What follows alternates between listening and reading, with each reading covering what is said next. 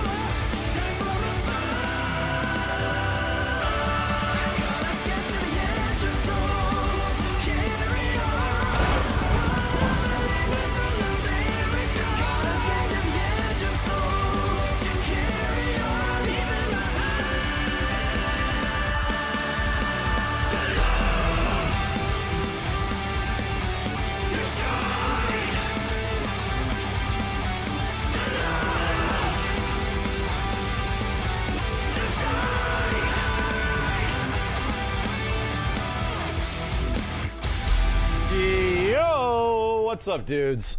All right, chat, new week and we're already behind. Jesus, dude, literally already behind.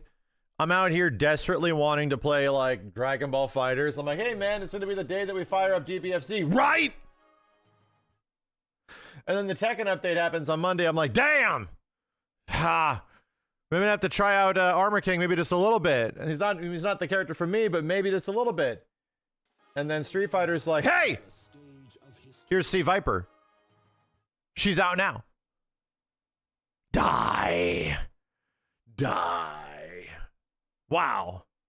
That's crazy. Were you watching Armor King and TNS? No, I watched like Main Man and Fee play him a little bit. He seems okay. He doesn't look like super. You know what Armor King does for me the most? Everything about that, his addition.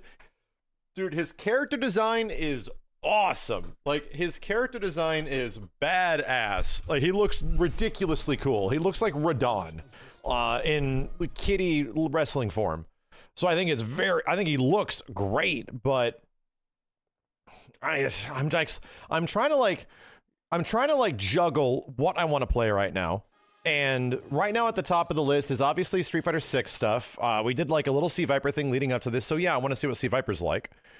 But I am really wanting to play more 2XKO. Like I'm legit having a good time with the game. Me and the dudes played duos on Sunday, local duos, right?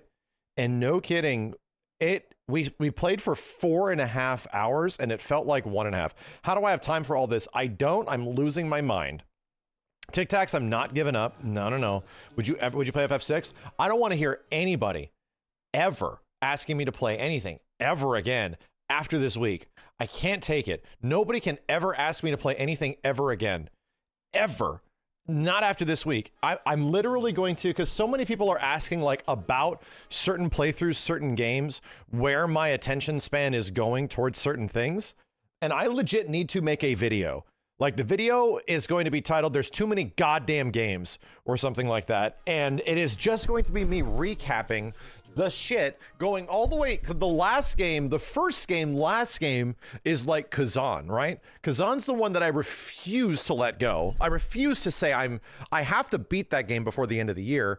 But there has been so much shit that has happened over the past week that it's nuts. Monster Hunter new patch. We luckily did that in 2 sessions, right? In 2 sessions, we got the Monster Hunter fight completed, the hardest fight in the game, right? Which was great, but I really wanted to play more.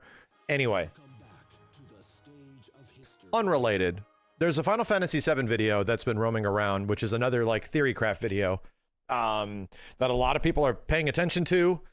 Seems to be very thought out, has a lot of I hear it has a lot of descriptors and evidence and throwbacks and a whole bunch of stuff. It's not the subtext video. I don't know if subtext has talked about it. He's in the chat.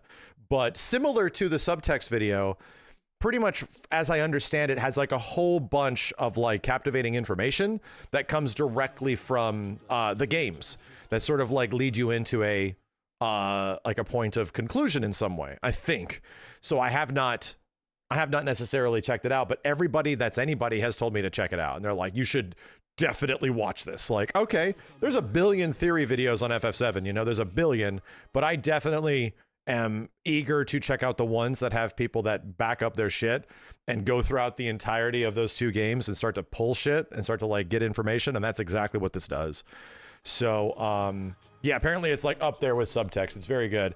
It's only like 30-ish minutes or something like that, 30 to 40 minutes. So I just want to jump in. I don't know what it's technically about. I'm just hearing very good things about it. It's thought-provoking. Can't wait to hear what I think. Yeah, I have to like add some perspective to like why people are feeling the way they do, why we are where we're at with the conclusions in the story, you know, why we feel the way we do about some of that stuff. Anyway, have you seen the trailer for the new Dissidia game? I have. I think it's so much better than an Arc System Works 1v1 Dissidia fighting game. So much better. Cloud looks like ass, bro. That's where I draw the line.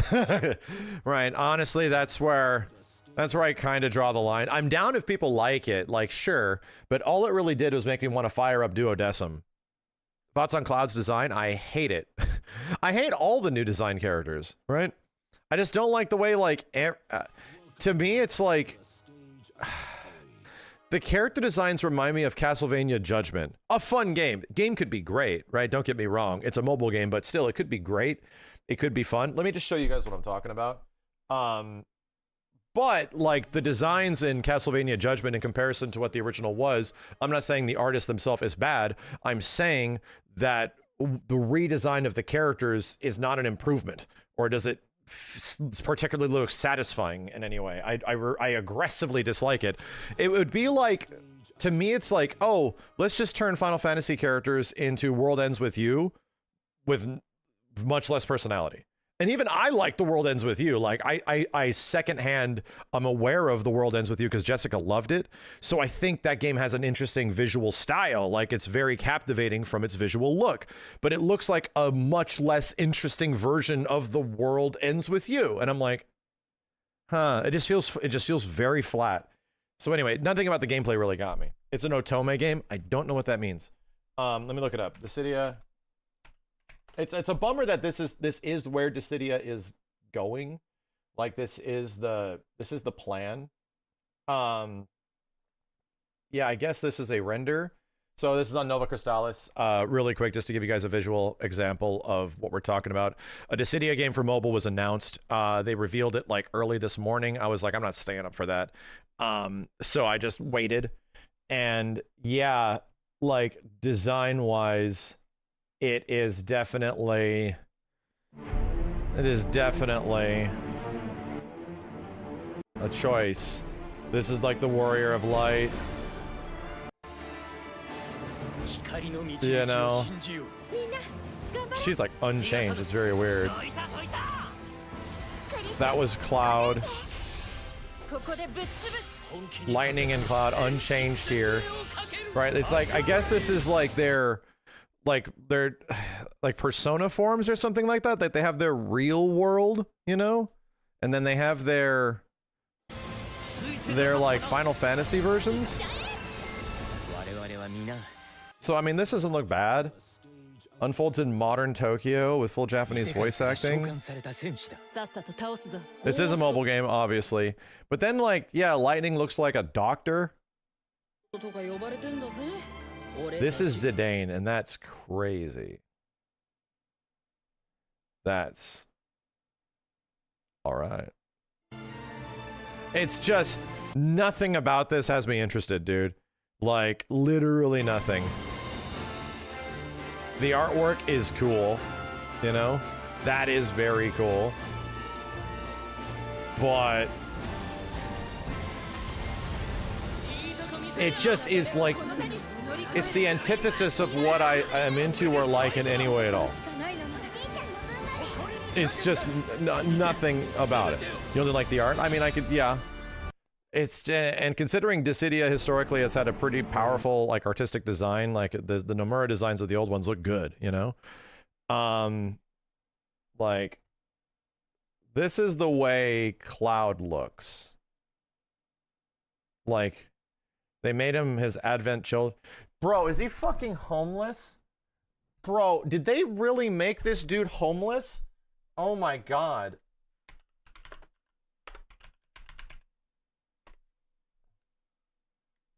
Tools anytime past week and past 24 hours. Oh my god. Oh my god. No way. There's no way.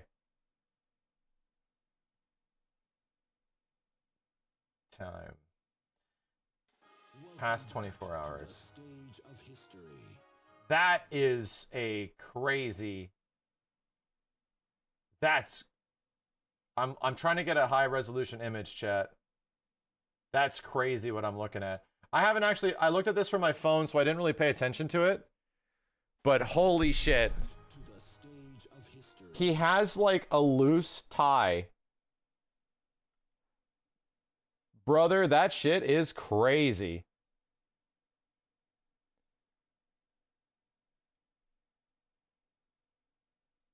Brother.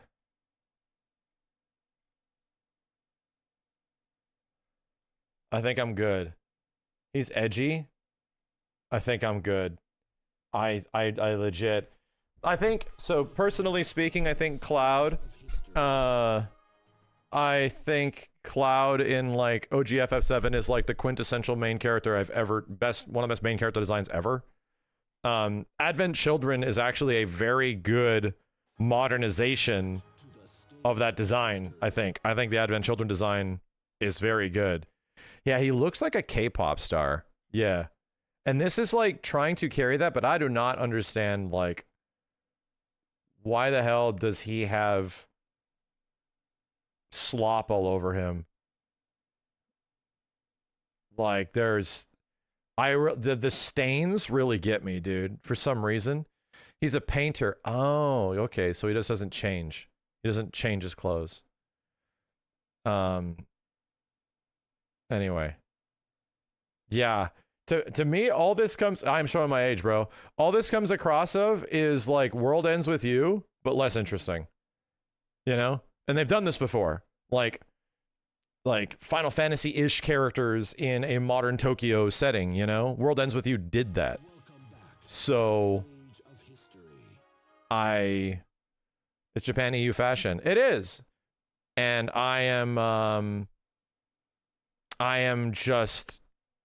it is almost like the antithesis of what I would like. Like the complete polar opposite. If a fighting game, for example, if this was a legit fighting game and it was like a 1v1 fighting game, but the character designs looked like this and there was no option of playing the characters in their old way, I probably wouldn't care. Like, if it was like almost a intentional butchering of them to modernize the characters in a very specific like modernization kind of way, I just would be like, no, I'm good. No, dude, I'm good. I'm totally good. And there's nothing wrong with this design, and I get it. There's a lot of modernization to this, and people probably like it. I imagine some people like enjoy the way these characters look. All I'm saying is that it's the exact opposite of what I like artistically, and what I would be into. So, that's all I feel about it. It's the antithesis of what I would like. Yeah, it's the antithesis. So, I think I'm done talking about it, right? I think I'm done talking about it. I just don't want to discuss it or watch trailers for it. I very much dislike it. So, moving on. We're just gonna move on. Yeah, I don't like this. That doesn't necessarily mean that and this is an artistic choice. It doesn't mean that it's bad, but it's the opposite of what I dig about those characters and what I think makes them cool. I am not the target. That's exactly it. I am not. And again, it's a Dissidia mobile title. that looks like some sort of like gotcha Dissidia mobile, not action game thing. The fact that it was again 3v3 screams to me a very weird disconnect, right? Like no desire to go back to the things that made people like Dissidia back in the day, and to hold on to the elements that Dissidia NT did, and that game was hard to play, man. That was not it.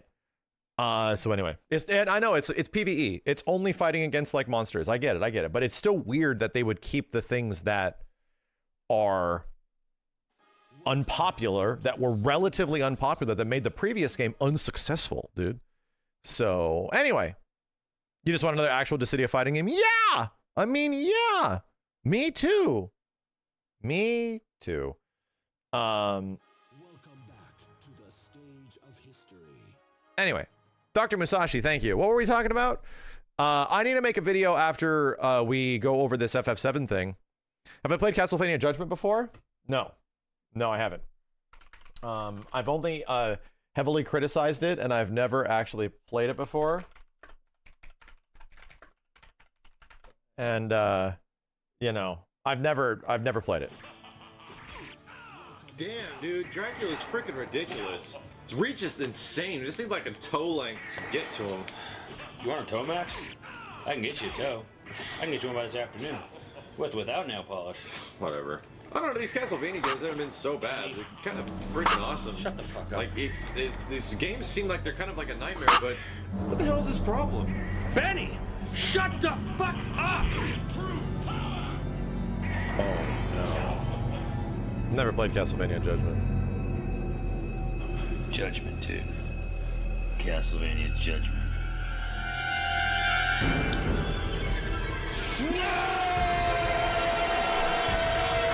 This is a fun video, if you ever watch it. What the fuck? Trades and whiffs in this game is amazing. Get the fuck out of here! By the way, this game looks like ass. It's fun as shit. It's super fun. Let's go! Let's fucking go! Ah, fucking shit! What the fuck?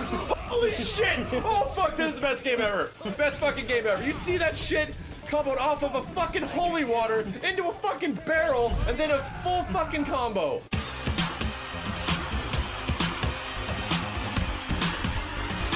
It's an old video, all right? It's only from it's only 12 years old, all right? Video is only 12 years old, but it exists. Anyway, Chad bringing up memories. Chad, I've been doing this shit for too long. I'm turning into a Simpsons. I'm turning into a Simpsons episode, right? There's a chance that Max has either played it, done it, or predicted it.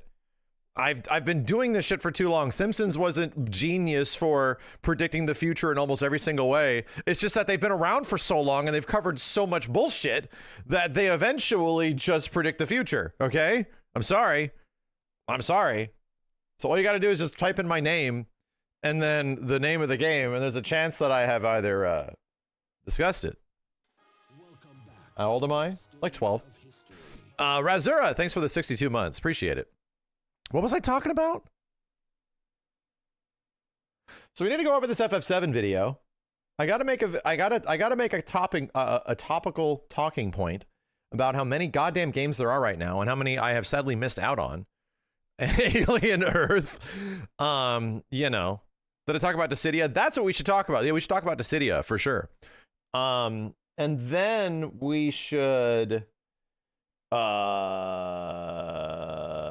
start playing games. I very much want to play Dragon Ball, dude. But I'm gonna need. The problem with it is that it has a control scheme similar to 2XKO for me, so I have to like unlearn my brain.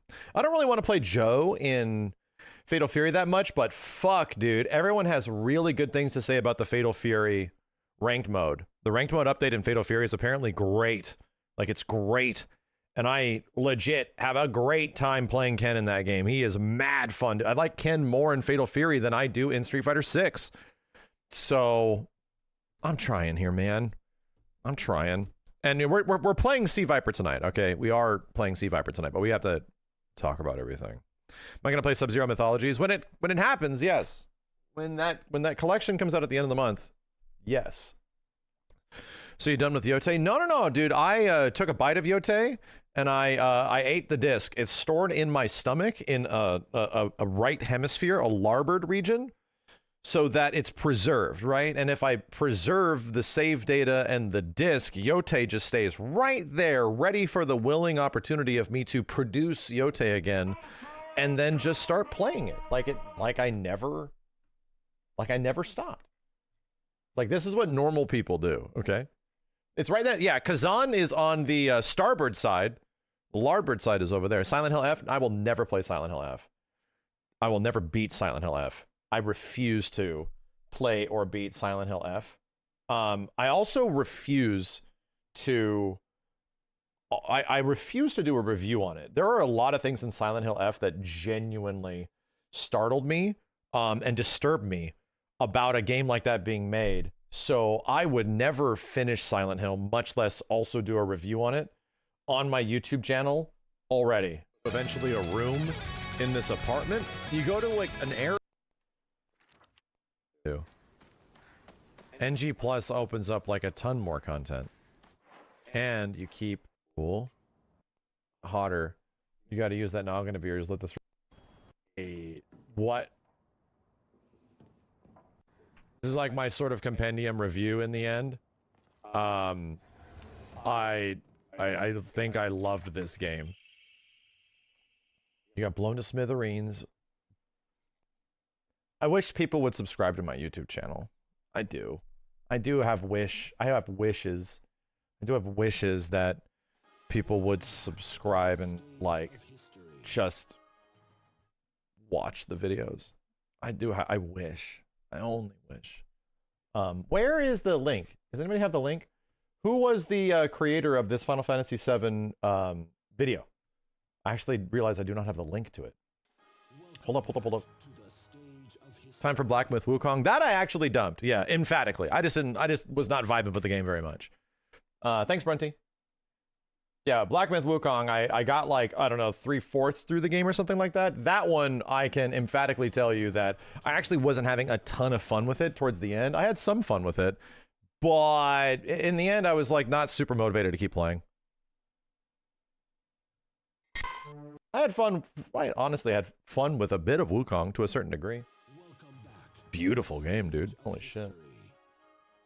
Anyway. So, we out here. We're trying to catch up on stuff, and this one is a bit late to this one's a bit late to me. It's coming from John Q. Oh, John, I think I saw you in the chat. So this is why Remake exists. Shattered Planet Massive Theory. M-assive theory. I like that word. M-assive. I've been hearing really good things about this from Subtext and Blitz and Nico and like everybody else, right? We're just talking about this. Yeah, shout outs to John. He's in the chat right now. And long story short, these videos that put in a whole bunch of work to go throughout both games, which have a lot of dialogue and a lot of mystery and a lot of subtle nods and references, don't exactly paint a very clear picture. And that's by design. Like the devs have literally said this. It's by design that they do not want to give you everything because they knew that this series is not going to give you answers. They have to have something interesting to happen in between. But still, there is a lot of us that were coming across pretty obvious conclusions in part one that were leading us to think like, bro, like this is not just a remake. Like what is happening?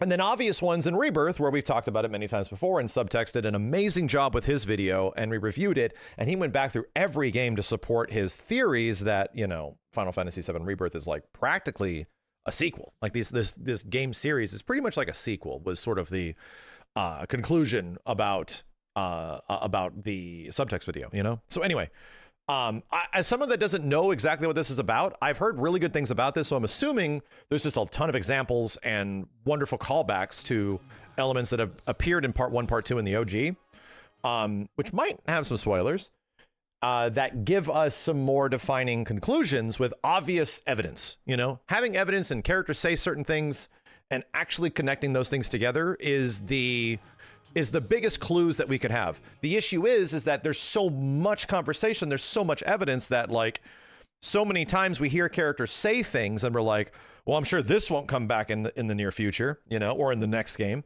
And yeah, like almost everything from part 1 that characters said had a callback that showed up in part 2, and then part 2 had even more. So apparently this is why FF7 Remake exists, talking about Shattered Planet. I'm assuming this is something to do with what most of us understand it to be, the timeline thing and the multiverse, right? The basic explanation of Final Fantasy VII is that, oh, there's like a multiverse and, you know, all this bullshit. And the more we looked into it, it seems like it isn't really, because the multiverse doesn't seem to have like a past, future, and presence. They're like worlds. So this world that they're pulling things from doesn't seem like it lines up with what a traditional like Marvel multiverse kind of thing is. I'm hoping this goes into that. I'm hoping this is what this is sort of about, that there is the sort of definition of what like maybe worlds are, but maybe I'm getting ahead of myself too much. Let's just jump into it, see what John is promoting, and I'll be pausing this throughout and adding thoughts and all that kind of stuff. It's a little bit over 30 minutes long, and then we'll get into the rest of the evening. Let's go. What if I were to tell you that all along, from the very beginning, and especially right up to the end, Sephiroth has been telling us the answers to all of our questions. Yes. Right in front of Yes. us the whole time. With many of the elements in Rebirth further expanding our understanding and supporting that assertion. What I'm about to present to you is something I haven't seen many people discussing, so let's break it all down. And yeah, already a great point that the very first trailers of FF7, the context of what happens in FF7 Remake Part 1 changed dramatically after you beat the game. It was like, it definitely feels like the main character of this remake trilogy is Sephiroth. And a lot of what's in the trailers have very much been sort of saying what his intentions are, but we just don't have a lot of the context for it. The first concept we're going to explore is the nature of the planet itself and how it actually functions. Here are some of the things we know about the planet of Gaia, as well as some associated questions for which we may not have all the answers at this time. According to Bugenhagen, planetology is, in part, not simply the study of the cosmos and the celestial bodies that dwell in it. Hold up, let me get this so we can get this on a linked message. I'll pin this at the top of YouTube and on Twitch. If you guys can pin it on Twitch as well, that'd be great. Sorry, back to the video. Rather, it is a quest to comprehend the cyclical nature of life. that means that life and the planet operate in a cycle of continuous convergence and divergence, which can be studied. We also know mankind was born from its soil, and upon death, the body withers and returns to the planet. Similarly, the mind, spirit, soul comes from the life stream, and at the time of death, our bodies may disappear when we die, but our spirits still live on. We return to the planet, rejoin the life stream, and in time give rise to new life. we also know the life stream is an apt name, though it is as much a reservoir as it is a stream, being the sum of the planet's spiritual energy. the life stream is also comprised of the accumulated memories, emotions, knowledge, hopes, and dreams of every individual who has ever lived. It is the very essence of our star, the blood coursing through its planetary veins. Yeah, and that context is a lot different in this game than OG FF7. You don't really get an understanding of like what the hell the life stream is, like actually. Like you get sort of like an ethereal heaven kind of thing in the OG FF7.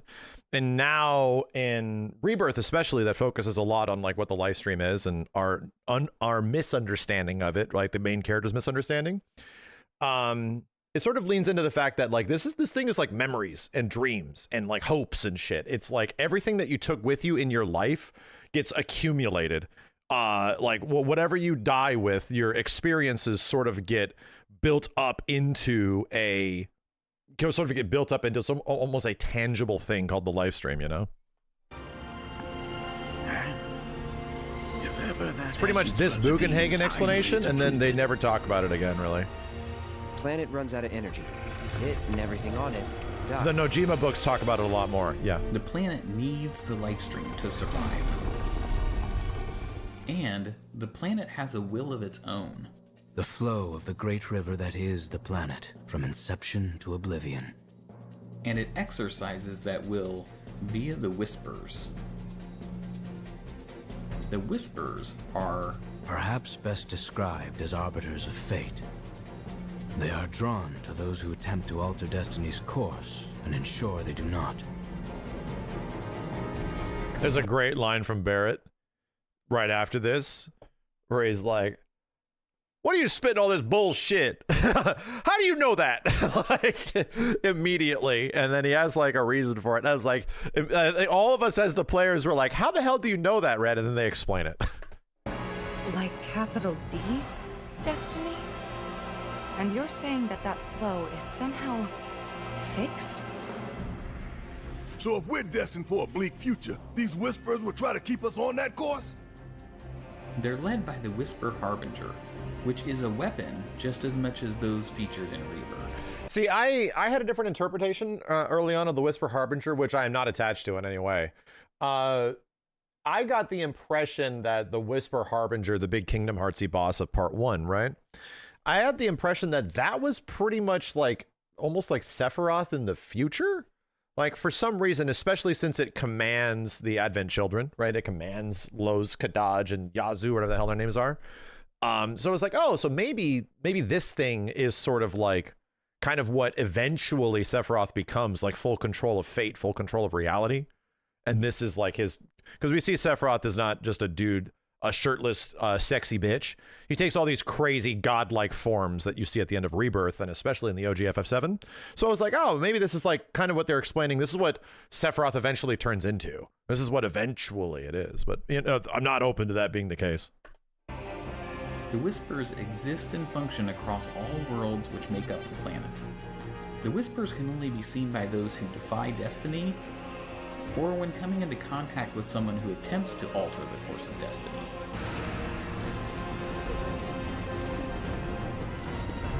Are you blind? And as introduced in Rebirth, the planet encompasses a multitude of worlds, ever unfolding. Some quickly perish, while others endure.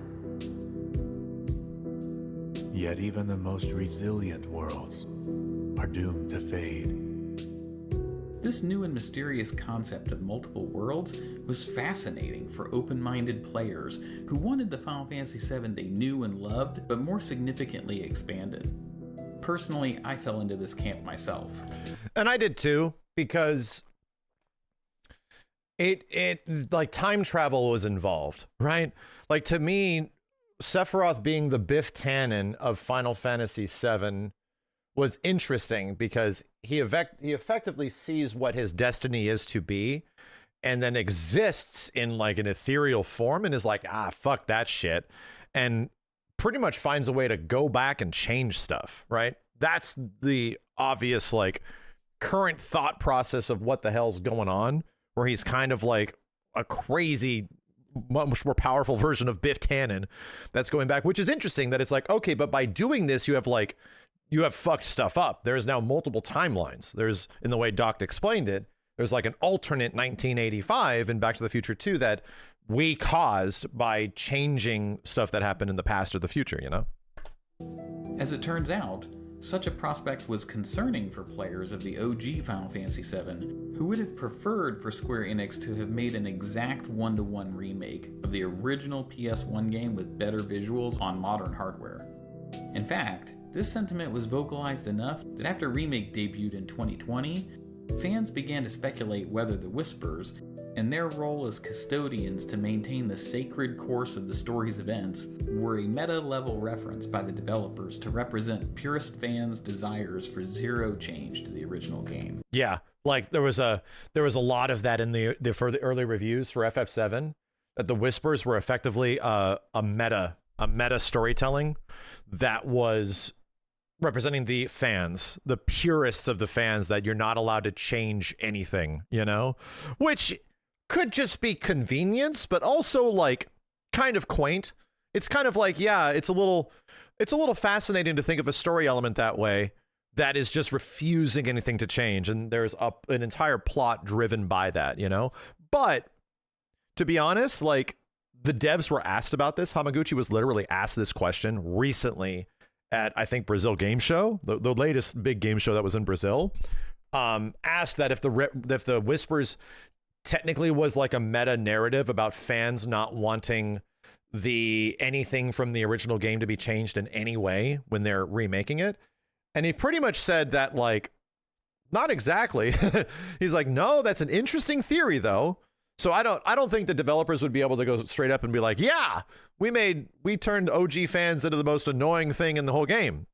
I don't think they would do that, but it definitely is something that I don't think as developers they did intentionally, and probably just happened like as a result of them sort of revisiting something but wanting to change it, right? That's the whole point of this, man, is that they're revisiting Final Fantasy VII without the desire to or with having a desire not to do the exact same thing they did with better graphics from before, you know, which is kind of where I'm on board as well. The creatives behind Remake and Rebirth obviously made another call, however, and the concept of these worlds has become canon. But when and how does the planet decide to form these new worlds, and what causes them to be created? Based on the information available in Rebirth, it appears one way these worlds are born comes through a divergence from the intended will of the planet. When choices are made which branch from the course of destiny, it appears new worlds are potentially made as represented by a rainbow effect seen in Rebirth. And that's an interesting... I don't think I have asked that question, or have I? Like, why is there multiple worlds? Why is there like a multiverse? Is it there just to support a new plot? I mean, obviously everything would be, but like, what's the intention behind it? What's the intention behind the black materia being hidden in between worlds, right? What's the intention of shoving the black materia and having one empty white materia that are between, like, almost like dimensions? You know, we can think of these as dimensions. So like, yeah, why? You know, like, why exactly? However, in order for an individual to break from the will of the planet, a world containing that person must already exist in the first place. So it's reasonable to conclude that the planet also materializes worlds and populates them with all forms of life by tapping into the spiritual energy of the life stream, as stated by Guggenhagen previously. Additionally, one Rebirth NPC also theorizes that the planet may even create worlds from more metaphysical sources as well. So, my parents are no longer with us here. The legendary NPC. But I believe they're still out there, on another plane. This chat, as an understanding, this NPC and its dialogue is not exactly easy to find. Like, it's there, but you have to, like, wait a whole bunch, right? So it's meant to be a very specific nod, quite literally, for fans, right? She's very easy to miss, and I accidentally missed her on my second playthrough when I was going through. And I was like, oh God, I missed it. It's very easy not to get. The reason is that it's an Easter egg specifically for all the theory crafting fans. Like, this is offering context specifically for fans that are trying to actually put the story together. A little bit of context without just answering everything. But as we move on, like, you have to understand, why is this NPC saying this? It's from the developer's intention to give you a little bit, right? Here's just a little bit to understand why things are happening the way they are. I've been reading a bunch of theories about this alternate world in the hope of going there someday. And over the course of my studies, I stumbled across a fascinating theory. It addressed the issue of what the life stream is, arguing that spiritual energy is actually a manifestation of our knowledge and memories. Like I said, it's a fascinating theory. This is where I talked about it earlier, like what is the life stream? What actually is it? And how this game goes into a lot more description of it. That's literally a description where like your lived accomplishments and memories and dreams and whatever, everything that composes your soul actually is like metaphysical in some way. Like it becomes the composition of what the life stream is. But it's incomplete. What about our hopes and dreams? We remember those, don't we? So what if spiritual energy doesn't distinguish between our real, lived memories and the unrealized desires buried deep in our hearts? What if coming into contact with that energy allowed us to peer through the looking glass, so to speak? It's just an idea, but I hope to find the truth someday. She's like, all right, listen. It seems to back up this theory by indicating that one world was... Let's just call it a dream. My dream, to be precise. Was Aerith able to manifest the date world via the life stream using her hopes and dreams? Yes, that's the whole point of it. That's why everything's happy and nice. That's why nothing in this world, like everything that happens in this space, in this time, during this is like literally to enable the characters to be at their happiest without any like worry or qualm. Like that's the whole point of it. Nothing here makes sense. Also know that all in and Cloud hates it. He's like, what the hell's going on? why is everybody not miserable? He's like literally in the Matrix, you know, like wondering like everyone's supposed to be suffering. What's happening? Of Gaia seem to have separate existences across these disparate worlds. But how exactly does this process work when a consciousness re-enters the life stream and helps in the creation of a new life? I think there's three main possibilities. Is a person's spiritual energy diffused and used to create new, completely different life within the same world where they died? Or is a completely new life created but in a different world instead? Or go back. I need to hold on. Are the people reborn as themselves? Chill. Hold on a second. There's visual descriptors here. There's three main possibilities. Is a person's spiritual energy diffused and used to create new, completely different life within the same world where they died? Or is a completely new life created but in a different world instead? Or, hear me out, are the people reborn as themselves, but in a different world? So their spiritual energy remains, but when new life is born out of the life stream, it's still them. So, okay, so that's an interesting thought process that I never thought of before, because this is effectively talking about reincarnation, right? Like the widely understood concept, you know, that we're aware of and how it works in real life. Obviously, we have no clue, but like, the life stream and reincarnation is a thing that I've not thought about before. And like, how would that operate? How would this narratively operate, you know?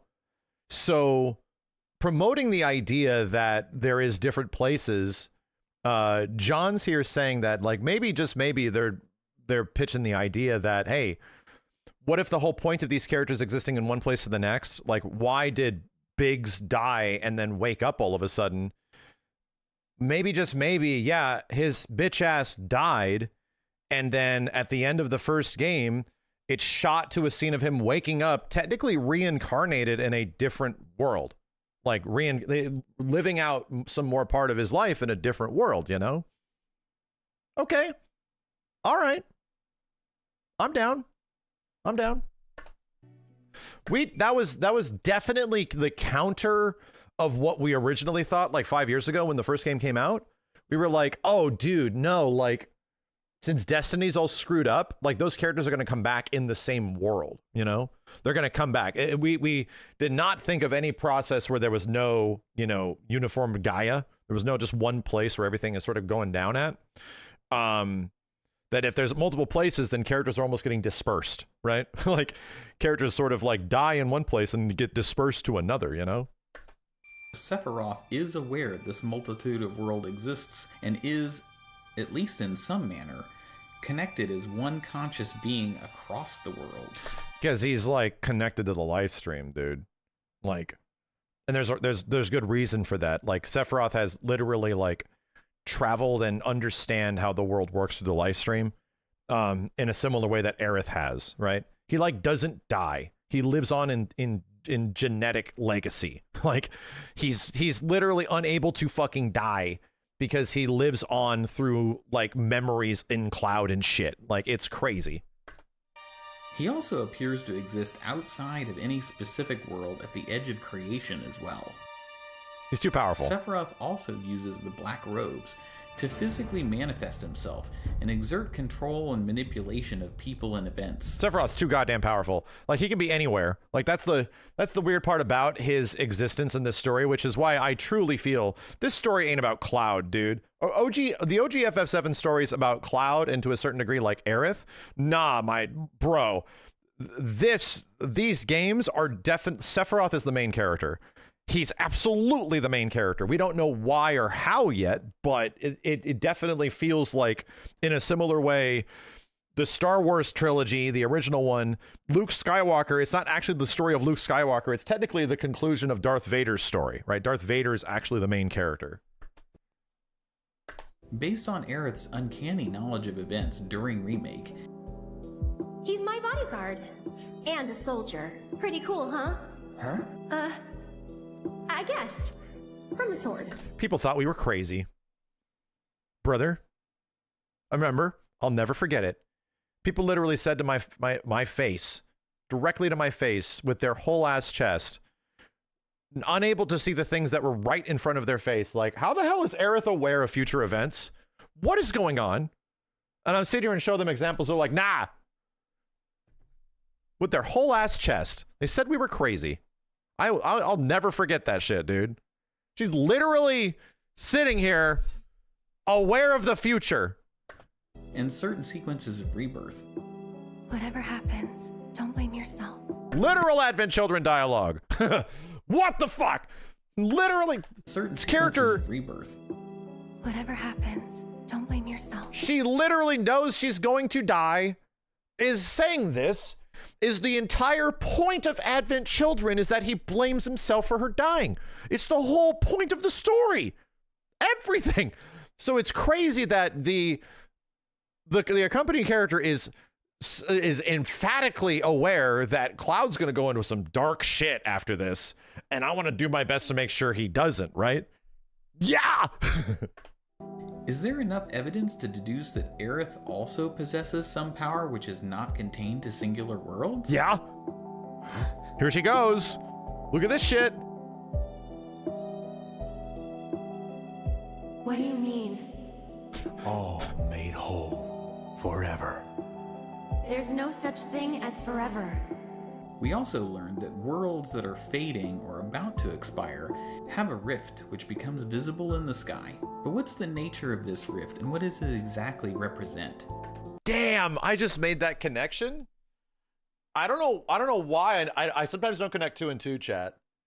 But that also really increases the stakes of part 3. Because Cloud sees the rift, which means that you literally have a timer. Like, this is it. This place is going to shit in due time, you know? Which is like our main story, right? So it isn't, yeah, her whole fucking story, the things she says to Cloud, it's about saving the world and you. Like, and it's not just saving the world from Sephiroth, it's saving the world from the fact that this place is about to not exist anymore.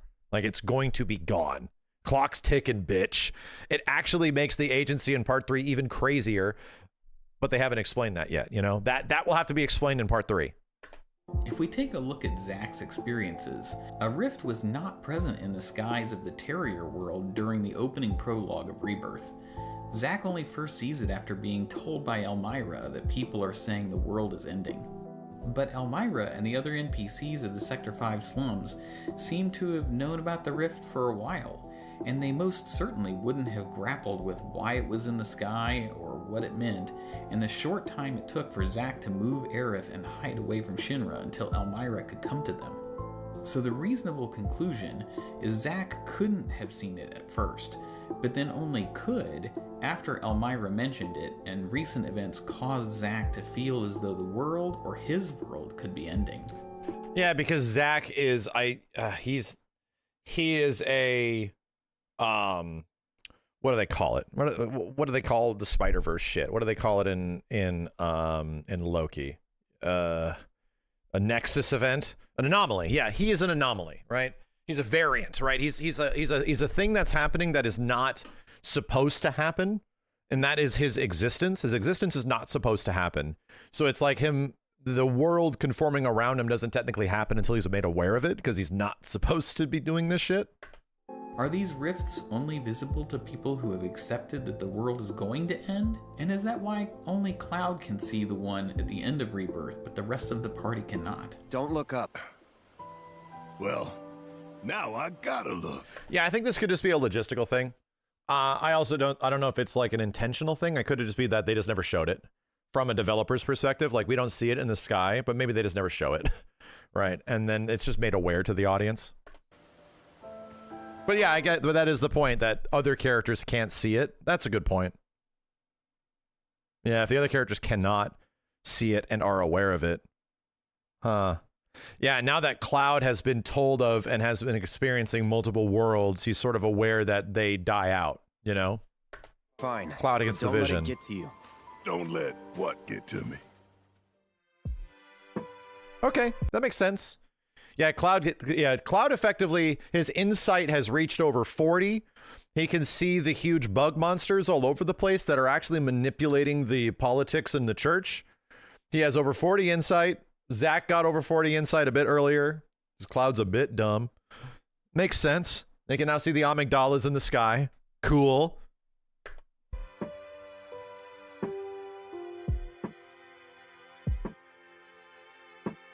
Now that we've discussed at least 3 potential ways the various worlds might be created, how are these different versions of Gaia connected via the lifestream? Do they share one lifestream? Does each world have their own measure of the lifestream? And how or why do worlds endure or fade at different paces? Is the length of their survival based on their own shares of the lifestream? Okay. While we don't have enough information to make a concrete determination one way or the other about how the worlds exist and interact with the lifestream, we do know a few details with which we can establish a small foundation to build upon in Part 3. Yeah, we're not getting these answers until the next game. Straight up. We are definitely not getting these answers until the next game. For sure. If there was one hope that Part 2 was actually going to give us answers, it was going to be that Bugenhagen was going to be the enlightened old son of a bitch that he's supposed to be. And he was going to be aware of this stuff. But the game literally throws you for a loop. And he's kind of like a senile old man stuck in his ways. And he's sort of a clueless, kind of misogynistic bitch. And he kind of realizes that he is being that way, you know, throughout the entire game. Stupid girl. How could she not know anything? It was like, damn, Bugenhagen, this shit's crazy. He still thinks he's living the PS1 game. Exactly. All worlds are connected via the lifestream, as demonstrated by Cloud seeing through to Aerith's dream world while he was sleeping, or when Aerith could feel Zack's hand. Okay, go back. I want to gather this. Yeah, because there's moments where like the characters cross over. Like they cross over between dimensions, you know, between worlds. On in Part 3. All worlds are connected via the lifestream, as demonstrated by Cloud seeing through to Aerith's dream world while he was sleeping. Yeah. Or when Aerith could feel Zack's hand.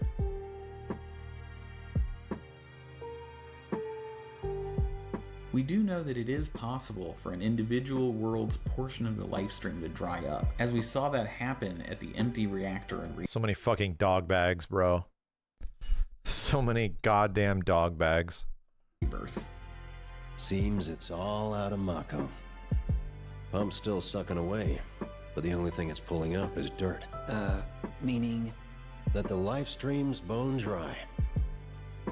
Bomb one reactor, bomb them all. Planet's done either way. We also know worlds can be united or parted through external influence which doesn't come from the planet. such as when Sephiroth parted Cloud and Zack at the end of Rebirth, or when Sephiroth sent Zack between worlds at the church. Yeah, Sephiroth has like full access and control of this shit, right? He's ridiculously powerful. And we know worlds can also be merged into one another via external intervention, which seems at least in part what Sephiroth is up to. What effect does this merger have on the inhabitants of those worlds? And how does this type of merger impact the life stream? Listen.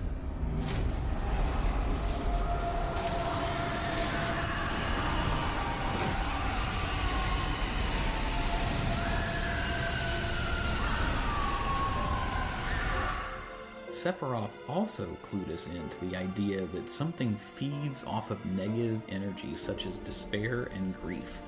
Either Sephiroth himself, Jenova, or the unification of these worlds. But why is Sephiroth trying to feed the planet with negative energy? War can put things right, beget anger, desolation, hatred, and in its wake, new unity. Sephiroth is also another 80s reference, right? The bro feeds off bad vibes. Like, he is literally Vigo the Carpathian from Ghostbusters 2. Gets his energy through war and death and suffering and bad vibes. A people rejuvenated, and a planet once more made whole. Despair. And as a last question around this concept of a multitude of worlds, did they always exist and the planet has always been made up of them? Yeah, that's a good question. Like, is this just the way things are? And that's where like my questions are now. Like, what caused this to be this way? Like, why? Is it just for the game?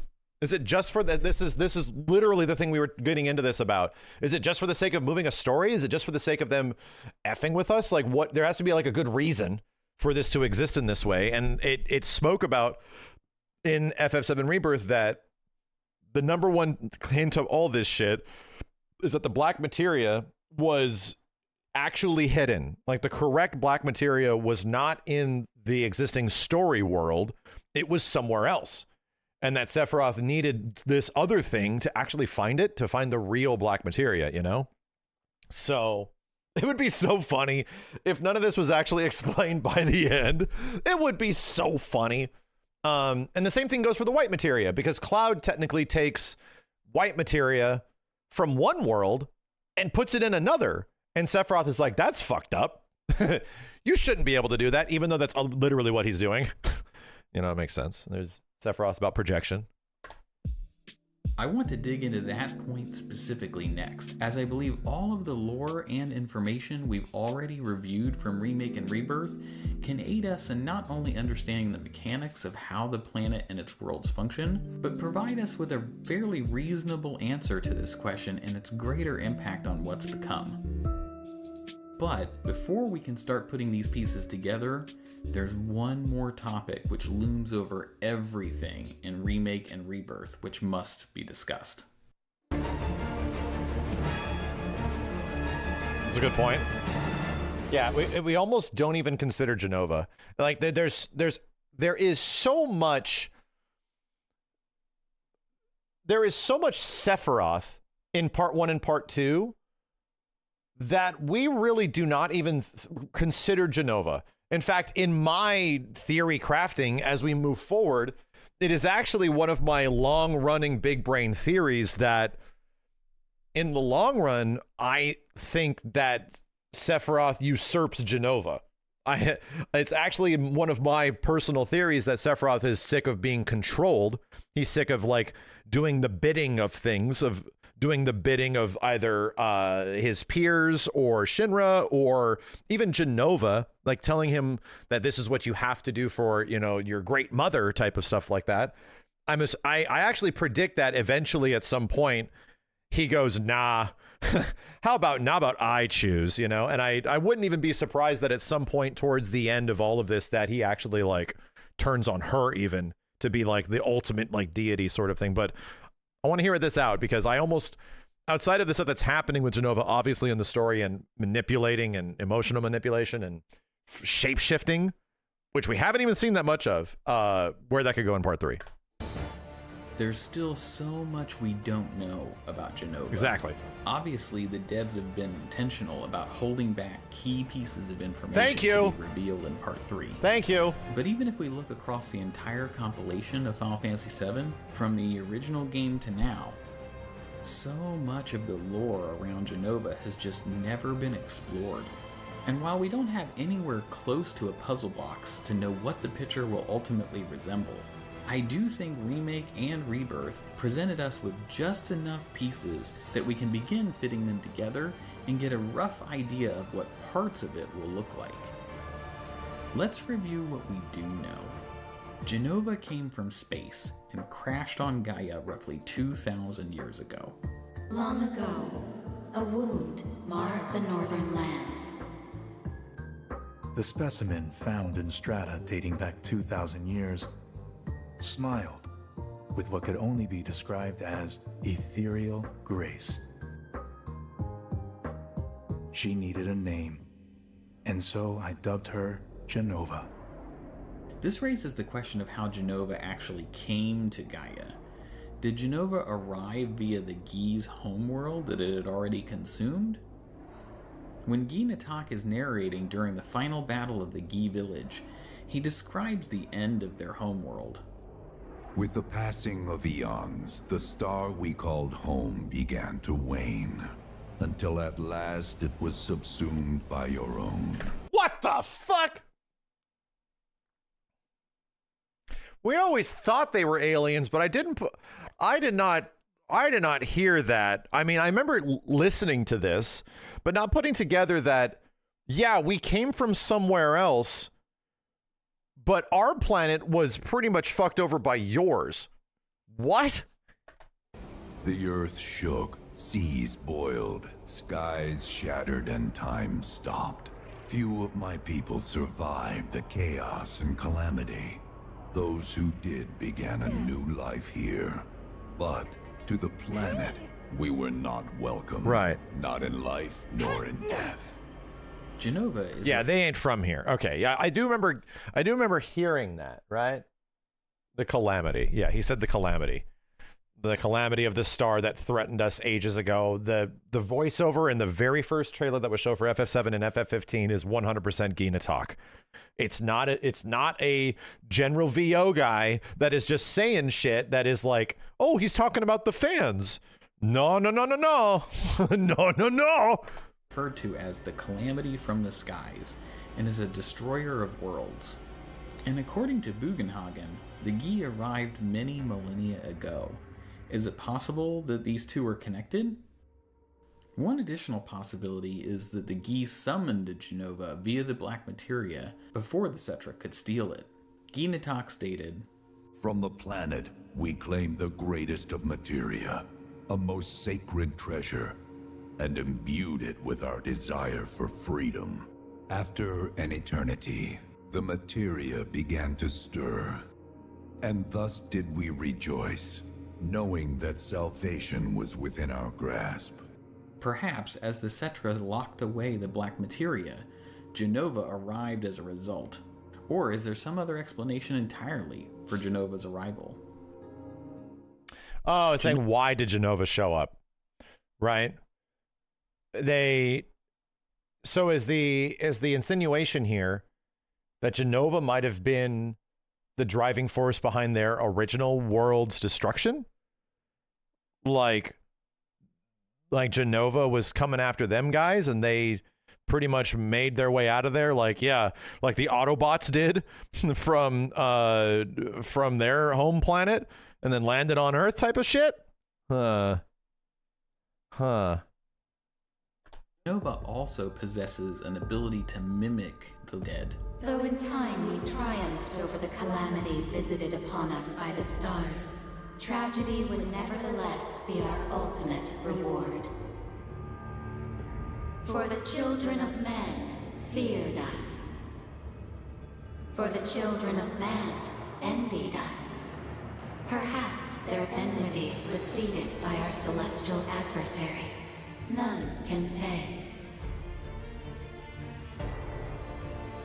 A deceiver that stole the faces of the dead, of mothers and fathers, sisters and brothers lost. I'm sure that'll never come back in any way. With their voices did it sow the seeds of discord among our people, among the children of man. The Cetra were the original stewards of the planet prior to Jenova's arrival, and they could communicate with the planet to understand its desires and needs. Civilization. Regardless, we have been forsaken by fate. Oh shit. They used it. Jenova was the meteor. That's why the crater is there. Right? Jenova, they summoned her. Oh shit. Huh. That sort of has been in front of our face the whole time. Right? There's so much dope explanation of moments we pay the least attention. Exactly. Like everything that's said means something, you know? But the idea that like, no, they were successful, right? Like they were trying to kill shot the planet, and it took time, and something eventually prevented it from being that way, right? Something stopped it. Like I think the Cetra, in their effort to stop the Ghee's summoning of the meteor and Jenova, like you can start thinking of like the meteor itself isn't the danger, right? It's what's in that bitch. You know, the meteor is the problem, right? It's going to cause a lot of issues. But the other issue is that there is effectively a society crumbling entity inside this thing that is going to render all of human existence asunder by manipulating their hearts and emotions into eventual tragedy. You know, it's just going to get in you. So even if you didn't die to the meteor itself, the meteor is just the ship. It's just the thing to get it to here. Abandoned to unquenchable anger and unbearable grief, condemned and driven forth, powerless to forestall the coming of our end. Yeah, and the Cetra were aware. We're dying to this shit. Like, we ain't gonna make this shit, dude. For the planet did we lay down our lives in battle, and in death returned to her embrace. Aware that they're gonna lose. But before their fiery end, did the ancients find their promised land? Even now, we have only to wonder. However, since Jenova did not originate from the Lifestream, it couldn't rejoin the Lifestream, just as the Ghee could not. Those not born of the Lifestream can never join its flow. One cannot return to that from which one did not arise. Right. Yet our adversary did not. Could not. Thus did it fall into a deep slumber. And in the long silence of its sleep, it was given the name Jenova. Jenova. Huh. Now that we've so we know where the Ghee are from. That'll probably never be explained. We don't need to know, dude. Like, the Ghee are from another planet. They are from another planet the same way that, like, Jenova is. Jenova is like a celestial creature, you know? But it's presumed that the Ghee probably brought upon their own demise, you know? That whatever planet they were from, it might have been who knows? Actually, we don't know. Who knows, man? There's good things. There are some things that we should not know, and that's stuff that we should not know. We should probably not know why that is happening because it's not technically relevant to the story. The Ghee wanted to die. The Ghee wanted to die when they had left their planet and got stuck on Earth, right? On our Gaia. Because our Gaia is like, bitch, where the hell are you from? And would not let them die. It would not let them return. It would not let them pass on. It would not let them return to the planet. So that being said, they're like, no, dude, we're stuck. We're like, they are effectively the bad guys in Pirates of the Caribbean 1. Like, all they want is to not exist anymore. Like they live a complete vapid existence, a voidless existence, you know? So they just want to get out of this limbo. They've been there forever, like for an eternity. And they make the black materia to sort of kill the planet. That the planet's like rule sucks, so we need to die, you know? Explore the nature of the planet, its multiple concurrent realities, the life stream which bridges them, and the external entity known as Jenova. I'll start to fit some of the puzzle pieces together in a manner which makes the most sense to me. And to do so, I'll start where we left off a moment ago and work backwards. How exactly did the Cetra manage to stop Jenova? Jenova was a life. That's why they said like it went into a deep sleep, and I'm like, how? Like, wait a minute, why did it just stop? You said you all got murked by this thing completely, so what happened? From beyond the Cetra's own world. Its nature was unknown to the ancients, and Jenova possessed the power to adjust its appearance, speech, and behaviors to imitate other creatures. We know from the scene in the Temple of the Ancients that the Cetra teamed up with humans to fight Jenova. Like it's a goddamn Final Fantasy XIV boss fight. Like it's a raid boss. From what we've learned, the Cetra essentially went almost extinct, and the only result their alliance with the humans could muster was to force Jenova into a form of stalemate and stasis. Okay. But how was this achieved? Perhaps the Cetra knew enough about the planet to be aware of its multiple worlds, and how— Oh, fuck. Oh, fuck. Oh, shit. That's why there's multiple worlds. That's why. They had to stick it someplace else.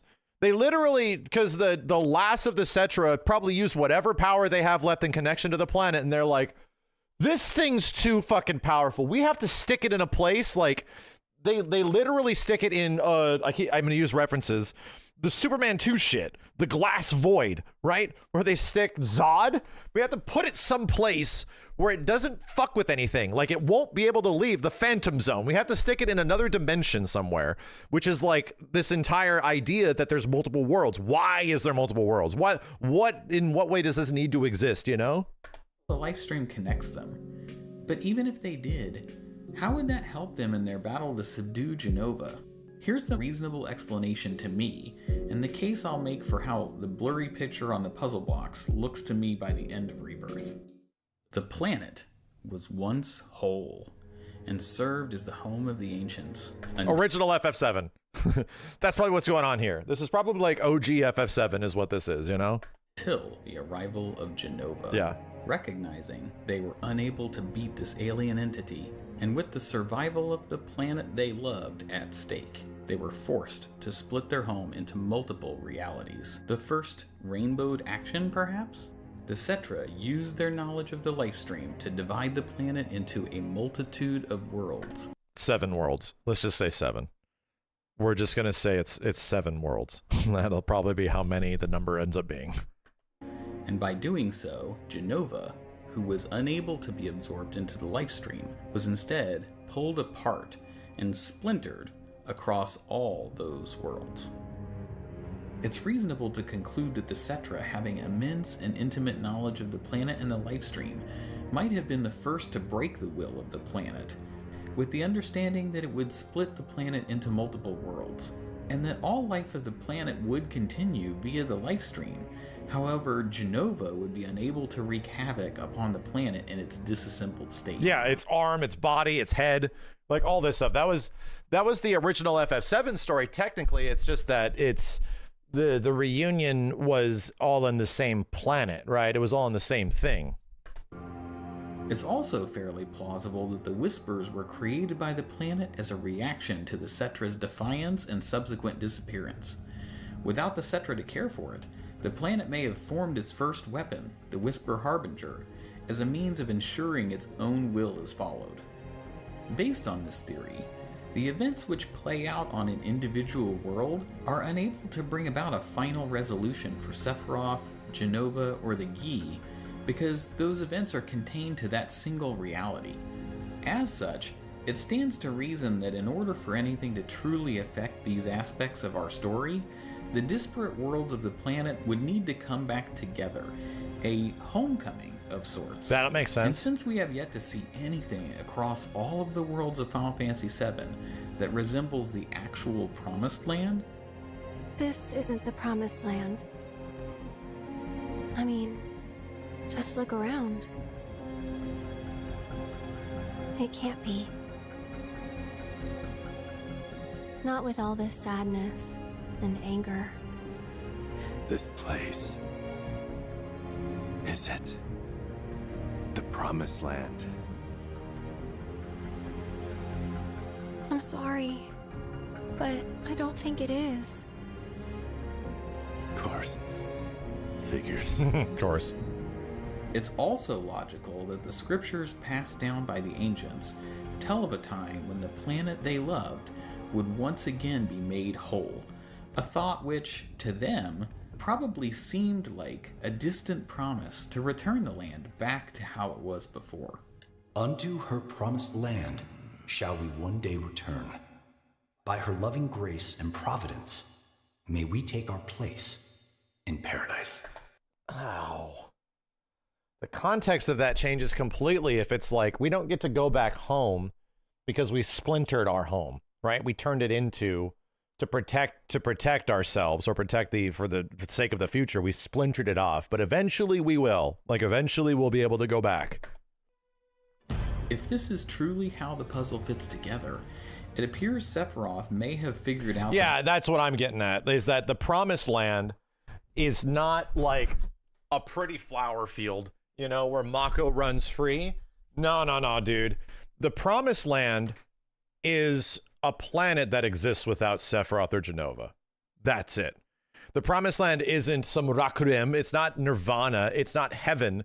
It's just a place that exists without the malignancy of this bitch and his mom, where it can actually not have to worry about protecting itself from like an interdestructioning, you know, like enemy within type of thing, you know?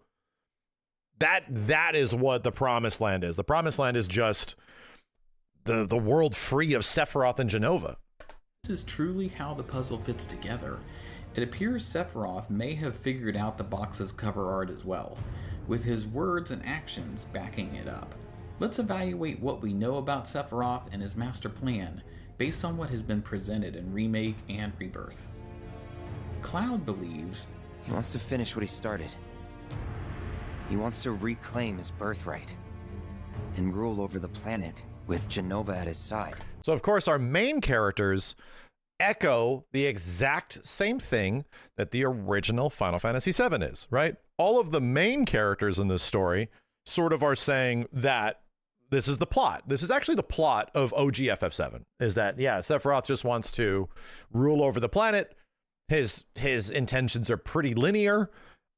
He feels like he's above everybody, that he deserves more, that he is son to an extraterrestrial, you know, beautiful mother, and that this we belong to this place and this place belongs to us, you know? That's the OG FF7 story, you know? They're not aware.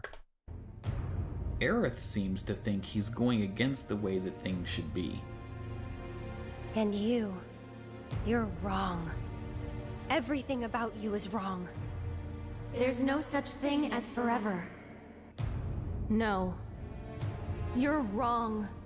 We also know Sephiroth doesn't want Cloud to die. Rather, he wants Cloud's help.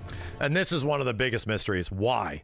Like, why is Cloud's existence that important? You know, we actually don't know. Like, it is not put together. Like, why is Cloud integral to this thing happening? Why? You know, we've been talking about that forever. I have a favor to ask. Our beloved planet is dying. Slowly, silently, painfully. Can you bear to see the planet suffer? Cloud. That which binds us together would be no more, and I would be loath to live in such a world, which is why I must ask you this one favor.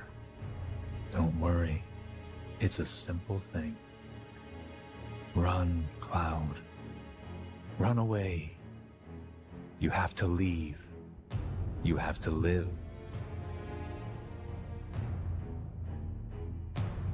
People are saying because Cloud is a Cetra.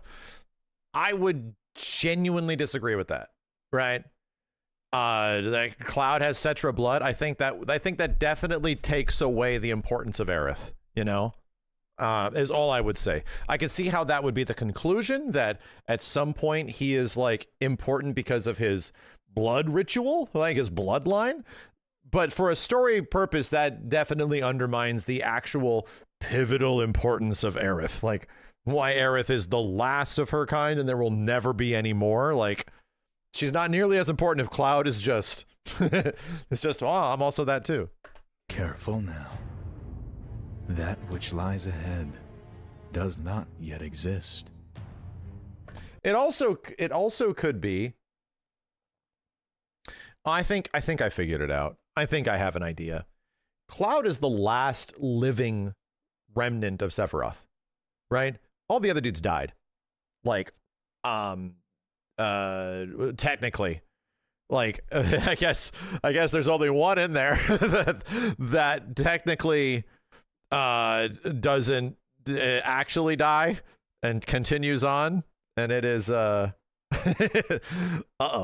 It's Gact. Gact, like by all technical definition, Roach is technically dead. He's just becoming another one, right? Cloud is technically Sephiroth's like Horcrux, right? God damn, it's also a Ghostbusters 2 reference where Vigo wants to be reborn through a child, right?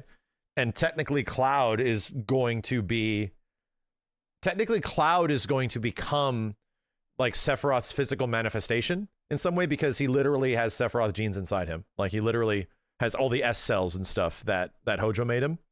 So he's the vessel. Exactly. He is the vessel. That's a Harry Potter thing, right? I haven't seen all of the Harry Potter, but he is Sephiroth's vessel, the physical manifestation. Because ultimately speaking, he is the original Advent Children. Hey, there you go. He is like the OG Advent Children. Where is Sephiroth's physical body? He's dead, man. Like, he's actually fucking dead. Like, he's sitting up in the top of the planet in a crystal with his body like cut in half, you know? He is the vessel of hatred? Shit. And it kind of makes sense why Sephiroth is all like, I mean, this will be kind of funny. It makes sense why he's like, careful, chill, don't hurt your bones. Like, it also kind of is like, you know, don't mess anything up. Like, chill, bro. We don't want to actually hurt anybody. Like, hold on. Like, he's got easy now. Like, he doesn't want like what would effectively be his fucking vessel to be all damaged and shit. Like, chill, my dude.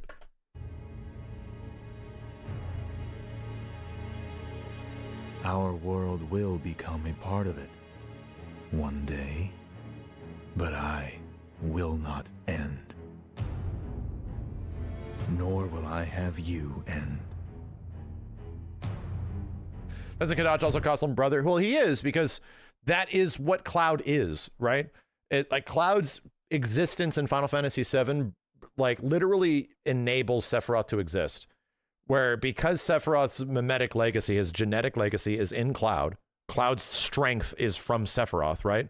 Like literal from cell manipulation. And he is one of the Jenova cells guys that doesn't actually technically succumb and wither away. He doesn't.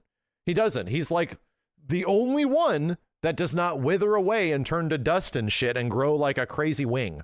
He's the anomaly. He's the one that makes it. That's what makes him like the main character. So that's his importance. He's not going through the degradation. He's just messed up in the head, you know? Zack was too. I think Zack could have been, but we never found out if that was possible because the bitch died, right? He could have been. Cloud, lend me your strength. Let us defy destiny together. Leave me out of it.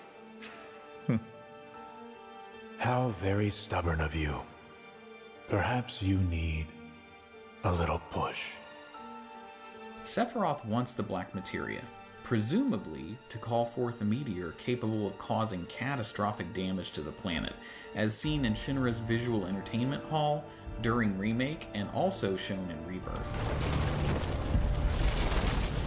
Ghee also all but confirmed this function of the black materia when he begged the party to return it to the Ghee. Our ultimate salvation is cessation. It is nothingness. Our wish is not to exist, but rather to no longer exist. It's hard to feel at ease around folks whose only desire is death. And if the planet won't let them have it, well, who's to say they won't let the planet have it? We ask that you retrieve it, the black materia, key to our oblivion. Please, it alone can liberate us from this endless dream. Sephiroth appears to have needed the party to help destroy the Whisper Harbinger and break the planet's hold over Destiny so he could take control of the Whispers himself.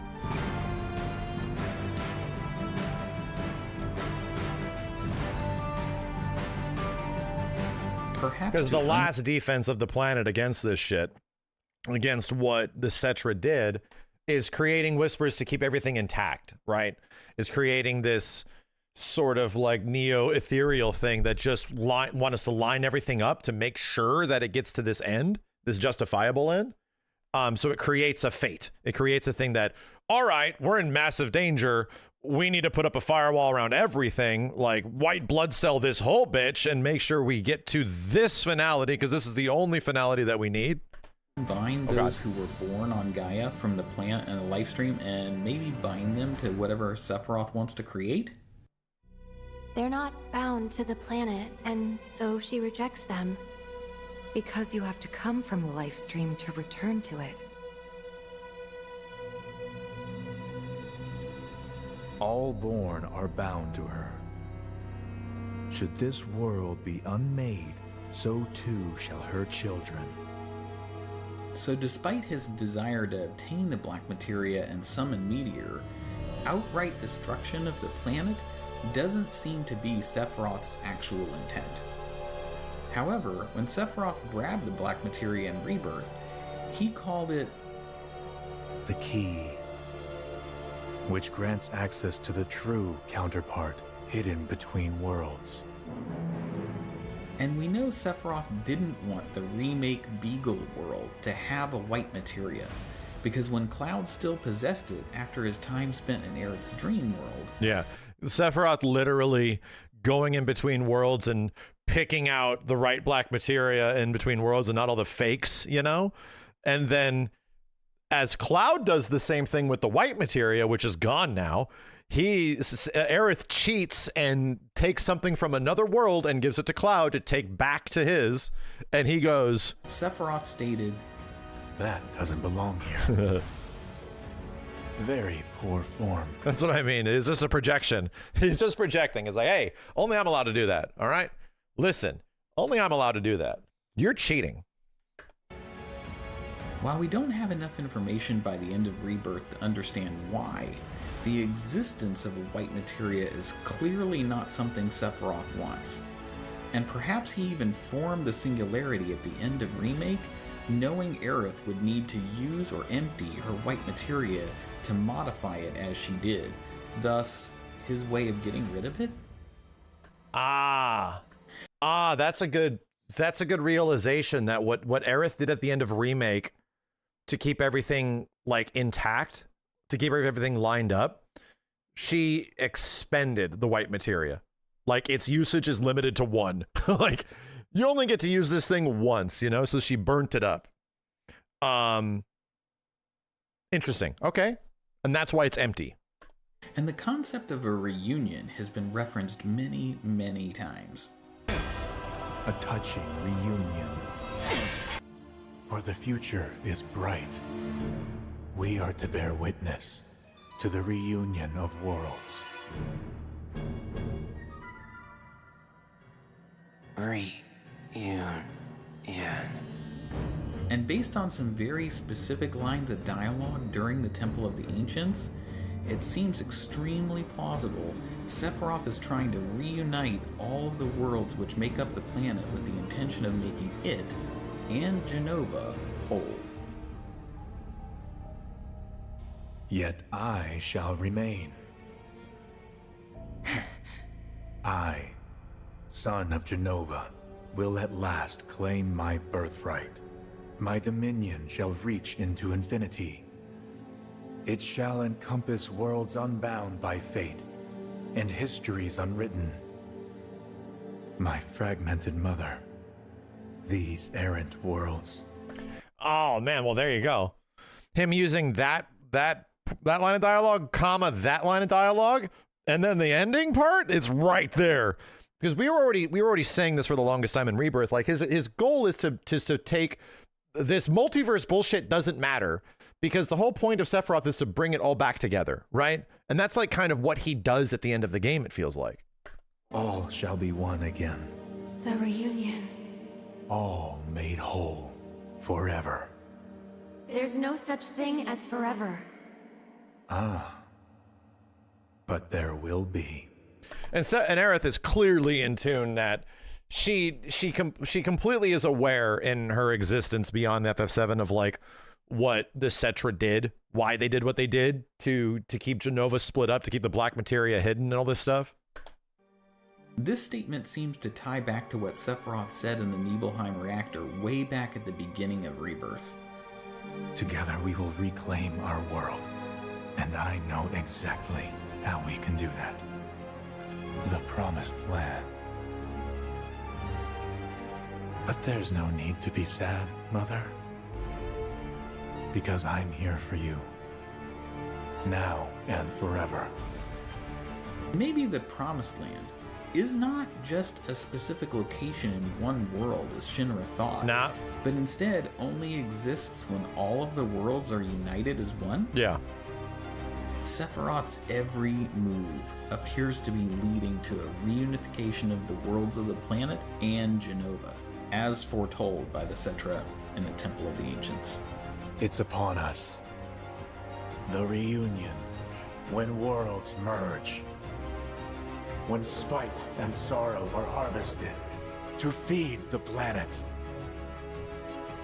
Heed well our warning of that which is to come. The reunion. When our adversaries' scattered malignancy shall converge to plague the planet once more. Yeah.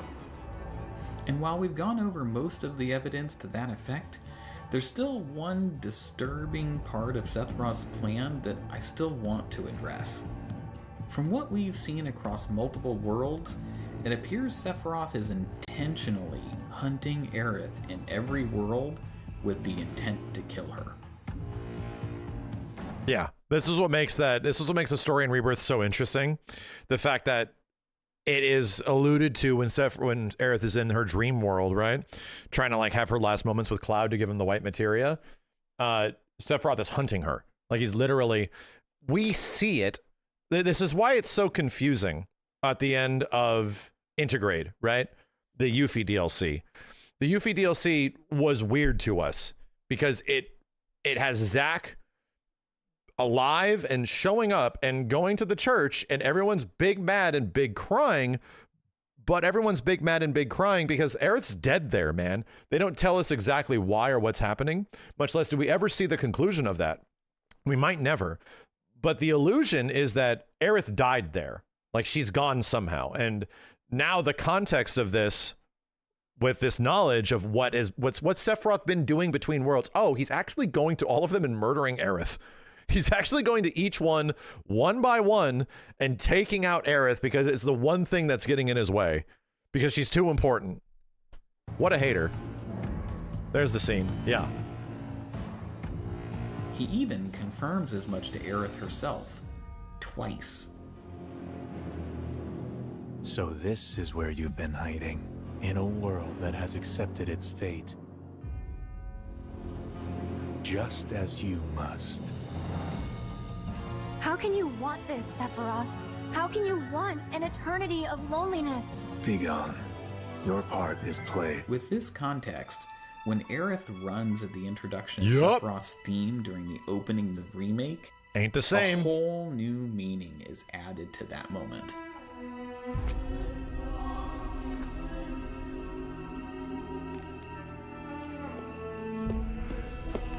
His existence is in the intro, you know? That we talked about this even back then, where it's like, dude, why is Sephiroth showing up in places that he shouldn't? This doesn't make any sense. Are they just trying to push him into every part of the game? And it's like, no, dude. It's like, at the beginning of the game, Aerith senses Sephiroth's presence, and she runs. And it's like, that is not in the original at all.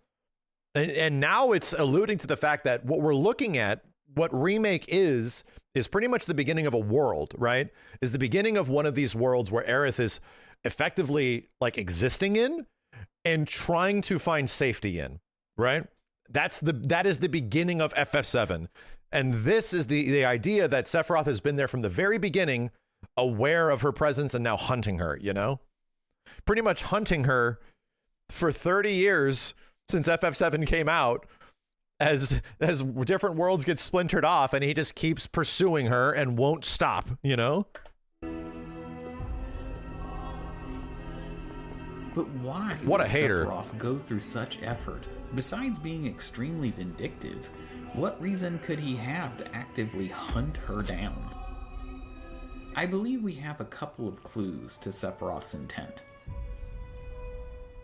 As we reviewed earlier, after people die and enter the lifestream, it takes a while before their energy in the lifestream then gives rise to new life. In time, yeah. Sephiroth's endgame has something to do with the creation of a forever in which the cycle of life and death would be disrupted. Yeah, and okay.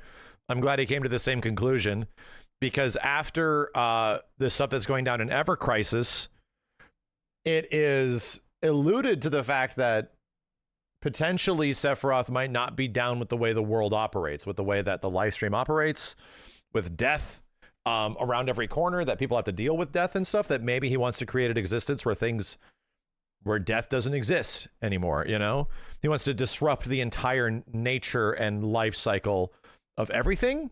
And why does Cloud find that appealing? Because in the argument of Cloud and Sephiroth, Cloud hears a potential, hey, she might not be dead anymore. You can actually have her alive. And he would go, damn, that's a pretty enticing argument, that maybe I can solve the thing that is going to haunt me my whole life. I can actually have her alive. Instead, it's the antithesis of what Aerith would want. Aerith wants to die. She wants to like not exist anymore. She wants to just be, she wants you to remember her and for it to continue and stuff like that. And the natural order of things, you know what I mean? And Sephiroth wants to change that natural order is obviously what most of our assumptions are. You have to let her go type of shit. Yeah. But there will be. Our world will become a part of it. One day. But I will not end. Nor will I have you end. Yeah, and there you go. I won't end. I'm not going to have you end. We're not dying. Like that kind of shit. We're not going to fall to the same destiny plan that this planet has for us. Oh yeah, it's right there.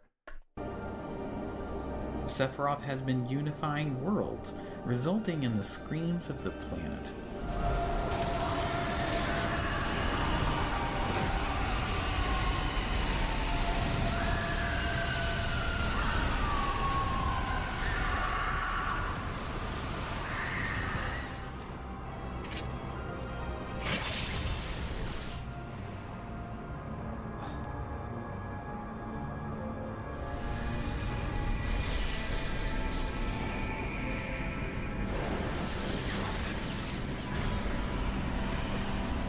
Listen to the planet, Cloud.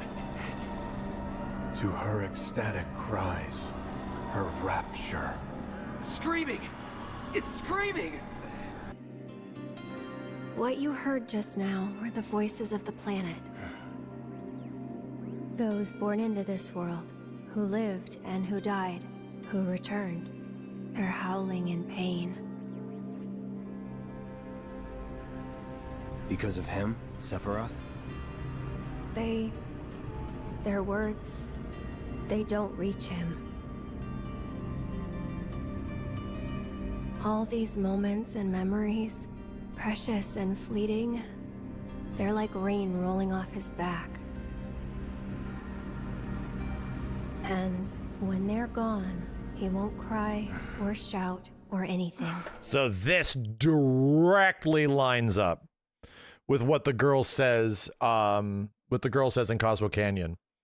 That like all that stuff that composes the live stream, which is like memories, hope, you know, your soul, right? Your soul turned into the live stream. He doesn't give a shit. Like all of that doesn't matter. It's just going to, he's going to get rid of that. From this, we can deduce that if people have died and their essence or consciousness is in the life stream at the time those worlds are unified, they may cease to exist. And on the true flip death, like, and that's the big difference in Final Fantasy VII that's sort of hard to comprehend, is that there's no real true death, you know? Even when you return to the planet, it's sort of like hinted that this is like the next part of your life in some way, you know, this sort of like non-existence thing. It's shown that Sephiroth and Aerith also exist in like a non-existence, right? They're sort of like there and around, and it's like, oh, they're there, but they're not there, like type of thing. So what it's proposing is that this is true death, like actual non-existence. Like this is the end, like all of the things that composed your soul are true gone, right? Which is ultimately what I think this story is about, is actual true death of Sephiroth, because he never truly dies.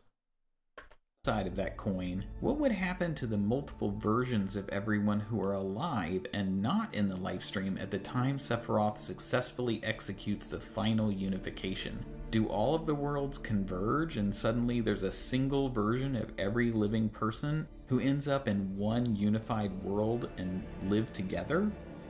But if Sephiroth really is trying to create an eternity where no one dies, it's entirely possible Sephiroth is trying to eliminate Aerith from all worlds prior to executing the final unification.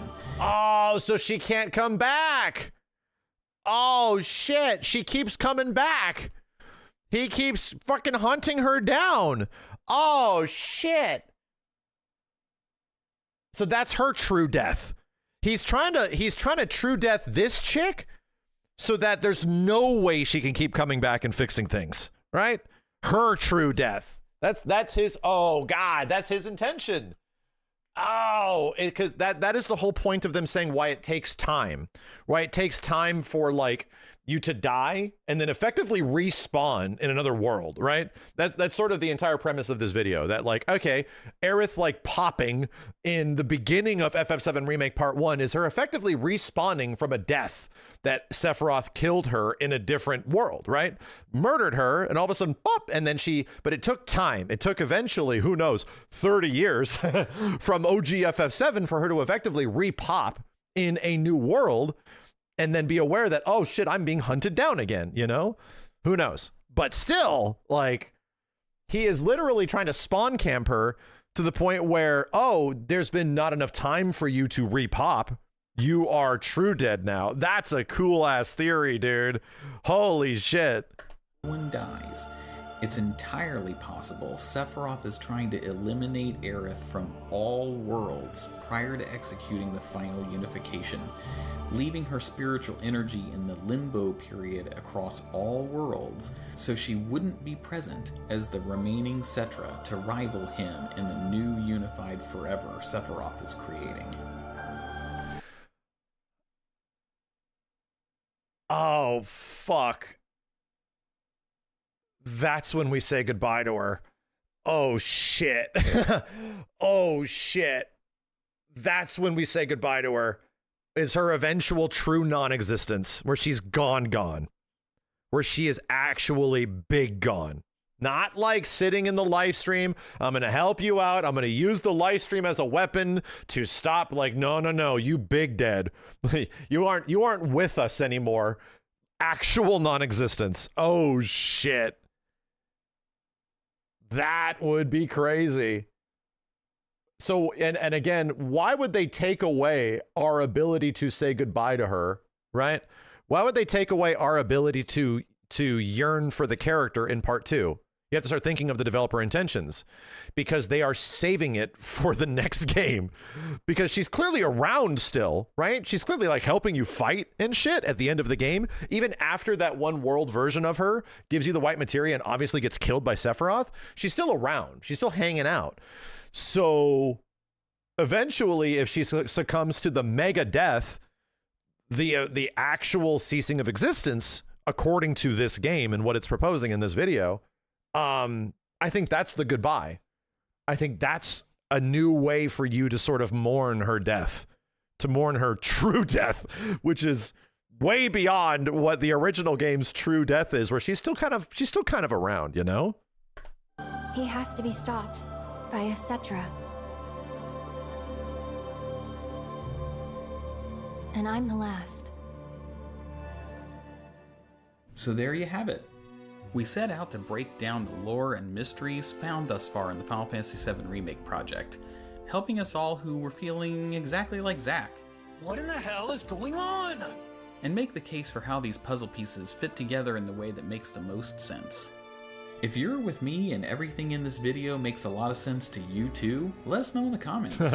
Conversely, if you disagree or have your own takeaways from Remake and Rebirth, let us know as well and share your own thoughts. Yeah, I think a lot of this really... So there's a reason why John has made such a captivating video here. And it's that his words are not the thing that's making you pull conclusions, you know? His words here are there to guide you towards a conclusion of like what the game is saying. So a lot of the times he promotes an idea, like a concept in this video, which is really cool. And then the concept is not said by him. It's said by the game. He just provides the evidence between the last two games, which is very hard to puzzle this all together, you know, with what's on screen, because there's just so much of it. There's so much between like a 40-hour, 45-hour first game and like, good Lord, 150-hour part two. Like, holy shit, man. So what he does is this is what the game is saying, dude. And here's where the game says it. It's just that it's scattered. It's split into different parts throughout both games and makes that relatively easy to understand. Makes it pretty comprehensible when before it just isn't. It's split together by half a decade, man. And also between multiple games over half a decade, we feel like we have the idea of where this is going, but the direct examples are literally in this video. And that's the hard part. That's the hard part of promoting an idea where it's like, this isn't just what you feel. This isn't just what you think. No, this is backed by the game. The game is saying this to you.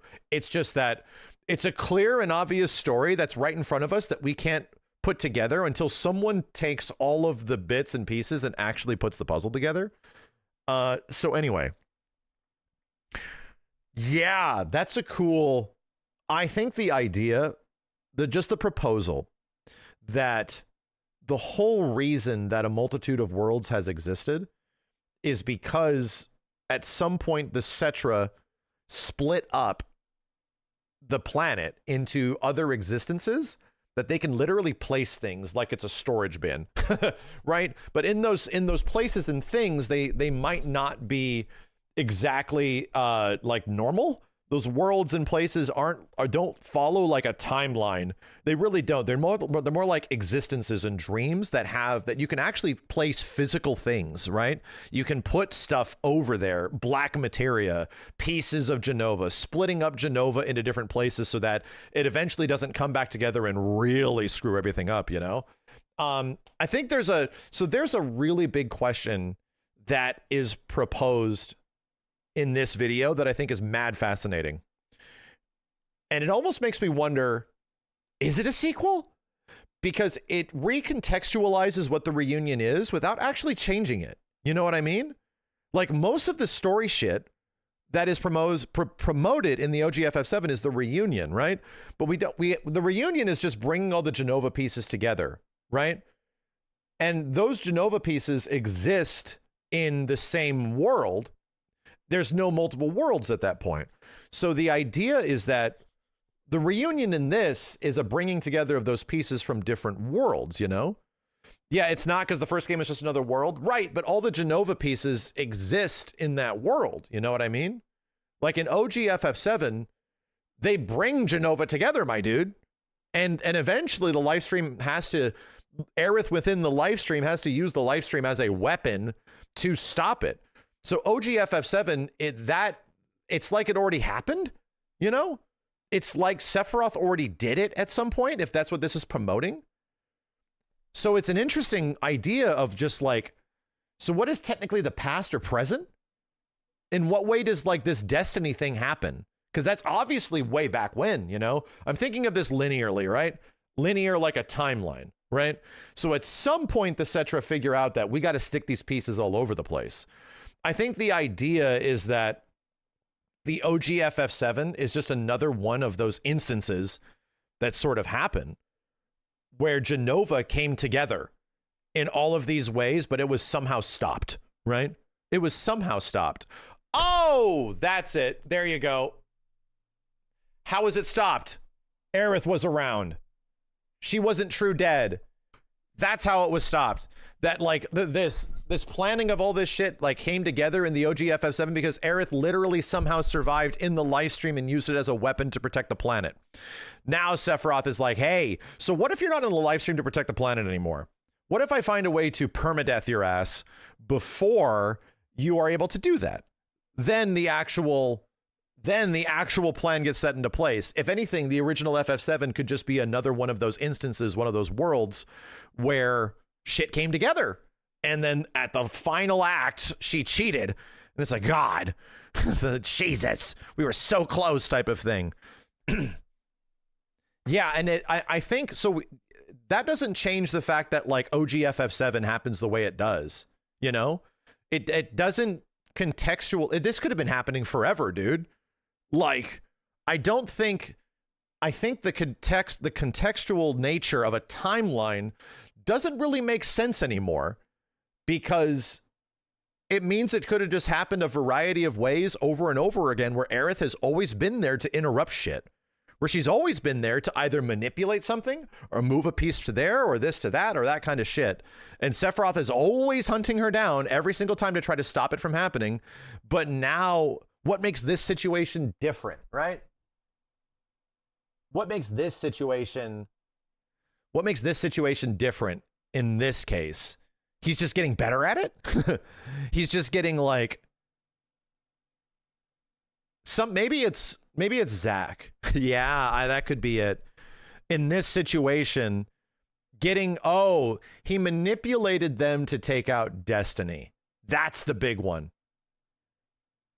All this shit staying in line is effectively a Destiny thing, right? It's the planet's time weapon, right? The planet has weapons. We learned this. The planet has weapons to protect the planet from bullshit. All of its Godzillas.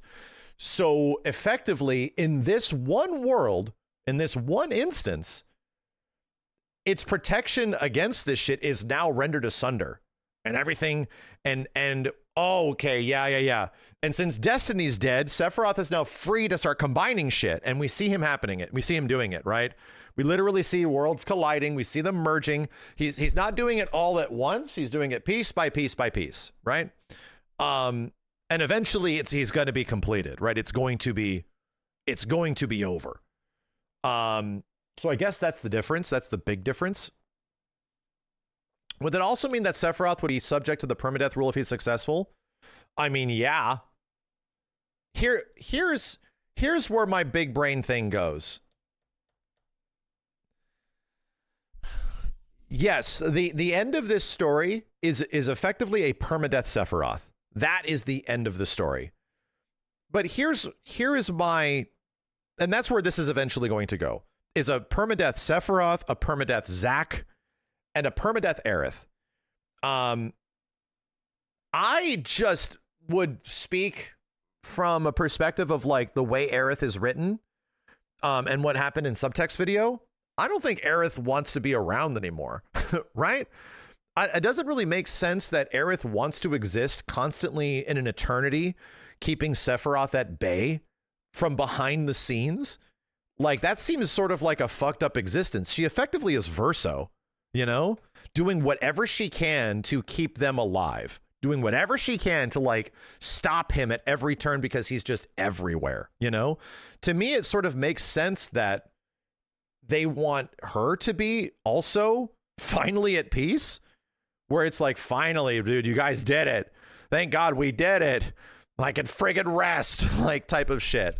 And that's where we obviously would get the, what's the best way for you to have the Aerith story, you know, actually resonate with people again, the same way that losing her in the OG FF7 did? Well, losing her in the OG FF7 was impactful because it was new and original, but it wasn't impactful in this for a very specific reason, because they're obviously saving it for the third game. They're obviously hiding it and saving it for the third game, you know? So anyway, I don't know. This makes a lot of sense. We've always thought that to be the truth, that the end of this story leads to a permadeath Sephiroth, Aerith, and Zack, where, you know, pretty much we're left in a very similar situation as the OG game, but like the context of it is very different. I don't know. It's a possibility that Advent Children is just a different time, is just a different world. Yeah, exactly. That like what happens in Advent Children and what eventually leads to everybody getting space cancer and it murdering tens of thousands of people isn't exactly like the good ending. That is what Subtext Video was promoting. That, yeah, the happy ending to this story is not just leading to Advent Children, bro. Like that's a bad ending. Even though it eventually leads to, actually it doesn't. It does not lead to. It leads to literally Dirge of Cerberus. It literally leads to Sephiroth continuing once again throughout Genesis, you know? Like that's the bad end, and that just stops. We don't know where that goes. So anyway, yeah, this video's great. This video's great. Definitely has a lot of like eyeball poking out of my head, sort of like, yo, what kind of moments and situations similar to the Subtext Video. And the best part about it is that it is done with proof provided from the game. It's done with proof from the actual game experience, you know? Makes the most sense. If you're with me and everything in this video makes a lot of sense to you too, let us know in the comments. Conversely, if you disagree or have your own takeaways from Remake and Rebirth, let us know as well and share your own thoughts with us. And for those fans who have only played the Remake series and are trying to remain spoiler-free until Part 3, I did my best to record this video without using any of the other information found in the Final Fantasy VII compilation, but I would just recommend being super careful when diving into the comments, just in case folks share more info than what was found in Remake and Rebirth. Yeah, because a lot of stuff has definitely not been spoiled yet in this story. There's a lot of reveals from the OG FF7 that are still going to be showing up in Part 3. Shout out to Blitz for helping me to give shape to the ideas bouncing around in my head. Go check him out on YouTube, Twitch, and all the socials. Also be sure to check out Kilkabeats, who provided all of the fantastic... Oh yeah, I've literally listened to this on every once in a while. Yeah, I think I literally had these in the background during one of our theory streams like years ago. This stuff is great. Lo-fi tracks that are found in this video. You can find their awesome video on YouTube and linked in the description as well. And also to my wife, who's been so supportive as I've started diving into content creation. Thank you so much for exploring these topics with me, and I'll see you in the next video. Yeesh. Yeesh. Okay. I mean, is it over? Are we about to get something else? Yeesh. Oh yeah, Tifa is also Sephiroth. Dun dun dun. Oh shit! What do you mean? And then it stops. What do you mean? And you're what? How? That doesn't even make any sense. Hold on. Chill. I knew it. FGC Tony, thank you. Michael G. Damn, bro. Wow. If they pull this shit off, right? If they even pull this shit off with a 50% batting average, with like, if they even hit this at like a 50% batting average of what people are talking about and what we are feeling, like where this is going, holy shit, that final game, dude. wow, that shit's going to be crazy. And that doesn't even include the twists, right? Because you also have to like understand what they're doing with this story. They've put all these little things and all this stuff throughout the story to lead you towards a direction. And we got that in Rebirth. Rebirth all but confirmed the majority of our theories like that we had from part 1. But as we were playing it, certain things happened that were just not expected. And like, wait, what? Wait, why is that happening the way it is? Wait, what? There was plenty of like weird twists and moments where like your expectations lead to a certain way. And yeah, it happened. But then all of a sudden this also happened. So that's the really cool part about their ability with the third game, is the awareness of what everyone's going to be talking about and the conclusions we're going to be coming to, because they clearly put a lot of evidence all over the place there. But in what ways are they going to be able to twist the knife in some way, right? In what ways are they going to really screw with us? How are you going to make Advent Children playable? That's my only question, okay? You're going to make Advent Children playable. I know you are. You're just going to do it. That's the thing I've been feeling since the very beginning. Like to me, like the whole reason for this shit existing is that at some point we're going to replay the Sephiroth versus Cloud fight in Advent Children. He's going to be using the fusion sword. We're going to be fighting Sephiroth. Like we've already gotten very close to doing that in the remake trilogy, you know? So anyway, you're going to do it, bro. It's going to happen. And how are you going to explain it? In what way is it going to happen? Oh, bro. Oh, so you want my last explored as a world and live stream? Exactly, because that's all it is. That's all it is. So this also ties into my last big brain theory, and this is getting a little spoilery, chat. My last big brain theory is that there's one thing throughout all of the timelines, much less, let's say, the worlds, because the timelines don't really make any sense. There's one thing throughout all of the worlds that keeps stopping Sephiroth, and it's Aerith, because she keeps repopping, right? She keeps re-showing up, and he has to get to a point where it's like, I need to stop your ability from showing up because the live stream is enabling you to respawn, and the respawning is making this very hard for me, right? There's another character, and I think his existence throughout all of the worlds is like a hindrance to Sephiroth, and it's Cloud. And I think it's the fact that in all of the other worlds and existences, Cloud is the one that consistently stops Sephiroth too. And I think he realizes like, well, Cloud is always beating me, this piece of shit. So I need him to be on my side, right? I think that's another part of it. And I think that's where the empty white materia comes into play, where the whole point of Cloud and his existence throughout all these other worlds, along with Aerith, is that them teaming up together and working with each other. This guy is hugely disruptive to my plans, you know? So Cloud having the empty white materia and what eventually, because that's going to get filled up. We know, like, you don't have an empty thing to tease us into the next game without an idea that, oh, this is just going to stay this way, right? No. Eventually, I'm not even going to call it the white materia. Let's just call it Cloud's materia, right? Like the Cloud materia is going to get filled up. And how does it get filled up?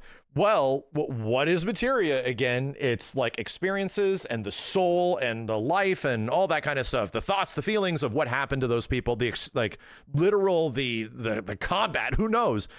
I literally feel like that white materia is like Neo in the Matrix getting uploaded, all of the knowledge, memories, and information of him whooping Sephiroth's ass every time. Like every single moment that took to the point of you reaching the conclusion and stopping Sephiroth is what will fill up that materia over time. So eventually Cloud gets his materia, right? The materia that is his existence, his abilities, everything. And eventually you're going to become like Super Saiyan 4 Cloud type shit. And he is going to finally get that, and he's going to beat the shit out of him because he's never had that before. It's all splintered. It's splintered throughout all the worlds. And when all that shit comes together in some way, that won't just be good for Sephiroth. It's going to be good for Cloud because eventually he gets Omni/Slash version 7 or some crazy bullshit. Yeah, it's effectively his plot nuke where that shit comes together and, oh, bro, you're dead. You're super fucking dead. So to me, that's where that eventually goes, that the other big disruptor in this story is actually Cloud, because somehow Cloud always finds a way to topple Sephiroth. And that knowledge and information is splintered. It's not collected right now. Yeah, he's going to become the one. He's going to become Jet Li the one. And he's going to be like the only one left type of shit. Omni/Infinity, like, who knows, man? It's going to be big. It's going to be a big deal when that shit eventually happens. That seems fun. That seems like that'll be... Yeah, damn, bro. Omni Cloud, Omni Smash. Omni Slash, sorry. Omni Smash would have been the next Smash Brothers inclusion. Yeah, good point. We've been saying Omni Sephiroth and Omni Aerith for a very long time. These things that are like sort of omnipotent. And wow, Omni Slash was in the title, has been there since 1997. Wow, omnipotent Slash. It just breaks the fucking universe. Like, I'm just gonna break everything of what your existence is. Okay. I'm not impotent. Wow. That would be pretty crazy. This is so much fun. This shit is so much fun. See, here's the problem. The problem with like anything they show for the next game, which is why the first trailer is so important, is that when they teased part 2, you get some confirmations of things, right? But there's clearly another game. So there's a lot of wiggle room of interpretation and where things could go. Ain't no more wiggle room, my dude. This is it. So when there's eventually the first teaser trailer, if it does show up at the Game Awards, like the conclusions you can start to come to based on what they're showing us is crazy. Like it's significantly more. It's way heavier than it ever has been before. It's like, oh crap, there's no more after this. This is fucking it. So what are you trying to tell us through this trailer, my dude? What other crazy Sephiroth text shows up on the stream and you're gonna tell us, my dude? What's going on? They're gonna show gameplay, no talking. I think so too. Yeah. I think there's also gonna be gameplay teases. We're out of runway. Yeah. Ah, man, this shit's gonna be fun. How would they prevent Sephiroth from being able to repop too? He gets what he wants. Sephiroth gets what he wants. Dude, it's fucking Avengers. He's just Thanos. Like, his game plan is executed. Like, that's how he actually reunites the worlds, you know? And once he does, like, the finger snap happens. Now what happens after? What do we do? Like, what does the party do after the finger snap happens? 100% that's happening. I don't think that'll even be, like, early in the story. Who knows, man? Like, I wonder if that, because there's another finger snap moment in FF7, and it's when the meteor is successfully called, right? And then the last quarter of the game is everybody spent wallowing in the OG FF7, that like, oh, we're fucked. In a very similar way, I wonder if his finger snap moment of converging all the worlds doesn't happen at the end. It happens like in the middle to the 3/4 mark, where it is at its most dour, where it's like, oh, this is big bad. Like, this is really bad, you know? Next part's going to be long. Yeah. Yeah, the good news is that the next part's probably going to be much longer than even Rebirth, but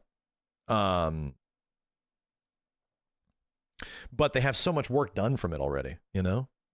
They've already talked to it. They've already said so as much, that most of the work for part 3, Return, whatever they end up calling it, is mostly finished because they have already covered a lot of it.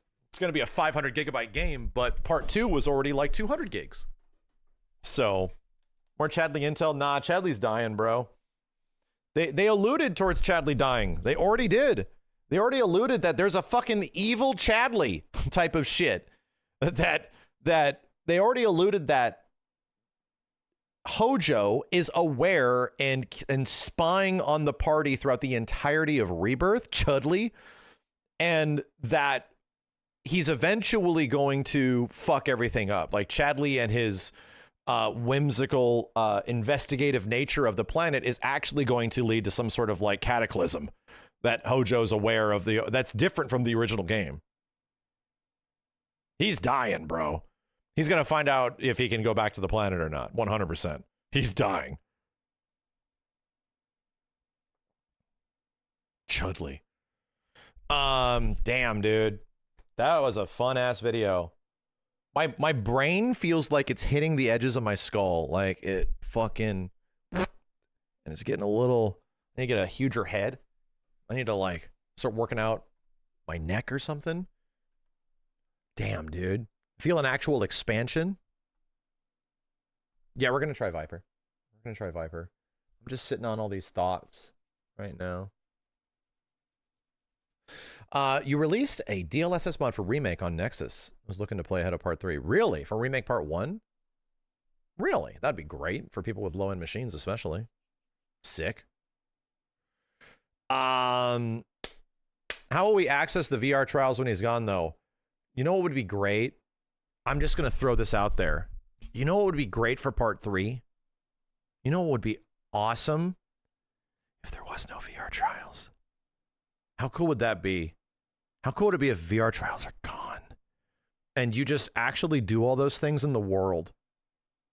I'm just saying, what if they were gone? And like Mai is the one to like help you out every once in a while. And then you just do all those things in the world. Just going to throw that out. We don't have the hardware for that. I think we will. Considering that, my dude, like potentially by the time Part 3 comes out, we just found out that the PlayStation 6 might be out. It's a rumor, but within a similar time span, like literally the PS6 is going to be on the horizon. I'm not, I wish I was wrong, but it came from very reputable sources that the next Xbox and the next PlayStation are 2027 things. Yeah. Like no shit. Next Xbox and PS6 are looking like they're 2027 right now. If not, maybe not early 27, most likely late 2027. So that's already... a lot of the hardware specs are like rumored right now, and it seems like AMD and all the partners that are around things. My dude, fucking Sony is even making videos talking about it. What is happening? Like Sony's putting up videos of Mark Cerny big talking with like the mega industry tech heads and shit about the next generation, and it's like, wait a minute, what?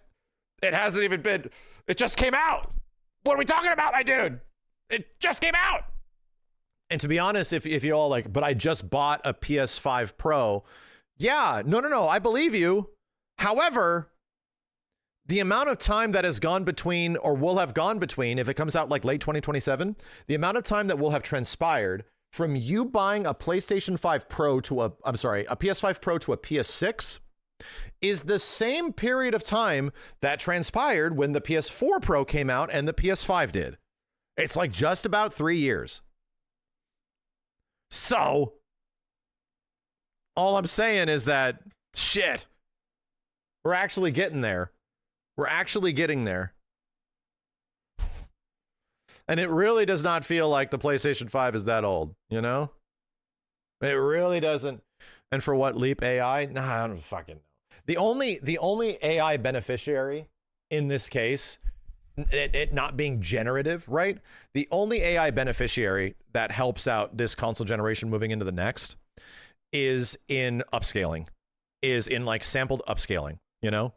Them creating their own proprietary code per system, which now exists in PS5 Pro as well as Nintendo Switch 2, where they create things that allow you to have more FPS, that creates things that allow the visuals to look better, to get rid of the artifacting, to get rid of all that bullshit. You know what I mean? I want AI PCs. I'm not even talking about that. I'm not talking about gameplay things. I'm talking about like the way the hardware works, right? And what way does the pisser completely lost me? You understand what like DLSS is, right? Consoles now don't have DLSS. Xbox does not have their own version of DLSS. Sony doesn't either. Unless you have a PlayStation 5 Pro. And a PlayStation 5 Pro has their own quote-unquote DLSS called PSSR, which is called Pisser, which isn't working too great on most games, is actually kind of a problem right now. And Nintendo has their own version of Pisser on the Nintendo Switch 2, which makes their games look better and all that kind of stuff. So anyway, why is that stuff important? Well, it means you just don't have to render a super high quality image to get more FPS and more resolution. You can have software solutions that use AI to fill in the gaps, to add detail to things, and to effectively produce an image that looks just as good, if not better, than high resolution media. You know, it's not foolproof at all, like in no way, but it's the only positive outcome that the next systems will actually make that work. The problem, the issue, is that the pisser isn't the best. And Sony's support of the pisser on the PS5 Pro isn't like universally astounding. In fact, a lot of third-party games, it runs pretty bad and it's not running the best. And it seems like the amount of help you need to get from Sony needs to be a lot heavier. Like Sony needs to be stepping in and working with these guys on this shit, because it's not just like, oh, you just throw it into the pisser and it produces wonderful image, you know, like, no, it's not the case. Only some devs have been able to really tap into it and make it work very good. It ain't no pisser. It's kind of a shitter. So yeah, Silent Hill 4 with the pisser and Metal Gear with the pisser, it like runs worse than native rendering, dude. It looks bad. So it's weird. It's not in a spot where it's great. There's other games where it's like the pisser is a transformative experience. And that was like Final Fantasy VII Rebirth. It was huge, dude. Like that game on PS5 Pro looks fucking nuts. It looks comparable to PC with like high-end hardware. It's really good. And to be real, on the inside, Rebirth is producing like a 720p 900p image. So yeah, Stellar Blade looks really good too. In some situations, it's really, really good. Anyway, long story short, that's kind of where the next generation's going, right? That's sort of where a lot of like the knowledge, time, and know-how into what is going to be happening with the next box, as well as the PlayStation 6. That's where shit's going. So yeah, and what's the goal? Well, the goal is, you know, it is an even smaller upgrade over the previous generation. You know, it definitely is. We're in the absolute wartime of diminishing returns with consoles now. Like it's just going to be really hard, man, to get something that feels like it's truly next generation. Like no, everything still feels like a PS4 game nowadays. Pretty much, outside of loading, and loading has been a substantially better increase because loading was a problem on PS4. You know what I mean? So anyway, yeah, no one's buying that shit. Hey man, I tell you what. Hey man, I tell you what. Yeah, because it won't be cheap. That's for sure. Certainly won't be cheap. Yeah, consoles are very much plateauing. And I tell you what, like there's a very high likelihood that the next box as well as the PS6 are most likely going to just have the same exact library of games going all the way back to the Xbox One as well as the PlayStation 4. That all that shit still just gets carried over, you know? Very high likelihood.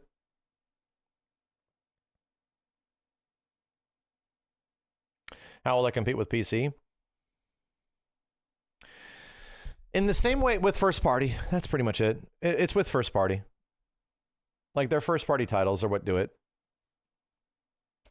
And eventually, in what way, why would you even buy console over PC? People don't want to have to deal with PC bullshit, dude. Like if there's one thing that has proven time and time again over the past 5 years, is that just having the latest, greatest hardware on PC is going to give you the best gameplay experience? No. Hell no. And you're going to be asking people to update their drivers to match all this stuff, to do all this stuff, to roll back your driver because we fucked up like over and over again, like to debloat Windows so that this doesn't happen. You got to jump into safe mode and do this thing on your GPU. You got to make sure it's got the right amount of lanes. Like all this shit terrifies people, man. It's why consoles exist. All this shit is like the whole people would rather just play a game at 30 FPS and not give a fuck and have that be the thing. And it works. And they're like, cool. Like that's the advantage of a console market. It just always has been. It's like the most general basic understanding of it, but still is a huge part of it. Like I don't want to have to deal with all this computer bullshit, man. You ask somebody to right click and they freak out. Like people are like that, dude. I have run into friends that I have built computers for them in the past. As someone that's not even good at this, all I do is just plug A thing into A slot, B thing into B slot, like they're fucking Legos, right? It's not specifically hard, but my dude, their minds fall apart when you like ask them to right click properties and they go, whoa, whoa, whoa, whoa, whoa, whoa, whoa, whoa. Oh my God. Like people are just like that. Things just either have to work, and if they don't work, they just immediately lose it, you know? I'm like that with some things. I'll be real. Like with some things, I definitely am. But with PCs, I'm not. Like, I like getting into it and figuring it out and having things fuck up and solving the problems of why they're fucked up. But not everybody is that way. That's why consoles exist. Straight up. That's why consoles will always exist. Yeah, there's a reason why almost like, what was the percentage?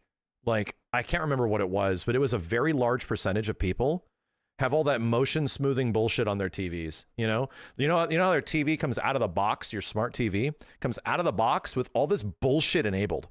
And people will never go into the settings and turn it off. They'll never go into the settings and change like the audio. They just accept that this thing has emerged from its packaging. That is how it exists. There is nothing you can do else that will change it.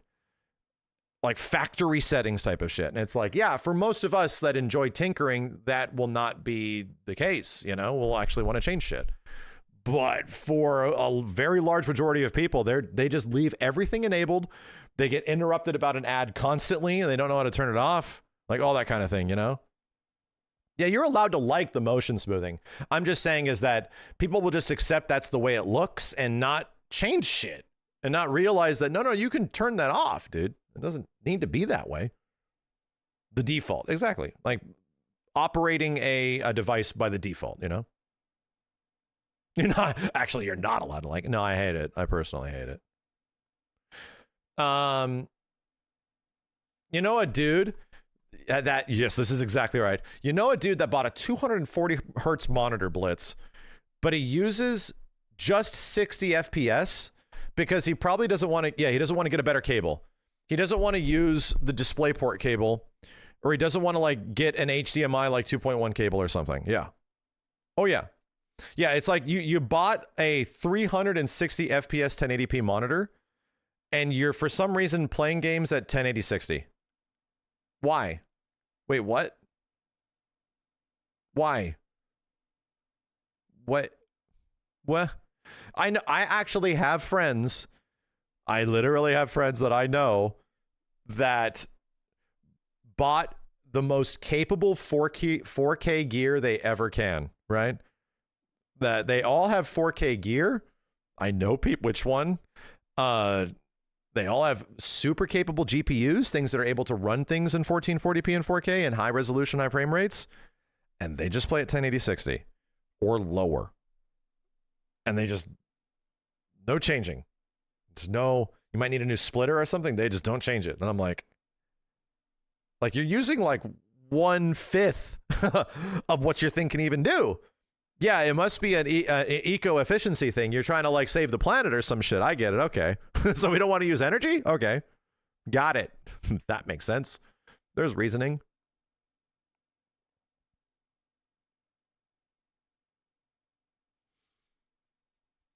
Anyway. Good talk. Good talk. What a noble act. That video was fucking wonderful, man. I feel so good. Jesus. I get why everyone wanted me to watch that. I feel so good. All that, what's great about this is that the community effectively revitalizes my fucking spirit for this project. It brings me back and like makes me realize why I love it so much. And I get so into it. Like I literally, it brings me back to like playing Rebirth for the first time and just like that first playthrough of this, I'm like, this game is impossible. Like, how could this shit even exist type of thing? Later on, I have grievances, right? But on like first playthrough, even of part 1 to part 2, it's like, this was this magical transcending fucking game that we never thought could exist. And all this does, these videos do, is just sort of bring me back there. And it's like also story. It's also the characters I love so much. It's like, are you scared of it ending? Dude, I am too. Like, that's what's also kind of crazy about this. It's that like so much of the story of FF7 and part 3 is accepting death, accepting like the loss of something, or trying to avoid the loss of something in some way, you know? And part 3 is kind of that with us. Like, there's a lot of cool meta narrative happening here, that there's this closure that we're looking for in some way, you know? And now, after it'll be like 15 years since it has been announced, we're finally going to get that. It's pretty crazy, man. It's kind of like we're never getting this ever again, you know? It's like asking Lord of the Rings to happen again. It's never happening again, dude. We're never getting another like Lord of the Rings movie experience, like ever. Much less would we need to, you know? It's just one of those things. It's like the end of Endgame, right? When we all got together after Avengers and then Endgame came out to be there for that moment, you know? It's like that. It's this thing that takes forever, has been around forever. And are we going to ask this to happen again? No, dude, we were there. We experienced it, dude. It fucking happened, you know? We out here. So anyway, loader evergreen. It always seems to be, you know? Fucking Lord of the Rings. But Max Doomsday. Yeah, I'm sure I feel the same way. Yeah, that, you know, from an outsider's perspective of someone that doesn't play the game that much, that was FF14 Ending Walker. And like, what is it? Ending Walker? Endwalker? Whatever the hell it was. That felt like a very much huge accumulation of story up until that point, you know, where it was like the buildup of all this stuff leads to like a finality. And what happens after that finality as it keeps going? Well, it keeps going, but does it have the same sort of like heft and weight as it did before? It's like, no, it's sort of going back, right? That's the whole point, is that it's going back. So is it going to hit as much? Maybe not. FF7 is a thing that doesn't need to keep going. It doesn't. I think that's the whole point of this story, as Nojima and Kitase have said, which is actually providing a finality. Because to be real, the OG FF7 story, the original PlayStation game, notoriously does not have a finality. It has sort of an inconclusive ending that is satisfying. And then that finality is achieved in Advent Children, which may not be the best medium for wrapping the story up. And then it doesn't even wrap up because fucking Dirge happens.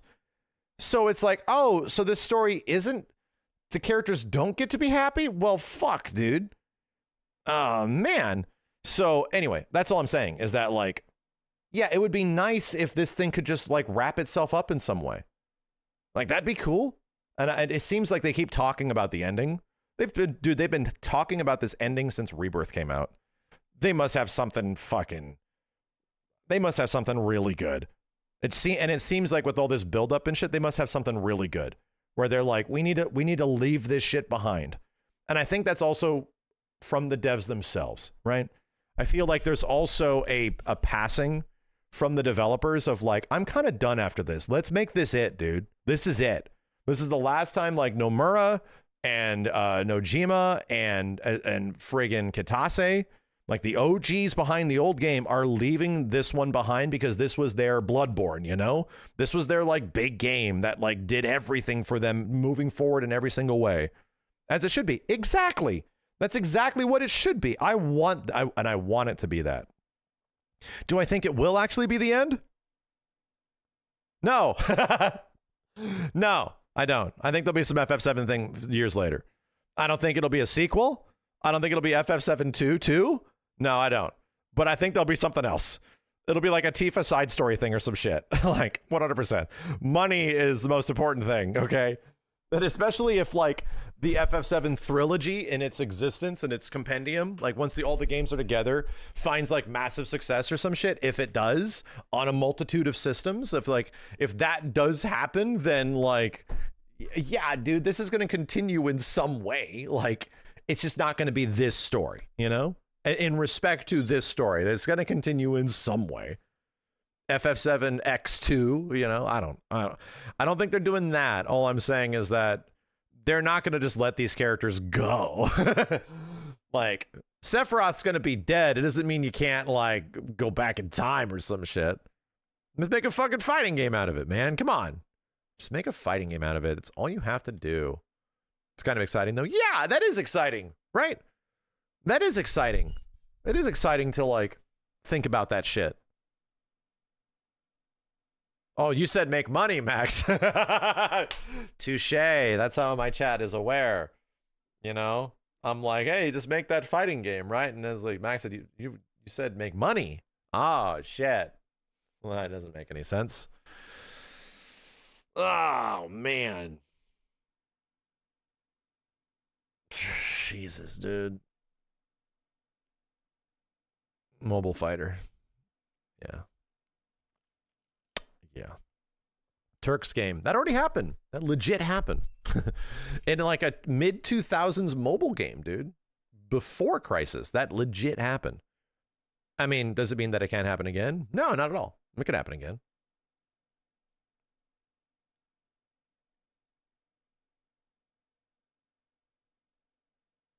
Only 16 to 18 more months just hang in there. Yeah, pretty much. I mean, to be real, I don't even look at it that way. That it's like, oh man, only another year and a half to go. No, that will drive me insane. To me, it's like all eyes are laser focused on the Game Awards.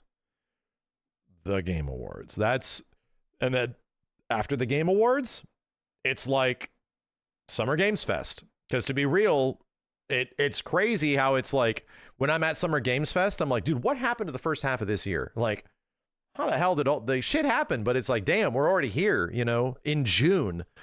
And then by the time that happens, like Game Awards is less than 2 months away. And then, you know, within a 6-month period, likely another big reveal in the summer of 2026. So it's like, well, shit, dude. Damn, we're just practically there then. I lost an entire year due to working on MVCIB. That happened real quick, man. And it's crazy to be in my shoes right now, and I realized I was like, damn, yeah, last year I was doing all that. What happened? Wait, what happened? Apparently 19,000 games came out, and I'm still trying to play a few. Speaking of which, maybe we should get to that. I'm going to have to make the games conversation thing, chat. I'll have to do it after we're playing Viper here, because I need to, like, discuss with people how rough the situation is for me right now. Rough as in, like, I have 17 plates of food and there's like a stack of them on my head and I'm like, just trying to eat all this shit, you know? And I need to make a video on where kind of like my priorities are and how many games there actually are that I wish that I could have time to play. And I'm not even talking about fighting games, dude. I'm not even, like, I like Tekken 8. Yeah, it's not the greatest Tekken game ever, but I have a really good time playing it when I play it. So whenever a new character comes out in Tekken 8, what do I like doing? Hey man, I like playing that shit. I like at least trying it so that I can try the character and be like, okay, this ain't for me, and then go back to the one character I enjoy playing, you know?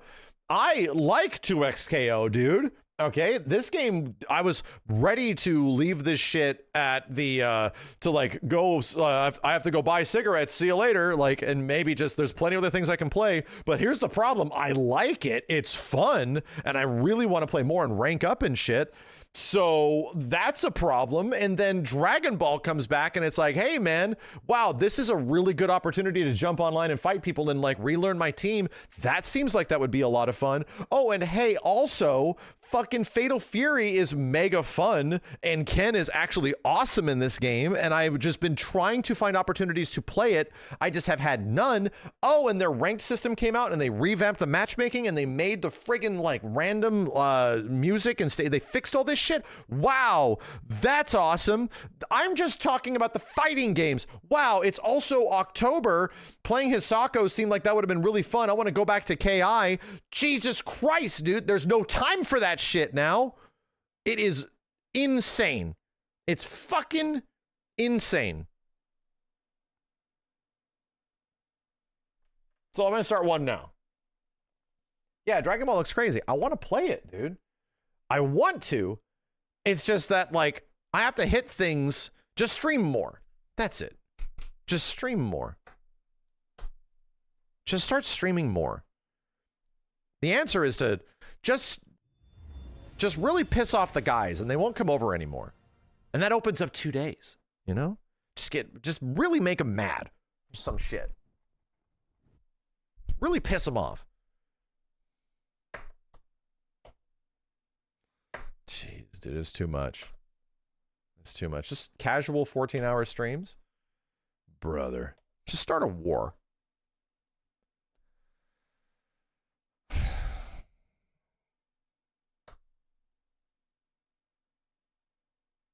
Just tell him to stop playing games in 1080p.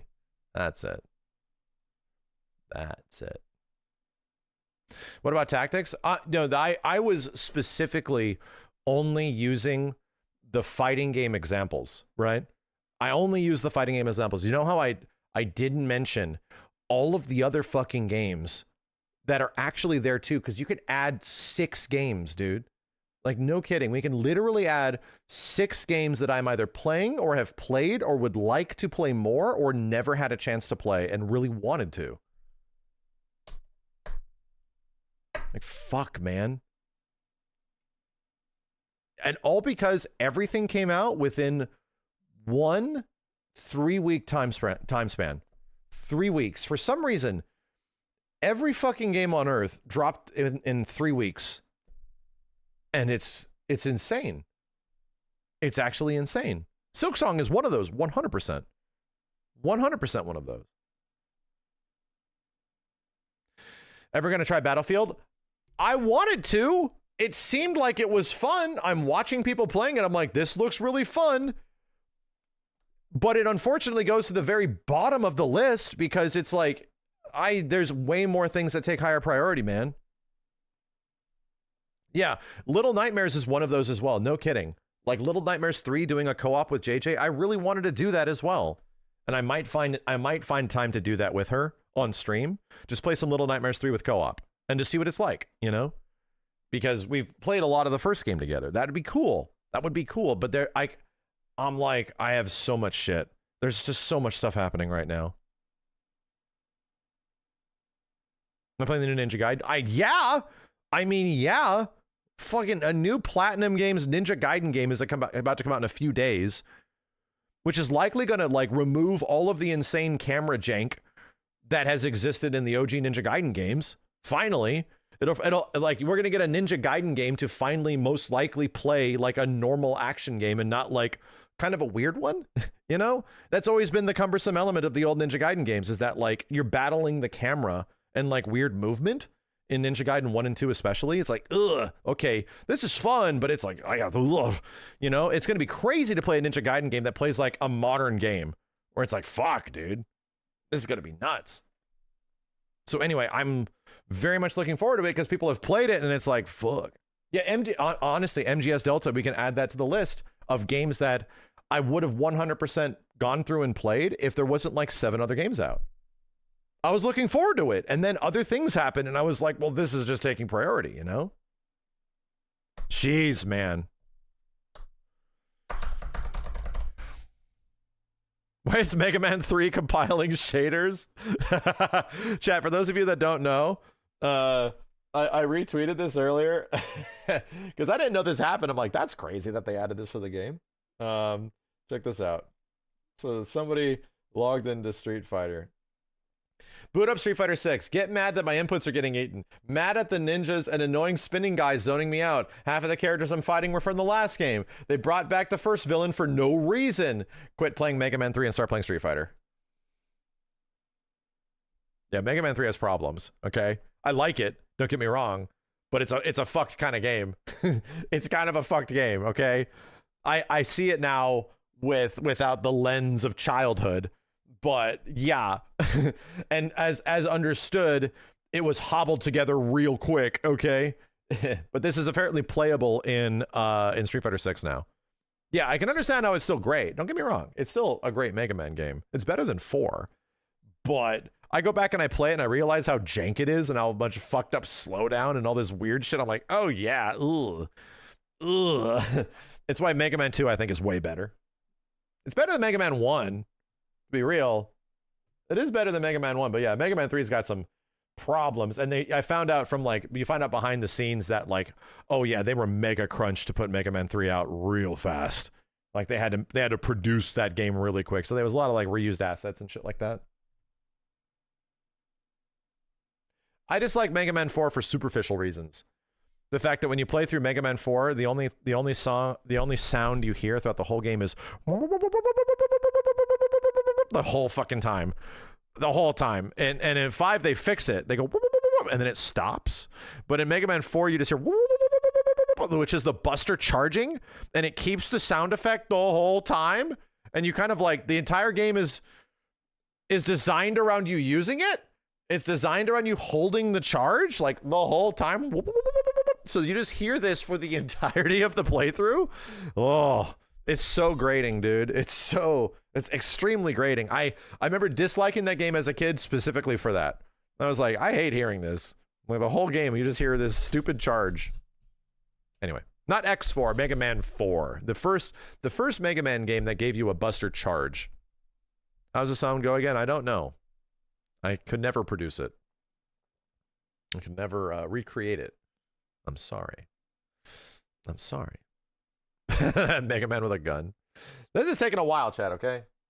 We out here. Street Fighter 6. Okay. Plug in something. Don't forget MK Collection in 2 weeks. I know!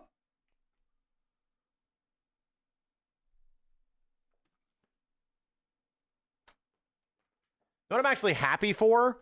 I'm actually like happy that Ninja Gaiden 4 is a Platinum Games game, okay? The chance of that shit being a first playthrough, like more than 6 to 10 hours, real low.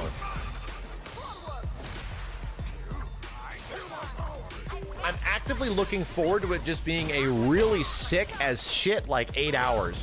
Cool. Like, I'm down for it, man. If this is like an awesome, like 8 to 12 hour game, perfect. That's perfect. 4 to 5, a little too short. That's a little too short. But still, if it's like a really great 2 streams, damn, perfect, man. That's actually why I was really happy with Silent Hill. I don't feel like the first playthrough overstayed its welcome. And that's the thing with games, man. Like sometimes games just overstay their welcome a bit.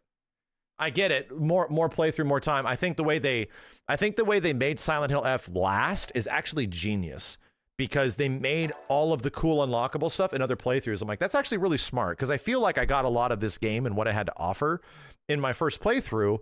It's just discovering all the ways that it's different in the subsequent playthroughs. I think that's actually genius, dude. I think that's genius. I think that's really cool. So anyway. Yeah, Expedition 33 was like 25 to like 28 hours. It's great. It was great and never felt like I was like meandering or hanging out too much ever. Like, that's the thing with games, man. Like, and I think that's obviously an old man thing. I get it. But at the same point, when it's like, when you have like the valuable stuff you want to do, and you can just do the valuable stuff and it feels like it's not specifically wasting your time, an issue in FF7 Rebirth, I will admit, then yeah, it just feels good, you know? You just feel like you're just getting this experience. Elden Ring first playthrough being like 120 hours. Yeah, it was good that when Elden Ring came out, like nothing happened, bro. Like, there was nothing else that was coming out. My first Elden Ring playthrough was 140 hours on my first playthrough without like knowledge of anything. And my first playthrough of FF7 Rebirth, which obviously took mega priority, was 150 hours. Like, a cataclysmic wave of content. Yeah, if Huber's saying that, I agree with him. I completely agree. So anyway, Rebirth was insanely long, yeah. And I think the pacing at which Rebirth exposed its content to you and what you can do made it a lot longer than it even needed to be. Because no kidding, I genuinely feel that Rebirth is a better game if you actually don't do the side content. Like, no shit. I think it's actually way better if you just like beeline the story. No kidding. It might actually be a better game. I haven't done that yet, but I definitely feel I didn't feel the pacing. There was some pacing problems on my first Rebirth playthrough, but I was mostly fine with it. On my second playthrough, I 100% notice it. 100%, dude. I'm just like, ugh, man. Like, I like doing all the I like doing as much available side content that I'm into, but on my second playthrough, I feel it. And I'm like, ooh, yeah, I kind of just want to skip all this, man. I kind of just want to, like, get to the meat. And I can see where people were coming from, you know? You see the Tokido versus Lashar match? I didn't see the Tokido versus Lashar match. I didn't see the Mr. Crimson match. I need to watch that shit. I need to. Yeah, no, don't get me wrong. I like a lot of the side content in Rebirth. I do. I had fun doing it too. Like 90% of it, I would say. But I feel that in the next game, similar to Remake, oh yeah, no, I think Remake's a way better game if you don't do the side content. It's actually mega fun and it has a crazy pace. I think in the next game, the way they introduce side content, I hope is different, you know? I don't want them to lock out side content, but I feel like one of the things that makes OG FF7 really good is that there's times in the game where it feels like it's time for some side content if you want, right? It's time for that. And that felt good, you know? I don't want missable dungeons and shit. I definitely feel like, hey, we have an opportunity to go do shit, like as a team. We have these things to our, we have access to these things, you know?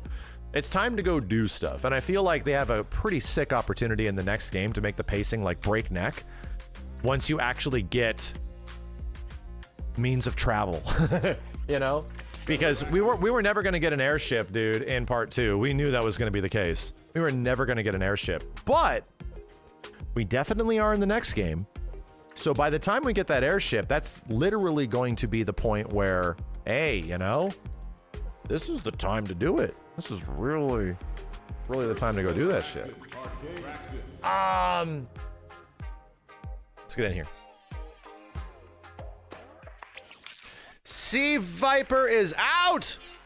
Is she going to be as arthritis speedrunning as she was in the previous game?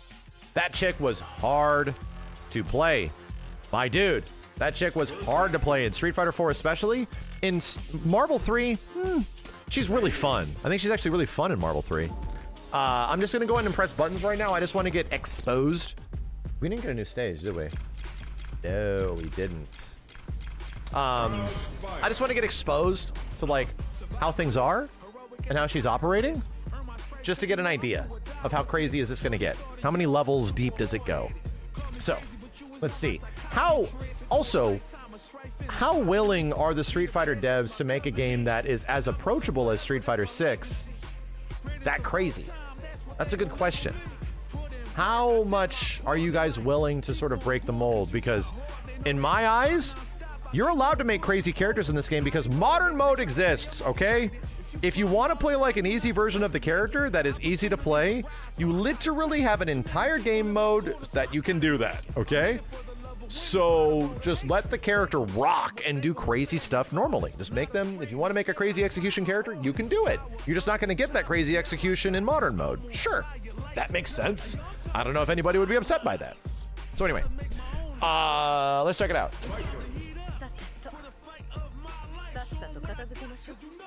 Damn. God. Oh my God. I can't believe they added Rumi to the game. That's crazy. Chat, I'm not even kidding you. I was editing a video or like watching something with C.Viper in it, and my daughter comes up to me and she's like, Rumi's in this game? And I'm like, no, sweetie, that's...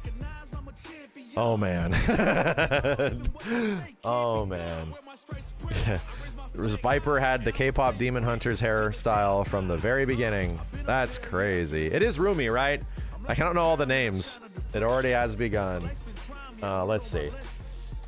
Damn. Damn. Wow, the black lipstick on this one? Damn. Okay, I'm doing it, man. The other costume looks good, but holy moly. Who do we want to beat up? Let's beat up Sagat. Sagat was really fun. I had a great time with him. Jeez, dude pulling up on me. I had a really good time with Sagat, but you know what it did? It sort of reinforced my desire to want to play more Terry. Wow. She's tall! Dude! It's the heels, right? Let's turn off the frame data stuff. Damn, she's mega tall. Start position right. Get rid of all this shit. This song. Dude, she looks nuts. I literally just tried to wave dash like I was playing Marvel 3. Okay. Damn. Whack! Look at this. Chop! Not cancelable? Not cancelable. Jesus. Okay. Wow, dude. That backdash is mad shallow. Okay. Whoa. Oh. Okay, that's still there. Can I, wait a minute. This means that I can... Ooh. Oh, that feels good. Oh, God. Oh, God. Okay. Can I, like... What in the... Oh, they made the ground version of her burn kick actually a move? Wait, where's burn kick? Am I drunk? Burn kick's forward? I thought burn kick was back. What the hell? Oh. They changed it. Oh, I'm like, did I misremember that? Hold on a second. So... Oh, shit. Okay. Well, I don't even need to do that. Right? I don't even need to jump cancel this. Only on... Well, I can because it's not a jump cancelable normal. Okay. All right, all right, all right, all right. It messed you up too. Then I would go like... It is that. Hey! Brother! Oh, this has the same timing as Street Fighter 4. Wow! You actually have to do this mad quick. I thought you were gonna have to... This was gonna be slower, but this legit has the Street Fighter 4 timing. Like, I have to, like, plink this. Interesting. Wait till he sees the trials. Hey, man, we just did the Street Fighter 4 trials, all right? Oh, you can actually hold down the kick? Oh! Ah, okay, so they definitely made it easier. You can hold it. Yeah, you can hold it. Yeah, okay, okay. They eased that up a little bit. That shit was very tight in the old game. Yeah, okay. Okay. This is a crazy move. What is she doing? Like, she's like drop kicking you? This is a weird move. Don't know if I love this. Burn kick does look really good though. It's the focus attack. Oh, oh, oh! It is. Oh shit! I can't backdash. Oh, you can't backdash it. So you can't focus backdash, which is obviously a big Street Fighter 4 thing, is to build your focus bar. You can't FADC backwards. Only forwards. Only forwards. She's definitely gonna have FADC combos for sure. For sure. Like, it's gonna be like... Ooh. There's a lot of recovery to this. There's quite a bit of recovery to this. Does it have the ink? Yes, it does! Wow, it literally has the focus attack ink. That's hilarious, dude. Wow, that's bad. Okay, that's pretty neat. That's pretty neat. What am I missing here? DP? Yeah. Cool.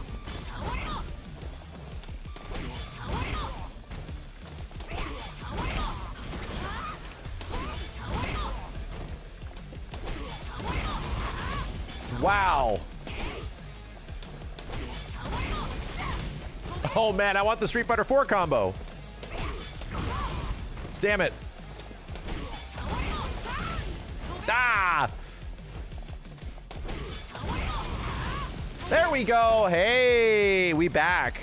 We back. Cool. Cool. Dang, that feels... That is why they made the input forward. Straight up. Because doing... This is a Tiger Knee motion now, for anybody that doesn't know. I'm just doing down forward to up forward. And it does the super jump, right? Down forward, up forward does this. And now you get this follow-up. So you can very easily do the extension of like the super jump cancel into leg. Now that it's down forward instead of down back, it's much easier to do. Okay. Pretty cool. Pretty cool. Let's see. What else do we got? What else can I find?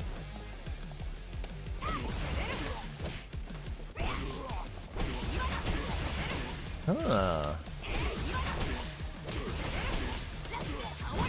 Okay. All right. She has an extension with forward plus 2 punches.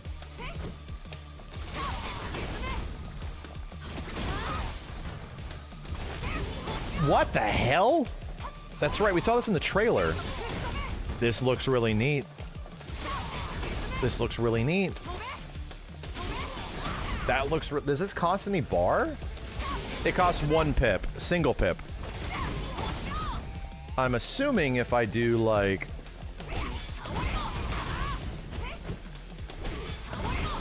Oh, boy. Oh, boy. What? That feels nice. Okay. Wait a minute. Oh, damn. Damn. Damn. Uh-oh. Install.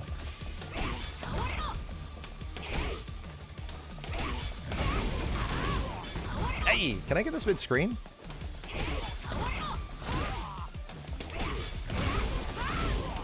I don't know if I can. Oh. Dude, they allow you such a big juggle window here. They allow a huge juggle window. Yeah, I'm not getting the other one there, not mid-screen. Interesting. Okay. You can high jump the ground bounce of HK. So, like...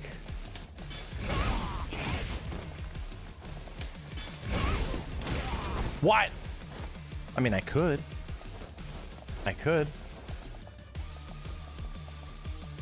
Huh.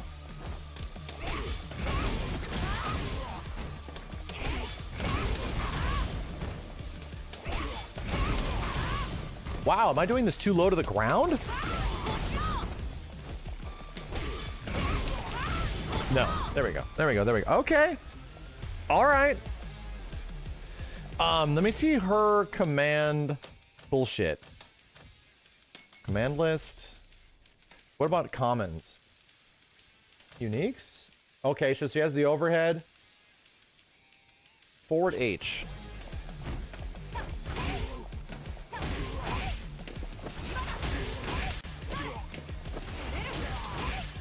No.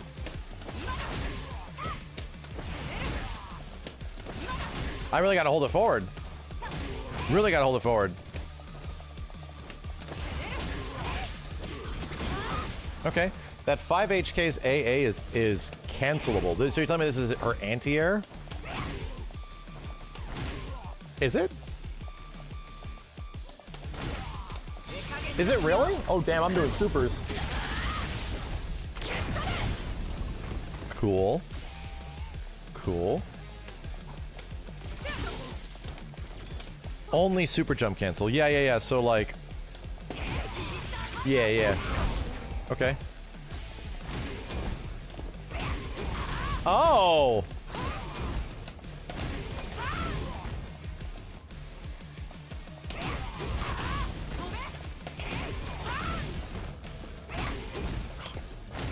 Oh god. Nope. So...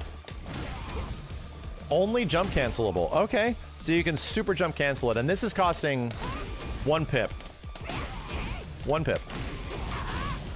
Only 1 pip, okay. What's the input for doing super jump cancel? So, the input for doing super jump cancel, I'm just gonna give you guys a trick, right? When you press any normal of hers, you just press down up, right? You can also press up back. Can you press up back? Oh god, you could in the old game.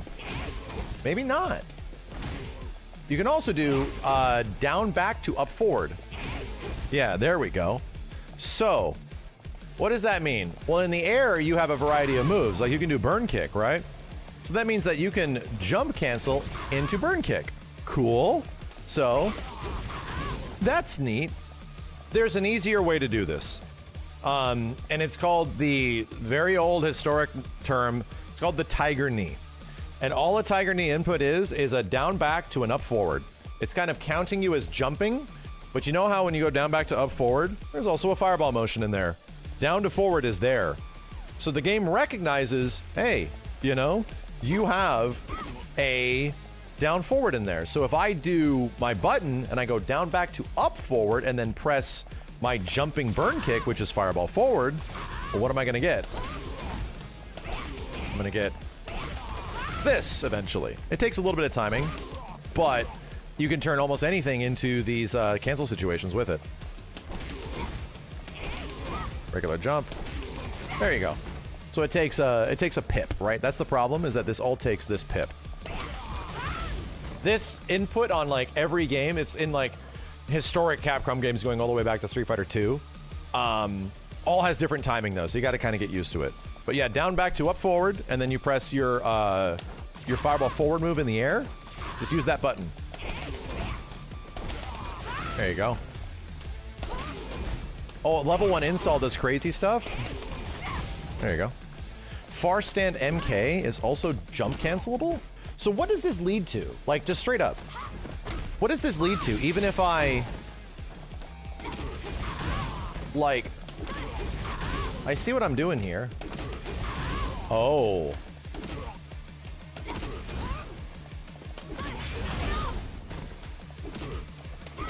Oh. So, wait a minute. Am I already doing... This is a... So here's another great example. Her standing medium kick, which looks like a really good button. And her stand HP, both really good buttons. The problem is, I cannot do special moves after. I'm doing this, right? No special move. You cannot cancel them. They're uncancelable. Stand MK, uncancelable. You know? So how do we circumvent that? Well, I want to turn it into this, right? Because this is like a launcher, bro. If I do this into this, I get big combos. So what's happening here? We need to do a jump cancel. Whoop. Okay. Whoop. Okay. All right. So this works. Now, here's the thing. Remember how I said fireball motions work? Because they just naturally gravitate from a down forward to an up forward? Technically, the same thing applies to a Dragon Punch input. So her Seismo is a DP. So what if I did forward and then down, back, up, forward? Forward, down, back, up, forward. Oh, it works. You know, and this doesn't work here, but that works. And then I combine them all. Oh god, that used a lot of meter. And there we go. So, yeah, forward, down, back, up, forward gives me the super jump cancel as well as the EX. And then I just do it again for the next part. And man, this might not be worth the meter, but it's here to show you what you can do, right? Okay. There we go. A little expensive, but converting this shit, kind of cool, right? That's kind of cool that she can do that. And this works off any normal except sweep, from what I understand.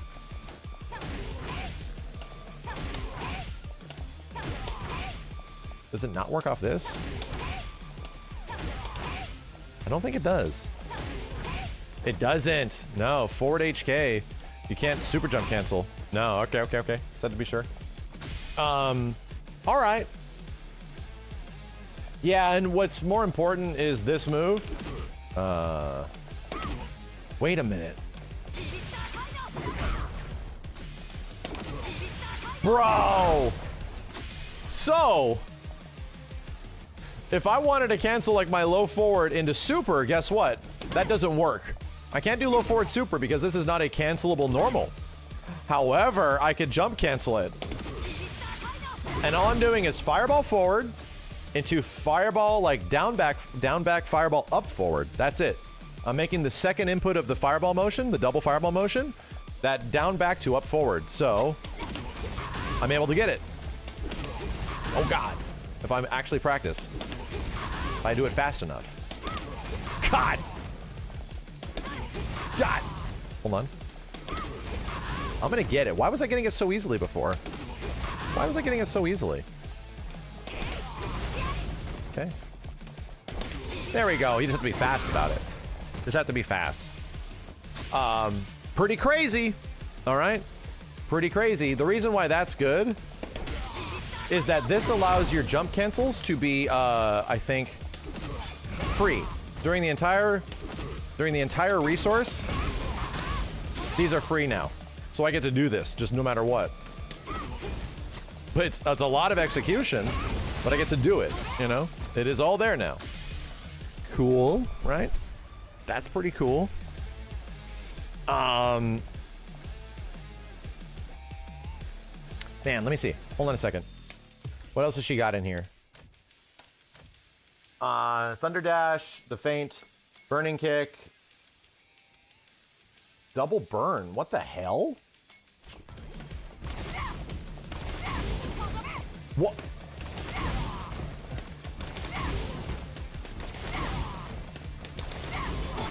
There's two follow-ups? Excuse me? Why?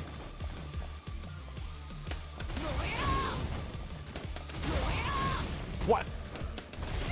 One's plus on block. Really? Really? So this on block becomes very good. Meaning I can do like... God. I'm trying to get this one.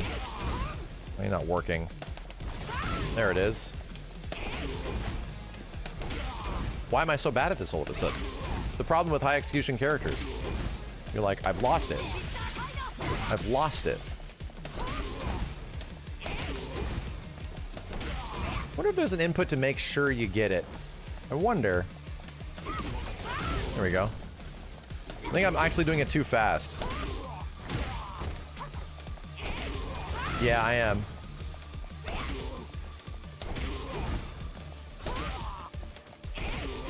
I have to wait for the hit stun. That's it.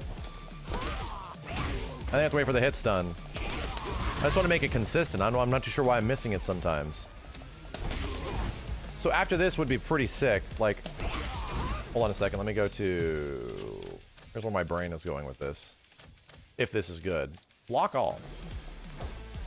If I do the cross up...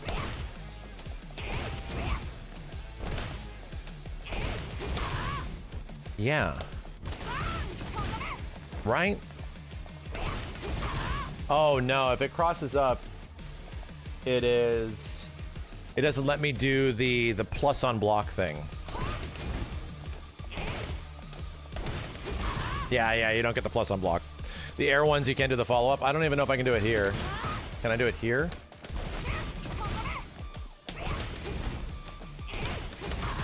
Nah, it's not letting me. The jump canceled ones, it's not doing it. I can do it on the normal, right?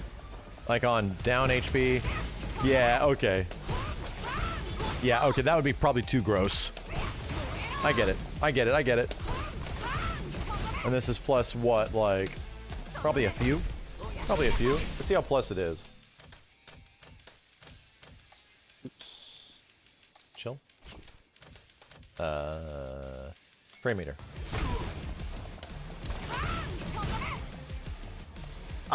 2. Yeah. Yeah, I thought it was going to be 2 or 3. Makes sense. How about on all of them? Can I manipulate it? No, you have to mash it out. You're +2. So you have a throw mix there. Throw or whatever the hell you want to do. Okay, that's cool. Didn't realize she had that shit. Anything else down here? Seismo, Feint Seismo. and then the focus attack. Okay. All right. So, what is her like basic ground B&B? Does anyone have like a basic ground B&B for her? Because I'm assuming she gets a cross up as well. She get a light cross up? No, she doesn't. She does not. That's a good jump HK. Oh, wait, what? What just happened? Wait. Why am I getting different? Oh. Oh, no. Is it? Why am I getting Bro. Down HK in the air? What is happening? Can I jump up forward with the big one? I can't? Wait a minute, dude. Okay, so it's like Ken. Yeah, her neutral jump kick is completely different. Okay. All right. I was trying to see if I can do the jump in with the NJK, but I cannot. Okay, but that's pretty crazy that she gets her old school bullshit.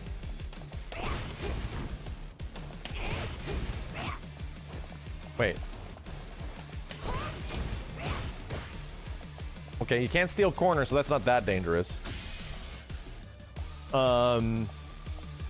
Yeah, what is a super basic 5 MP, 2 MP, 214 HP? Come on. Come on.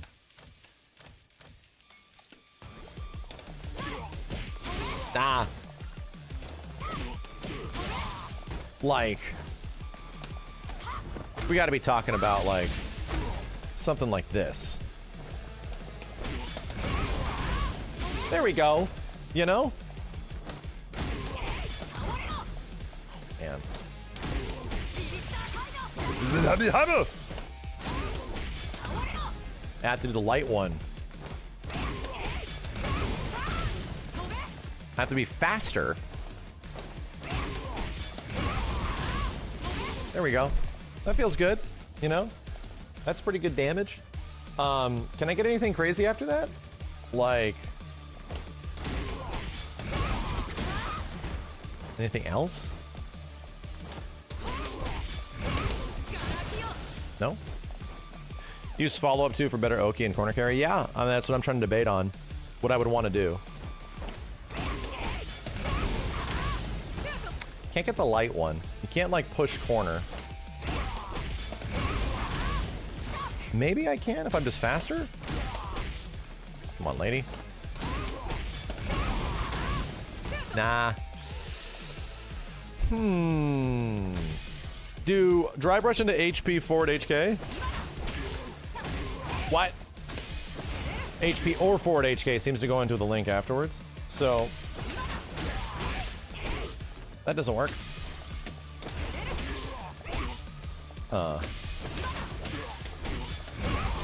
Yeah.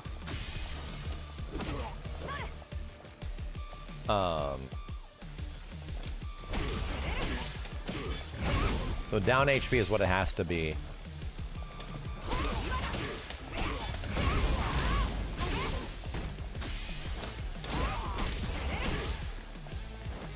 Right. Feeling pretty good. Feeling good. What is my level 3 super? That feels fun. Takes a bit of brain power. Everyone's gonna be screwing it up in the first day, that's for sure. Supers, double fireball back kick. That might be rough. Oh no, it's not. I think they did this on purpose, right? What? Wait, is that not the right one? Double fireball back kick. Yeah. She can't super cancel it?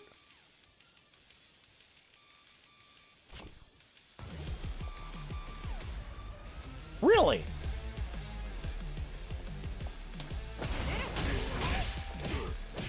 What do I even get after this into this? Right?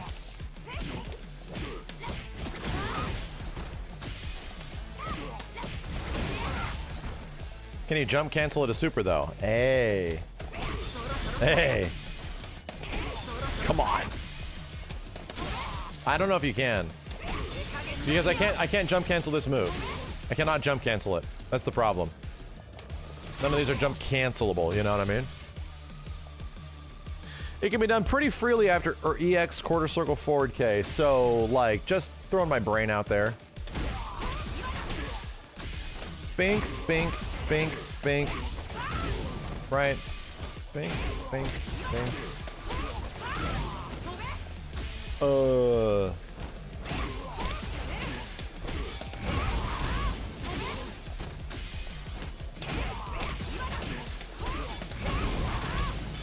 Ah! Ah!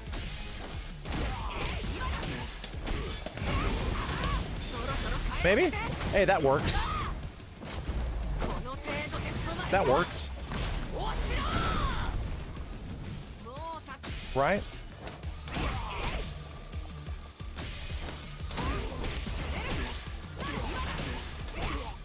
Oh, I'm out of drive rush gauge to cancel there. Nah, shit. So you can't go that ham. Cannot go that ham.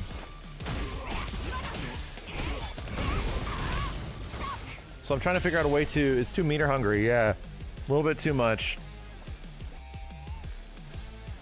I would need the install like ahead of time, but that, if I have the install, I'm definitely not getting level 3, you know? So, I mean, maybe I am. Maybe if I have some big ass combo, right? Fat ass combo. Burn kick, standing HK, SJC is your ender.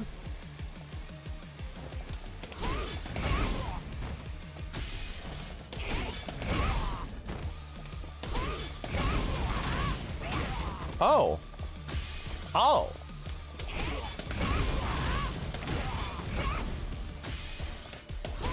Oh, what?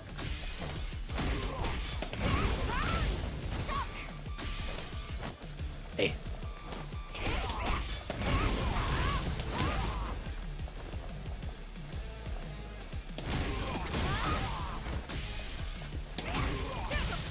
Huh.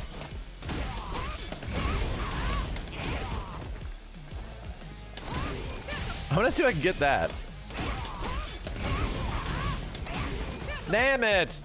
Damn it. I could jump cancel it, but I don't think it's leading me to anything else. Maybe.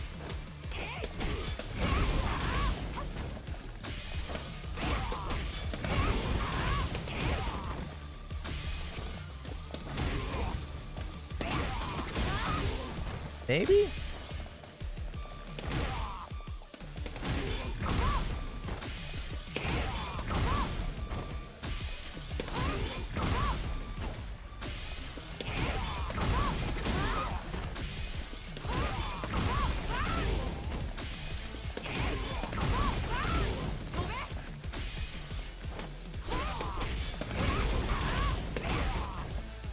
Probably a level 1 super?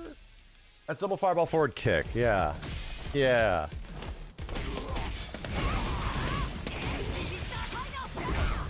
Maybe not. It's a little too slow. Double seismo is a thing? Dude, you could probably do quadruple seismo. Here. Block all.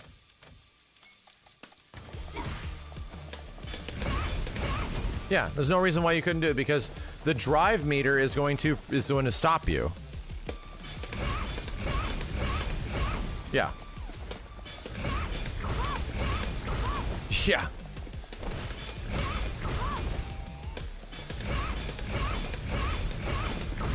Yeah. On install though. Hold up.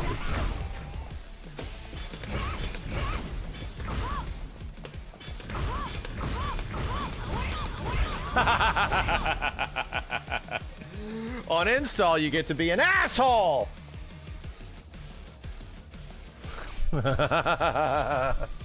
On install, you just get to be an asshole. Luckily, like, parry exists, so there's answers for this shit.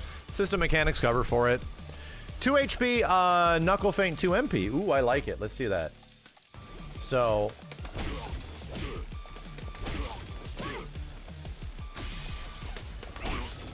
Oh, it's definitely going to be heavy. Really? Hey, damn, this is fast. This is fast.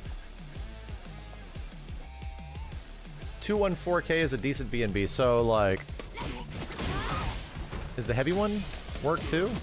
It does, okay. Duel. Ah! So in this situation, just like Street Fighter 4, you have to do the heavy one, right? Yeah. Yeah, this is hard.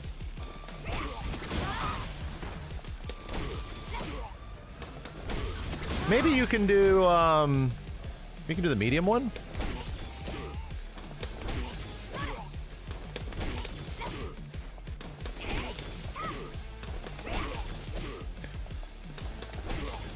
Bro. Damn. Damn. This requires you to be fast as shit and to also get the link, you know? Am I plinking that? Yeah? Yeah? Shit.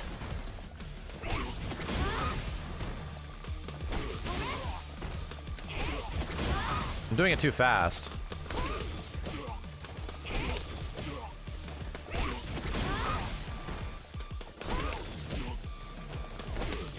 Okay. Hey! Takes some getting used to, but... Yeah. Yeah, can I do this? Ooh. Ooh.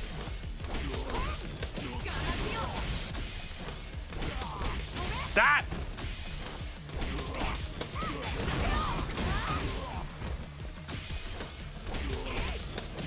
Ooh, okay, I like this. You can hold kick that. I'm having a better time doing it without doing the hold kick. Having an easier time. And I'm also really screwed up because I'm doing the old Viper motion, dude. I'm doing the old school Viper motion just based on the little bit of muscle memory.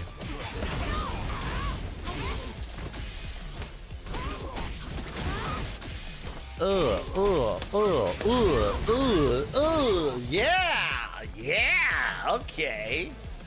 Yeah. Hold on here. Ay. Oh, God. Way ahead of myself.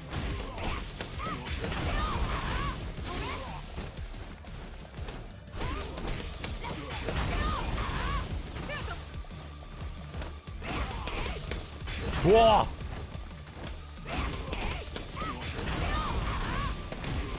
Ay. That's what I want. That's what I want right there.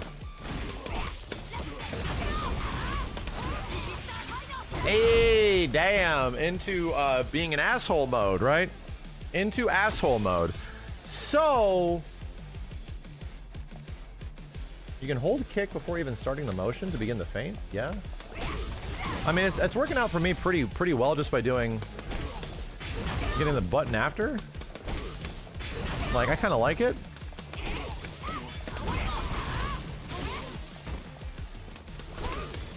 Yeah, okay. Yeah, 4,400 is good damage. Does punch kick at the same time do the feint? I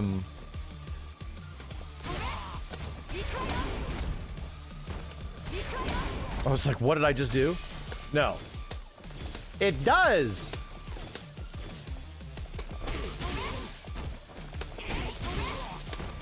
It does in neutral. But not... So I'm doing down, back, heavy punch, medium kick. But it doesn't on...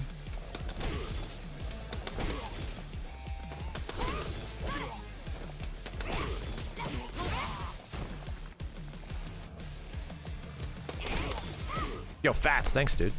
What the hell is happening here?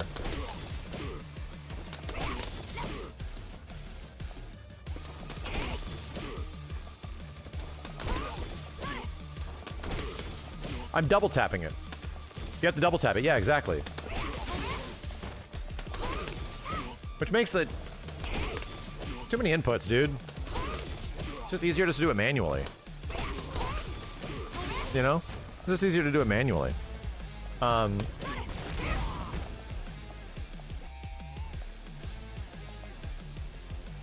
So, let's put this together, right? Let's put this together in an actual combo.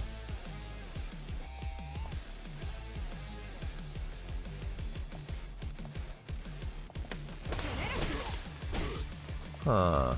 That doesn't seem necessary anymore, right? That does not seem necessary that I would need to do that. That doesn't seem... Okay, I'm trying to like...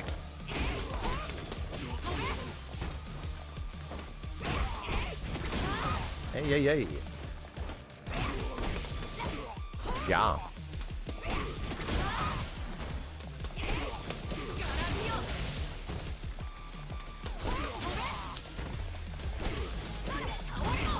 Nah, medium into... This isn't working anyway at all. Okay. So it has to be EX? It's gotta be EX? This is our DP. It's Fireball back, Heavy Punch. Right? Man.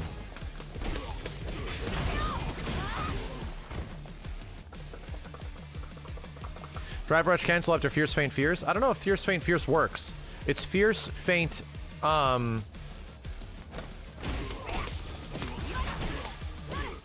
right?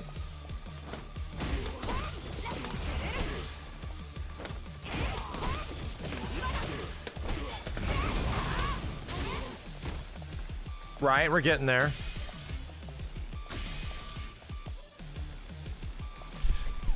Drive Rush, Crouch, HP, Feint times 2. Yeah.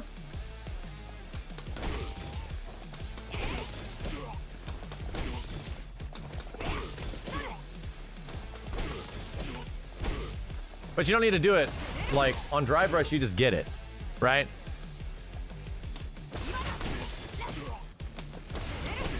Wait.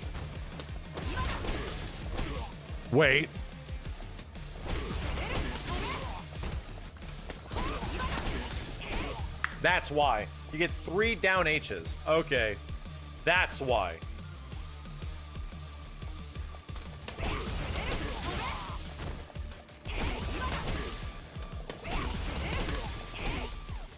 Okay. Jesus. A lot of dick chops, yeah.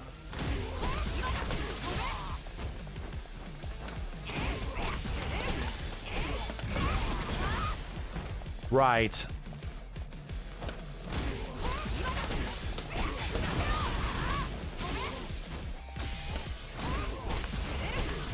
Ah!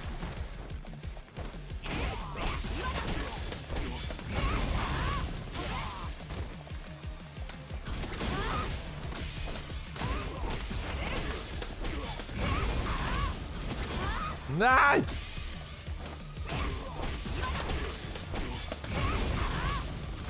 Sucks I can't get any...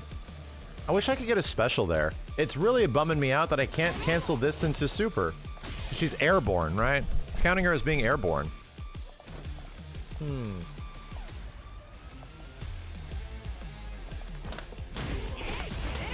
Let's do the crazy string. Here we go.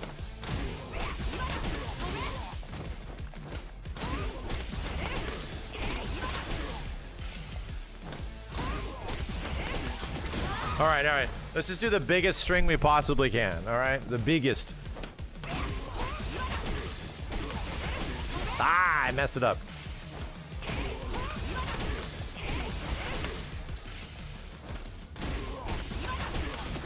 Woo!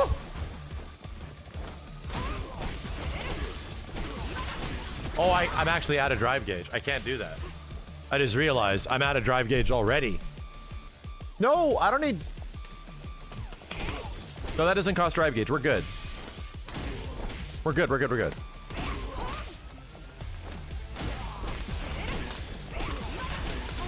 Come on, you.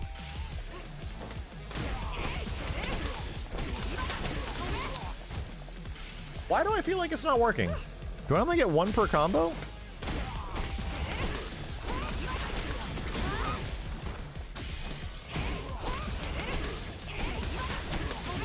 What the hell? Very weird.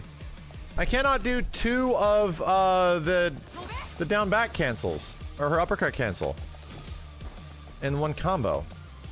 I think I'm doing it right. This.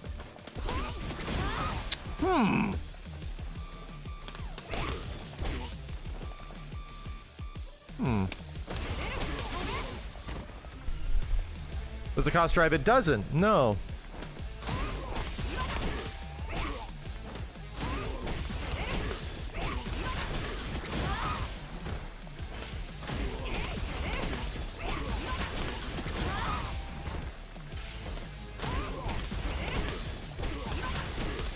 There we go. Okay. I just gotta be careful, right? I just have to be careful. Ah!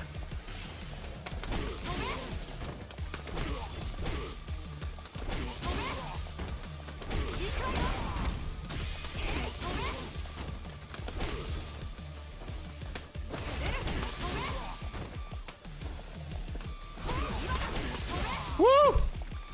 Yeah! Yeah! Yeah!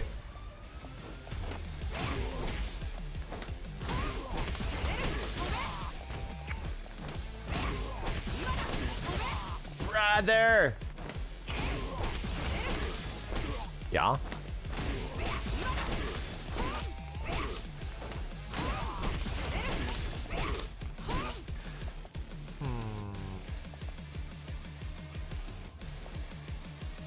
Can the size one be used as a combo extender multiple times somewhere in this string? I don't think so. I don't think so.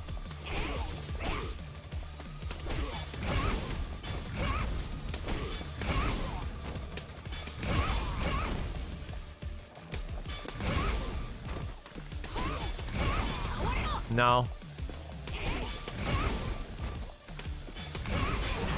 Not even on EX. No. No.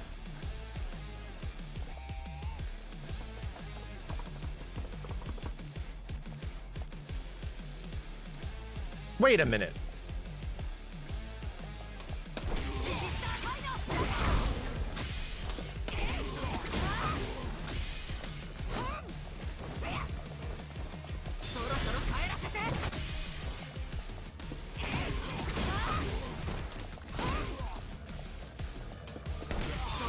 Yeah, you can jump cancel the last hit into her level 3.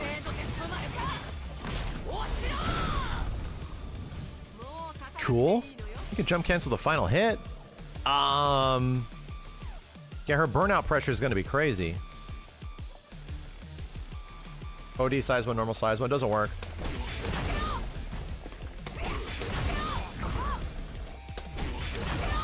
Nope. Nope. Nope. Nope. All right. Yeah, we've definitely discovered some things. You know what? I haven't even seen her critical art yet either. Let's check it out.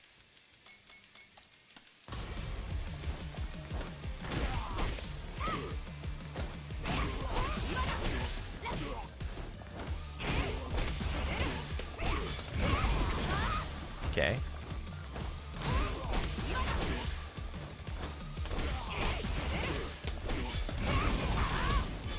Wrong way! The wrong way.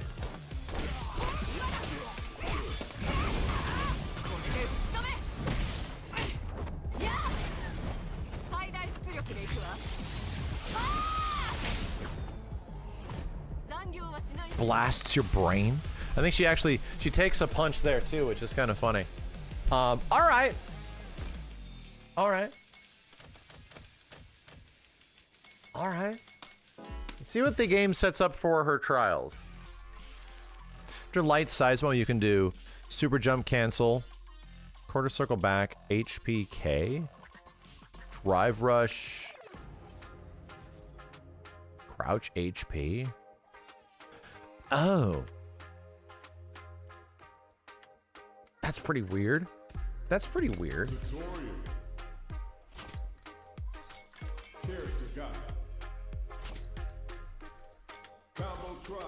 Yeah, burn kick being quarter circle forward threw me for a loop. It was already throwing me for a loop, dude. Okay. Begin. Let's just get through these.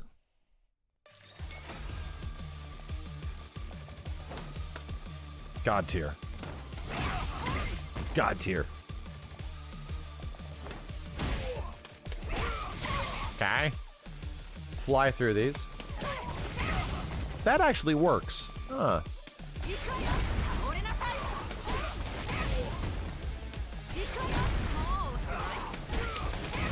Punch.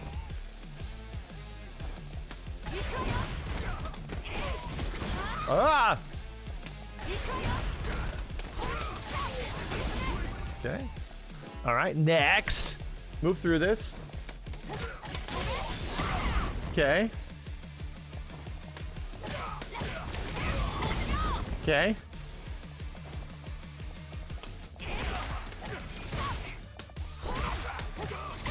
Okay.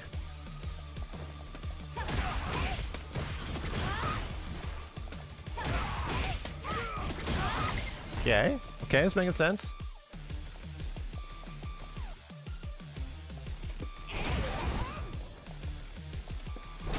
Oh, H punish counter. What? That's pretty cool. This is really cool. This is really cool.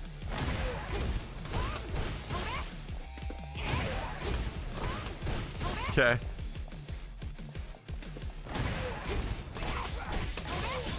Wow, that's pretty sick, dude. Wow. I wonder if that works anywhere but the corner. I wonder if the corner is only a thing for that, but that's really cool. HK counter hit is kind of awesome. Okay.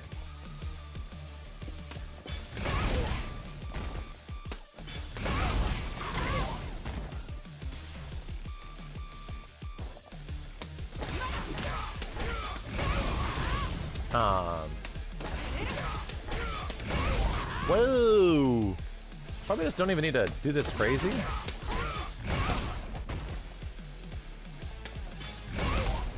Yeah, I can just do the regular one. Ah! Or not. There we go. Okay. Simple enough.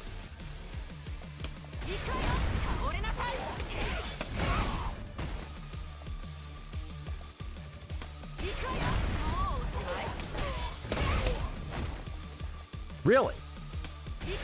Without a jump cancel? Oh, wow. Without a jump cancel. Okay.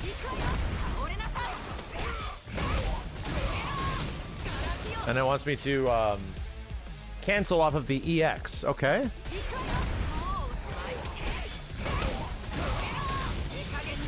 That works pretty naturally. Okay.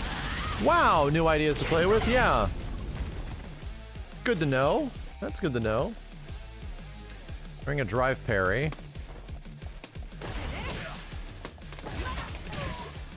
Right. Okay.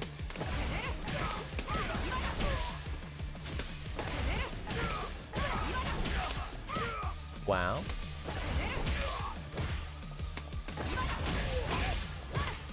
Wow, this is a lot.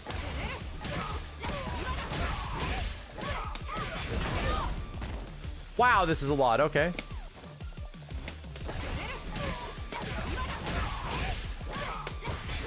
Yo!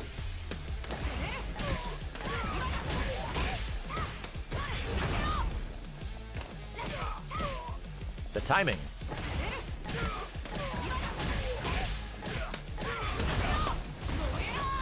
Just gotta mash it out. Just gotta mash it out.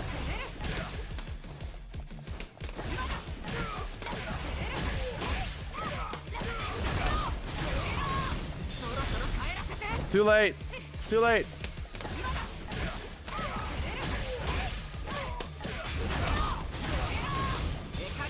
Wrong super!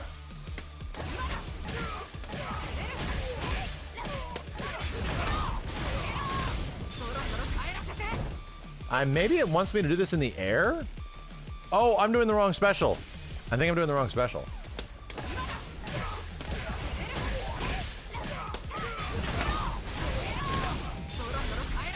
No? Oh, the cancel. It's like almost like a KOF cancel. It's like a KOF cancel. You just do it and it pops out immediately.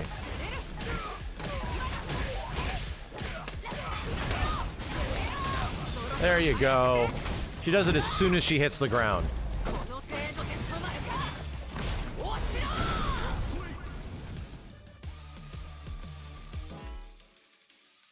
Damn. You know what I'm gonna do? Can't wait to make the thumbnail for this. And I'm gonna be like, Rumi is crazy in this game. And it's just gonna be the, you know, in the thumb with the combo trials next to her. Down HP. Right. Not bad. Medium kick.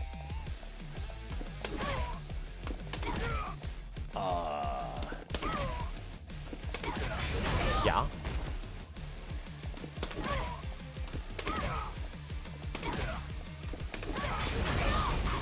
Okay.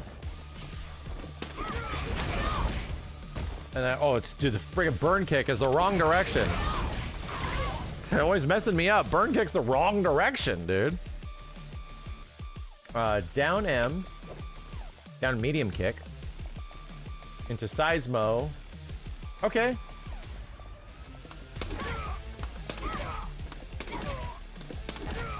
Chill. Chill. There we go. It's gotta be fast. During neutral or forward jump.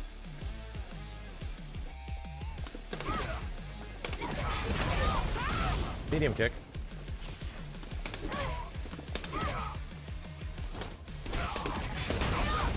It's easier for me if I buffer it in.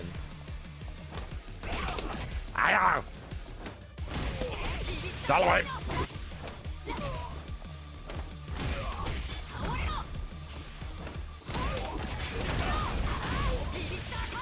Hey, there we go. Does that medium kick dry brush? No, it technically doesn't. Down HK, or down HP, so. Aha, we were doing this. Yeah. And then what you want to do? Light kick?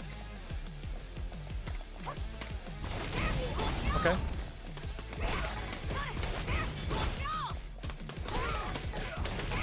Yeah. Okay. Moving on up. H counter. Super jump cancel. What?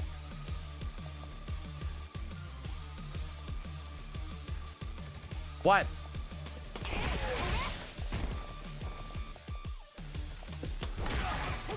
Right. Right.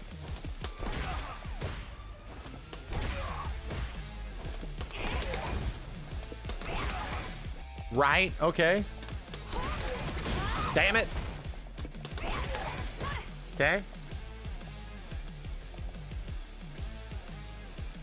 Medium kick.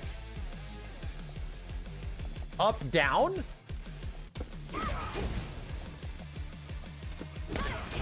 Wait, is that wrong? Is that an is that an hit? Is that wrong? Oh, up immediately after down. Okay. I'm definitely read that weird. I was like, wait, what? Up and then down? No. Up immediately after down. Okay. Got it. AKA down up. Why does it say it that way? Why don't you just say down then up? All right. Seems like a very funny way to word it. All right. Okay. So we want a super jump cancel stand MK.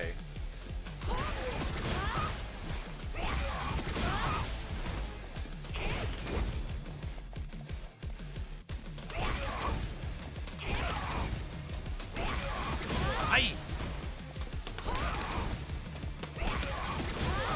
Bro, why are you doing that?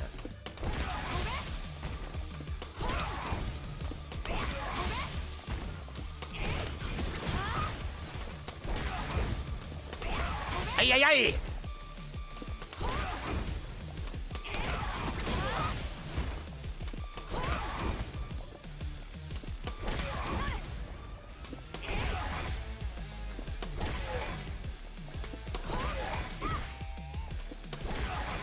This is where you wanted to hold down. If you hold down the button and then keep like heavy punch held down and then press kick, it works a bit better.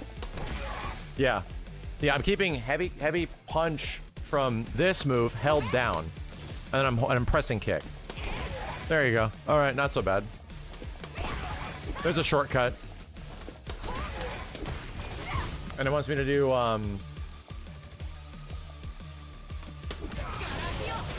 Okay. Okay. Okay. That wasn't that bad, actually. There's a shortcut. I'll do it again if you guys want to know. Is this the last one? No, it's not! Oh, shut up. Let's just keep going. Holy shit. I thought it would be the last one.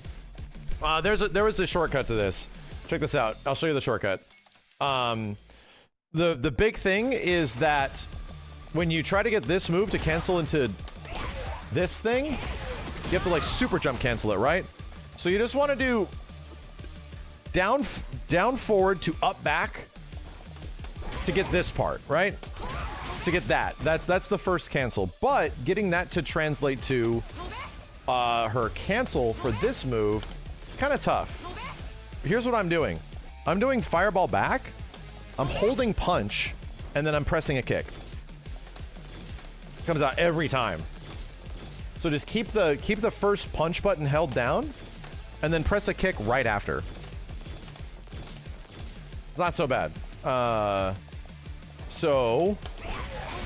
And then comes out nearly every time. Nearly every time. Yeah. Display the input on screen here. Let's see what I can do.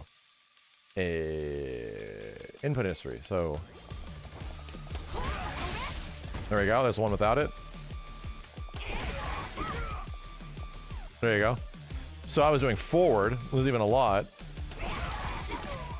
Every time. I'm just going from forward, like down forward or forward, all the way to up back. I'm keeping punch held, and then I'm just pressing medium kick.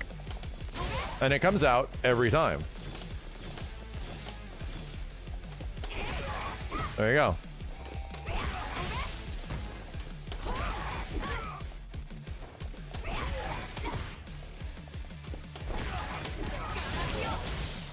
You know, pretty good.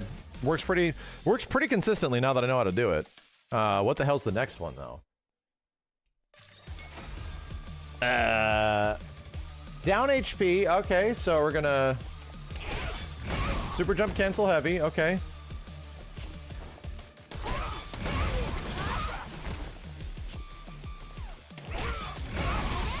Okay. Oh. Whoa. Oh, damn. Damn. This is a lot.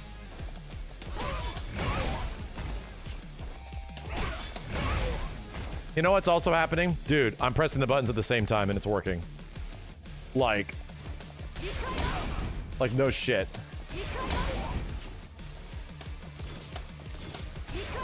Like, it'll give me focus attack if I screwed up. Dude, this is so much easier. Oh, dude, I think I found another shortcut. So I'm just doing down HP into Seismo, right? And I'm making the jump cancel just down forward to up back, and I hit HP and HK at the same time, and I get this. Shit. And not in neutral. Hold on. There you go. I have to make sure I get the motion. If I don't get the full motion, it doesn't work. If I screw it up, if I end in like back, I knew it. If I end in back, see how I ended in back right there? I was screwed. If I just ended up in any way, it'll work. Like nearly every time. Yeah. Or not? I'm trying to figure it out. I get DI only in the neutral. Yeah. Let's figure this out.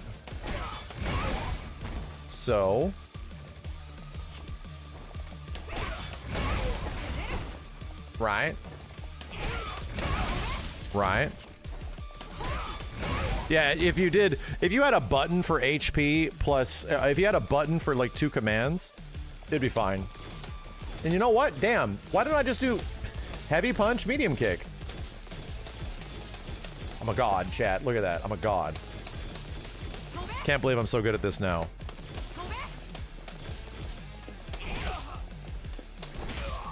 So good.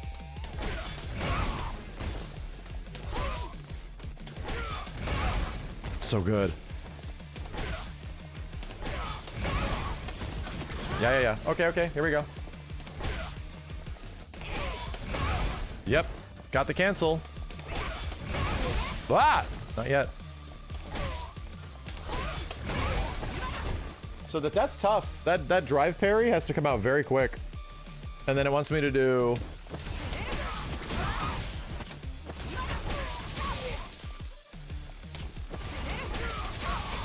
Okay. All right.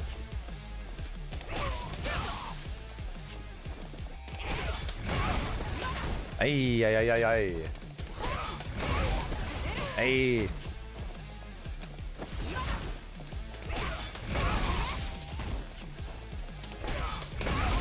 Still screwed it up. Because it is tough.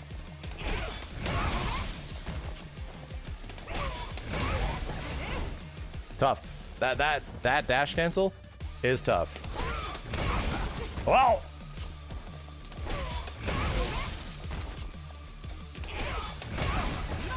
Woo. Yeah. Woo. Hey, I got it that time. Okay.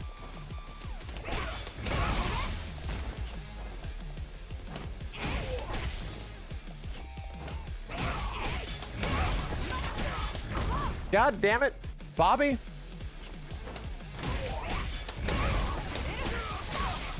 Damn, with the buffer, it's much easier. I swear.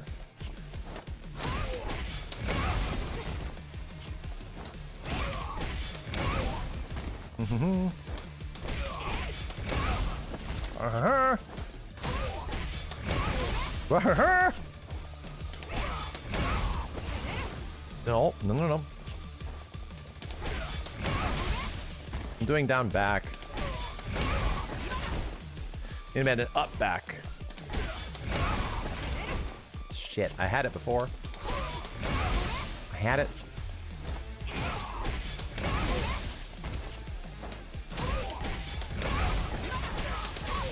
There we go. Yeah, it's taking some getting used to, right? It's taking some getting used to, but you get used to it. What do we got here?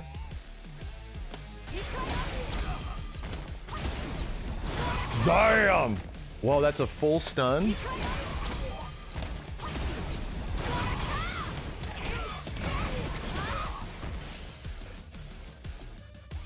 Cool. This is really cool.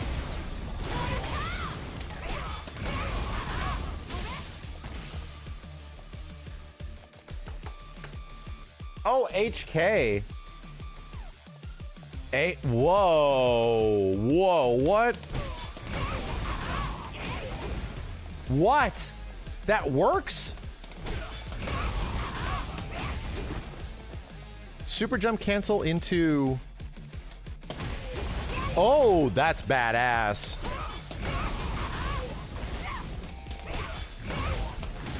That's badass. I can't wait.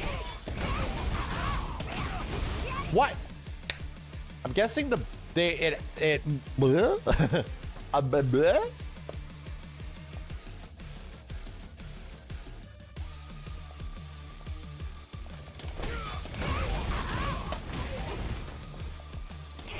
SJC grounded, not air.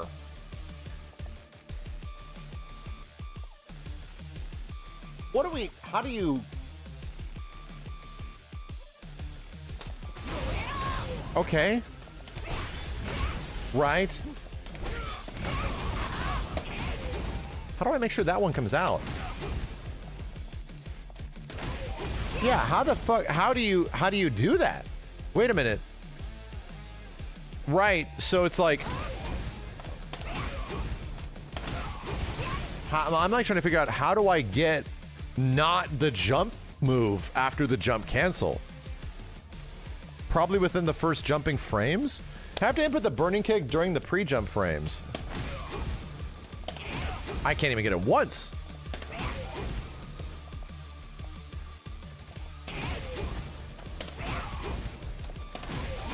Oh. Found it. I found it. Think I found it. Didn't find it.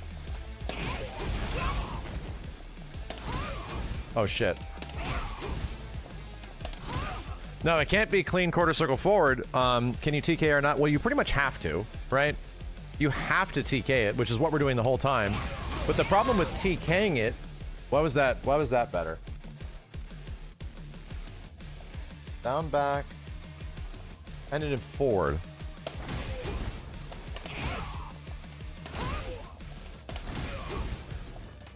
So here's the not TK'd version, right? No, I did it. How the hell? How do you do this consistently? Bro. So here's the jump version, right? Like this is the jump burn kick, right?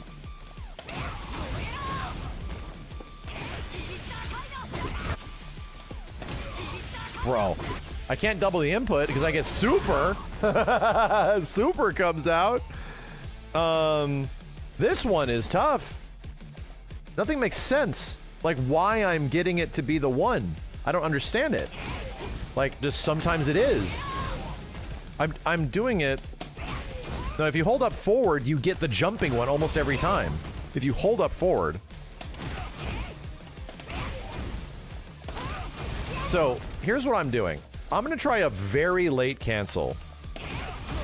That's it. I think this is it. I think this might be it. A very late cancel. I'm still not getting it. I'm still not getting it. Still not getting it.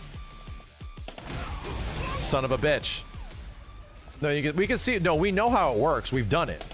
But just making it to be that consistently and not the jumping burn kick, the grounded burn kick after a jump cancel is very hard.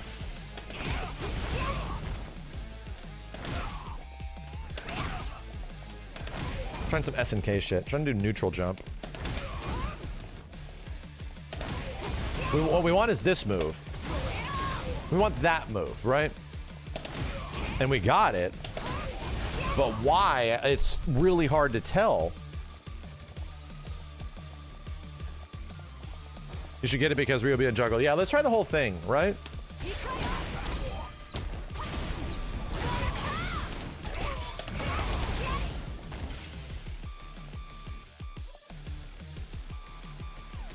Okay.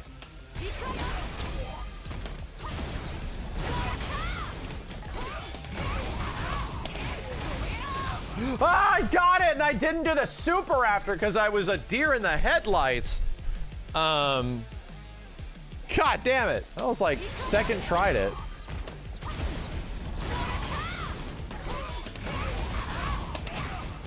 Fucking.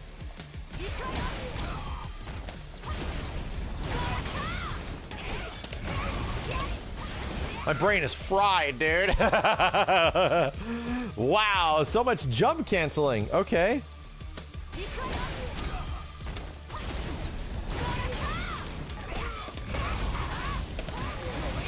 No, wrong one. Double fireball back kick in the end. So it's like, that's not it.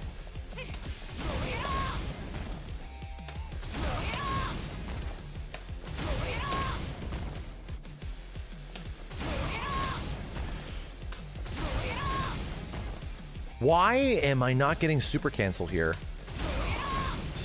Okay, it's just at the top. It's at the top. Okay. I was doing an SNK cancel. It was not it. I was like holding down the button. It was not it. I get it. She looks like an SNK character, but that was not it.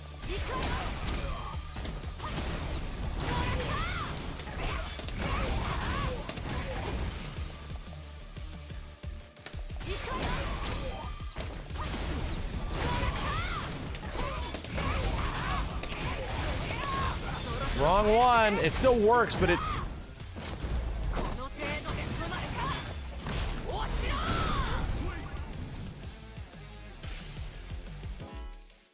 Was that the correct one?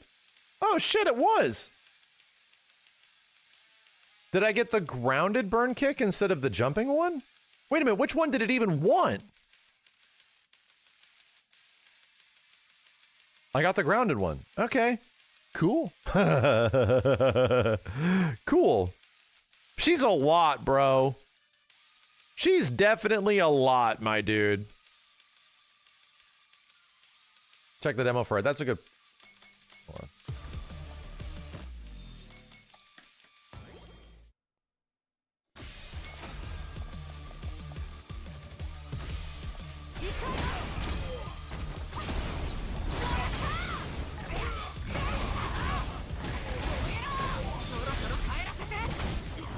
They look very similar. They just look really similar. That is a... That's a pretty tough trial, right?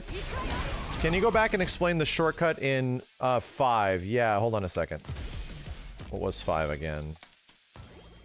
What was the gimmick we figured out here? Oh, okay, so this. Right? Right?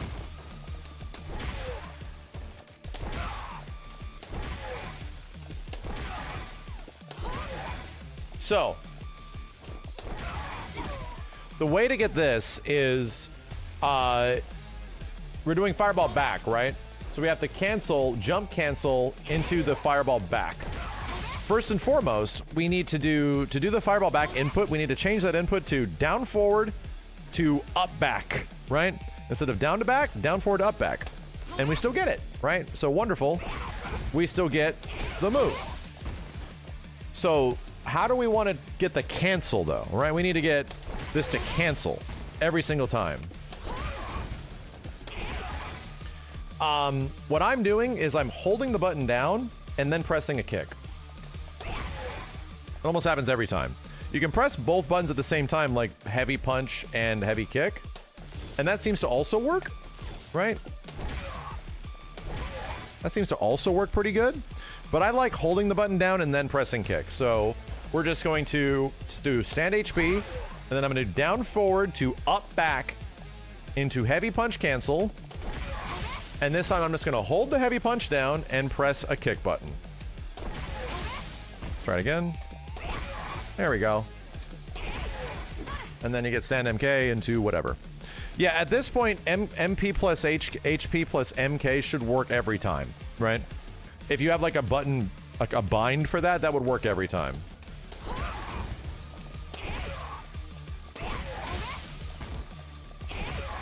If I wasn't bad. I still like the hold down method, right? Hold down method seems to work every time. And then I get to do, yeah. Oh, it's punches. Oh, shit. You know? Let's do the whole thing. Here we go. 10 inputs for a link. Sorta. It's sort of 10 inputs for a link. You know? And then the same thing happens after. You want to do stand MK after, right? And then you have to jump cancel this.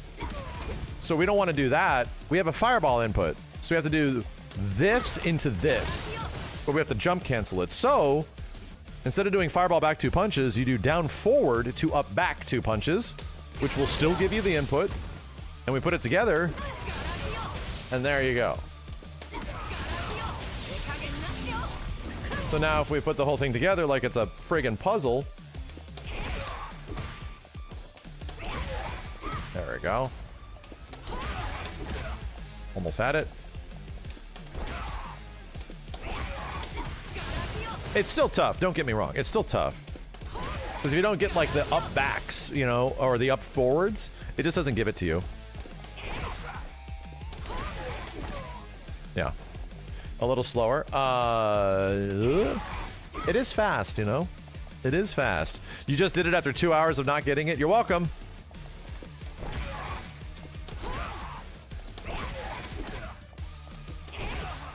I'm still trying to do the full thing, man. I'm missing the up back. See? I missed it. I ended in back.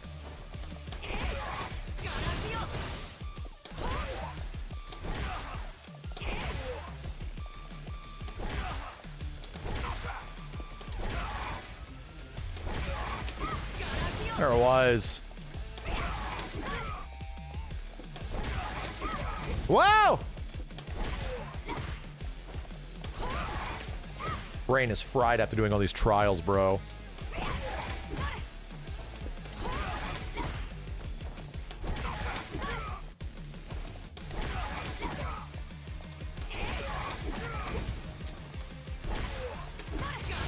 It's actually much slower. Yeah, you have to do it much slower.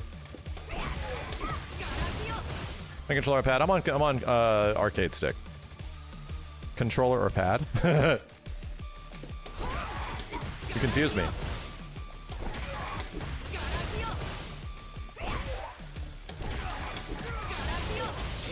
Yeah, if you slow it down, it's like I'll give you the beats of it if I possibly can. Advanced 5. It's like the first beat is button cancel? Yeah. Beak. Jesus Christ. Yeah. Beep, beep, beep. It's a lot of damage too, dude. Holy shit.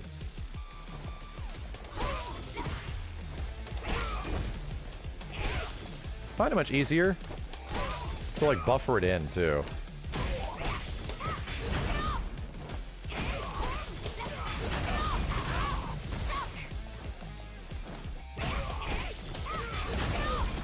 Ah! Keep forgetting.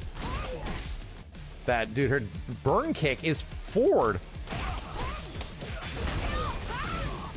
Burn kick's forward.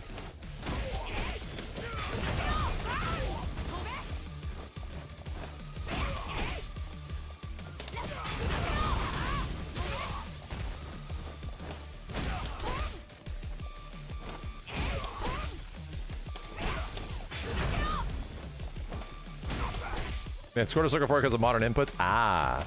It also makes sense as it's an easier input. You know, it's just like an easier input. Okay. Jeez, get me out of here. They're tough. Don't get me wrong. Of all the characters that I have tried in this game, you really got to like wrap your brain around her, but also have to worry about execution. The toughest part is that just from a very surface level and someone that doesn't even play that much Street Fighter 6, your execution is really rewarded in Street Fighter 4, right? Like you get actually like a ton of crazy mileage for that execution. Most of her execution in this game is circumvented by the drive gauge, you know? Like you're not allowed to get that crazy. Most of what she does that makes her potential actually really high, you have to use a level 1. You have to use meter. So I don't know if she's going to actually be like a limitless potential character, because to be completely honest, she isn't.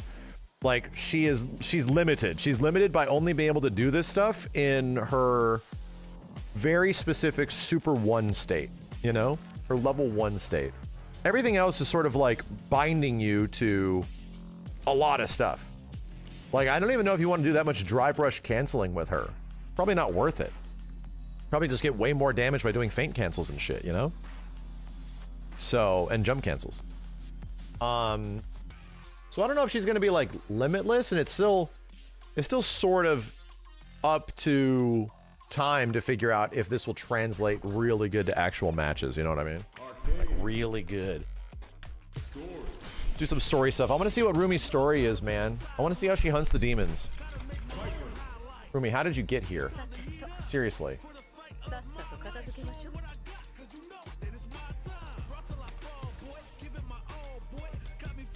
Rumi, how did you get here?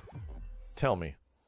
Director Hill, about the data from the previous experiment. Good morning, Director Hill. Director Hill, we need to get back to administration about that equipment ASAP. I can always count on you to do things quick, Director Hill. My name is Grace Hill, Workaholic Director of Siren Holdings Research and Development Department. She sounds older, that's Divorced nice. Mother of one. But there's a juicy little secret buried deep inside that workaholic. Grace Hill is nothing but a cover story. Crimson Viper. Cool. My code name. I'm an elite operative from an organization you may have heard of before. Siren may have the appearance of a responsible company on the outside, but on the inside, they've been using data collected from the most infamous criminal organization in history. Formerly most infamous. And now, because of all that... Don't jump, C.Viper. It's gonna be okay.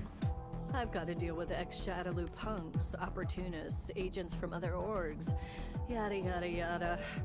Each of them more trouble than the last. Scurrying little pests that need to be compromised and put to a permanent end. But that comes with the territory, which means... It's time to go demon hunting.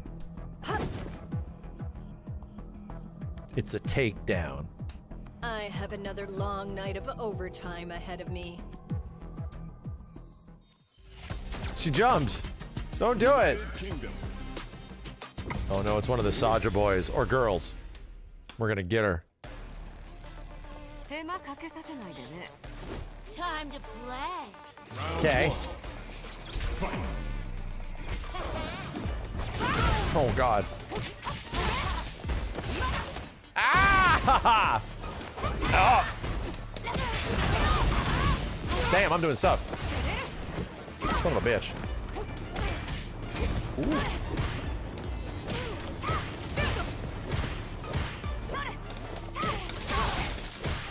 Come here, you.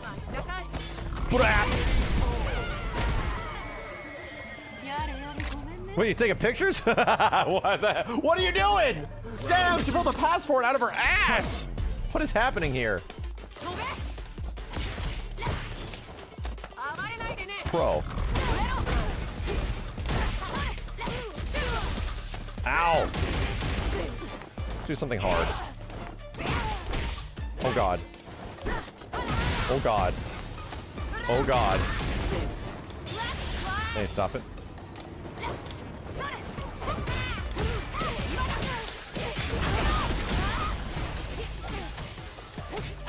Dang it, I want to go for level 3.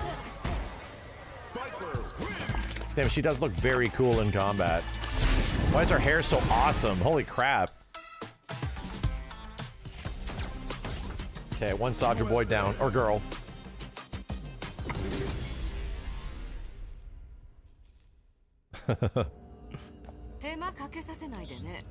You call, I answer. Is the CPU on easy mode? CPU is actually on hard mode. I get that a lot where it's like, Max, how do you make this look so easy? And I'm like, I don't know. Sometimes menus do this for a long enough time.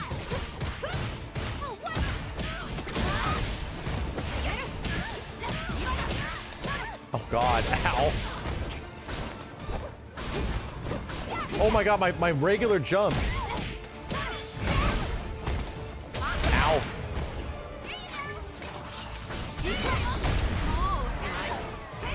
That was exactly what I wanted, brother.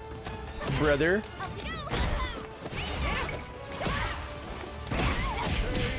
Jesus, dude. Round 2. Fight. Ow.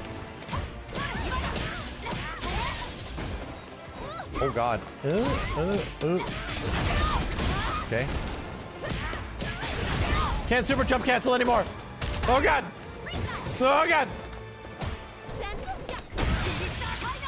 And now. God.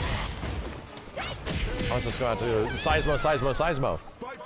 Seismo, Seismo, Seismo.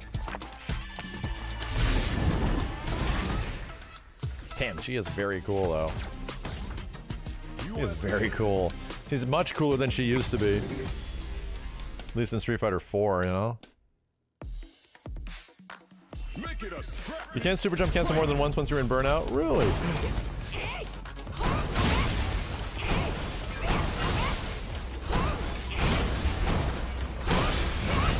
Wait a minute. Do this.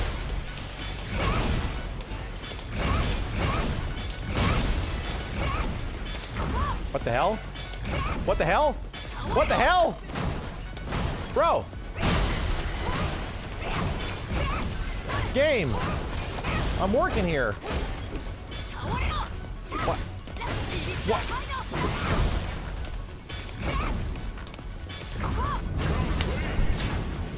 What was happening? I was watching it go through the car. Did you see this? I wanted to do a big old seismo bullshit and it would. The truck wasn't grounded?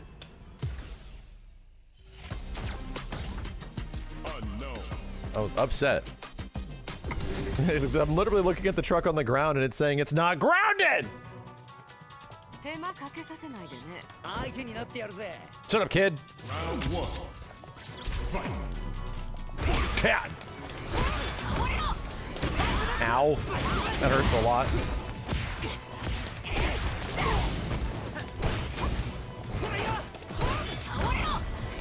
Ow, god damn. Okay. Block this, idiot. Block this, idiot. I wonder if these are actually true lows. Ooh, that did work.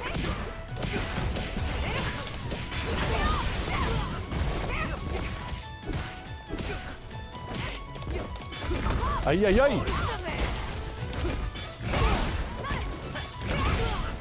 This is the Cetra boys, that's what it is. Yeah, I'm taking down the Cetra boys here. They're just singing their soda pop stuff. They're trying to eat people. Get out of here. I feel so relevant. United Kingdom. Okay, here we go.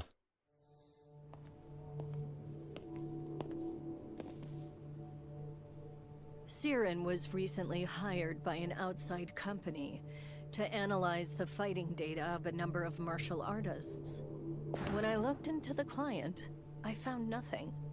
They were a shell corporation. Following the money has led me here. Is there something I can assist you with? I'm afraid you likely have the wrong person. I'm sure I don't, Johann. Johann Johanovich? Or was it Jean-Philippe? Though, it doesn't matter, does it? I'm sure it's best not to use your real name when handling Shadaloo's finances. Cool shot. I admit, I'm curious. Just where is all that money going? And what exactly are you planning? Don't keep me waiting. I do apologize. I don't believe I'll be able to satiate that curiosity. R A R E R A E R. An honor, to be sure. Round one. Run into my down HP here. Ow! I can do that too, asshole. A. Oh.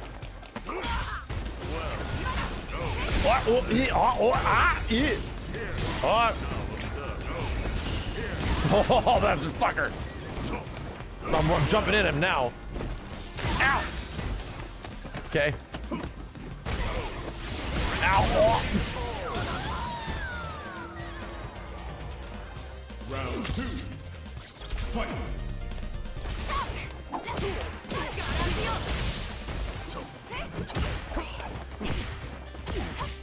Oh, dude, you are a piece of shit. He knows it, too.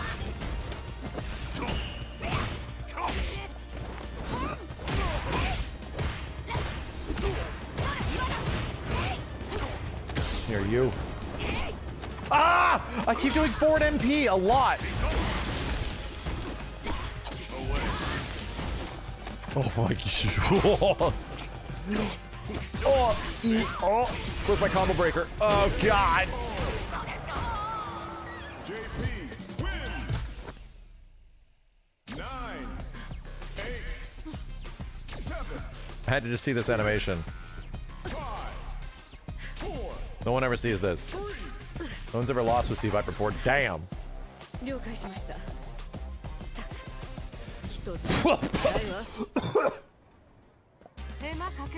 Round one. Fight. What?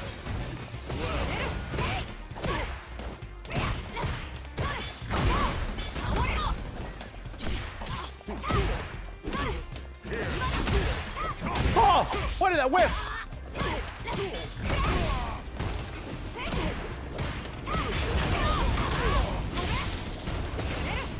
Yeah, I'm coming.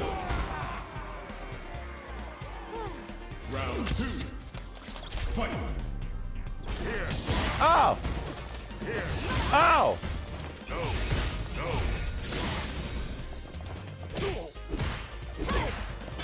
Oh my god. Dickhead.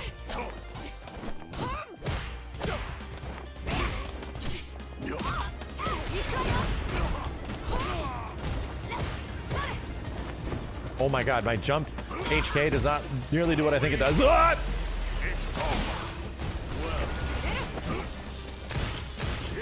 Oh. Okay. Oh, is that it then? Final round. Fight. Take that. Take. Whoa! What in the holy dumb ass? That's crazy with this via CPU.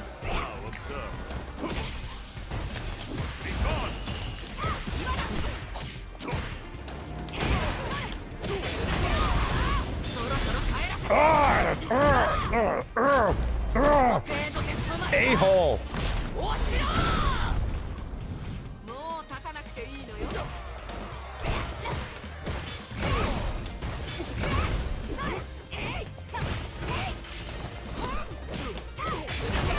Let's go! Get this guy! Arr, arr. Bark, bark, bark. Okay. Now then. Ready to talk? Are you gonna blast his brains? What?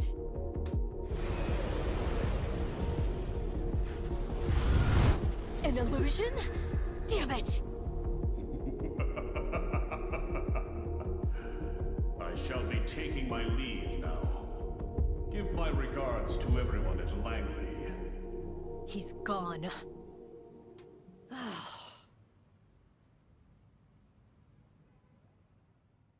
Bummer. Not everything about my cover story is a lie. They broke up the band. I am a workaholic and a mother of one. That much is true.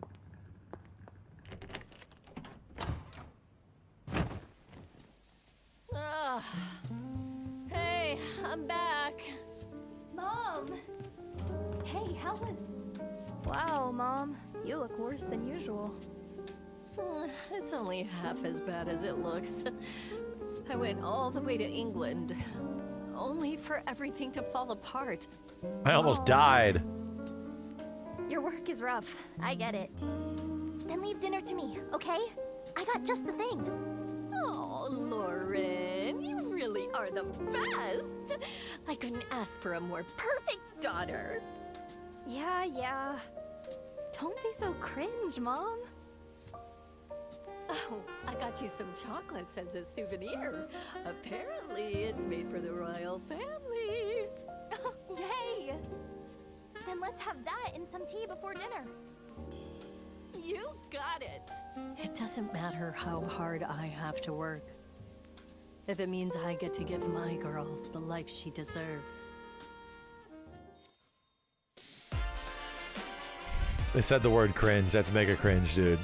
You can't say the word, all right? You can't say the word. The word is mega cringe, all right? That's the problem. That is the whole point of it. The whole point of it, you know? It's mega cringe to say cringe. Thanks for playing. It's cringe for me to even be talking about the word cringe and how cringe it is. That's the craziest part. I'm probably going to jail now. Congratulations. SF4 art by Kinu Nishimura. Damn, how do I know this? Damn. This is new. This is new? Wow. Super Street Fighter 4 art. Yeah, I don't know who drew this. Neither does the game. The game did not know. SF2 Turbo Acumen? Yeah. Oh, it's showy. I'm an idiot. All right. I failed. She's okay. Right? I think she's like... I think she's definitely going to have some expertise folks that use her, you know? I think she's going to be a character that not everybody is going to immediately gel with. Clearly. And I think she's kind of designed that way, which is good. It's good that there's like a weirdo character, right? And she's sort of easy to use in a certain way, but also very hard, right? Like if you want to start doing the good stuff, it's actually really hard. Yeah, I feel like almost like a Rashid player. Yeah, for sure. That's a good example, you know? That's a good example. I am mad curious. I am mad curious how Alex is going to play. Because Alex isn't necessarily a hard character, right? And what they did to him in Street Fighter V was interesting, but, you know, it is what it is. It is what it is. It's fascinating is all it is. I'm just wondering how Alex is going to be. Because I'm assuming already that Ingrid's going to be mad bizarre. Of all the characters in this season, I think that I was the most interested in playing Alex, but I was shocked by how much fun Sagat was. I feel like Viper is similar to, somewhat similar to Elena, for me personally. Where it's like, yeah, she's kind of fun, but not really a character for me, you know? Kind of fun. Sagat ended up being really fun. Like, really goddamn fun. Don't act like you aren't interested in Ingrid. I mean, I'm more interested that Ingrid's going to be completely different. That's what's getting me the most captivated by what she could potentially be. It's Ingrid, bro. Come on.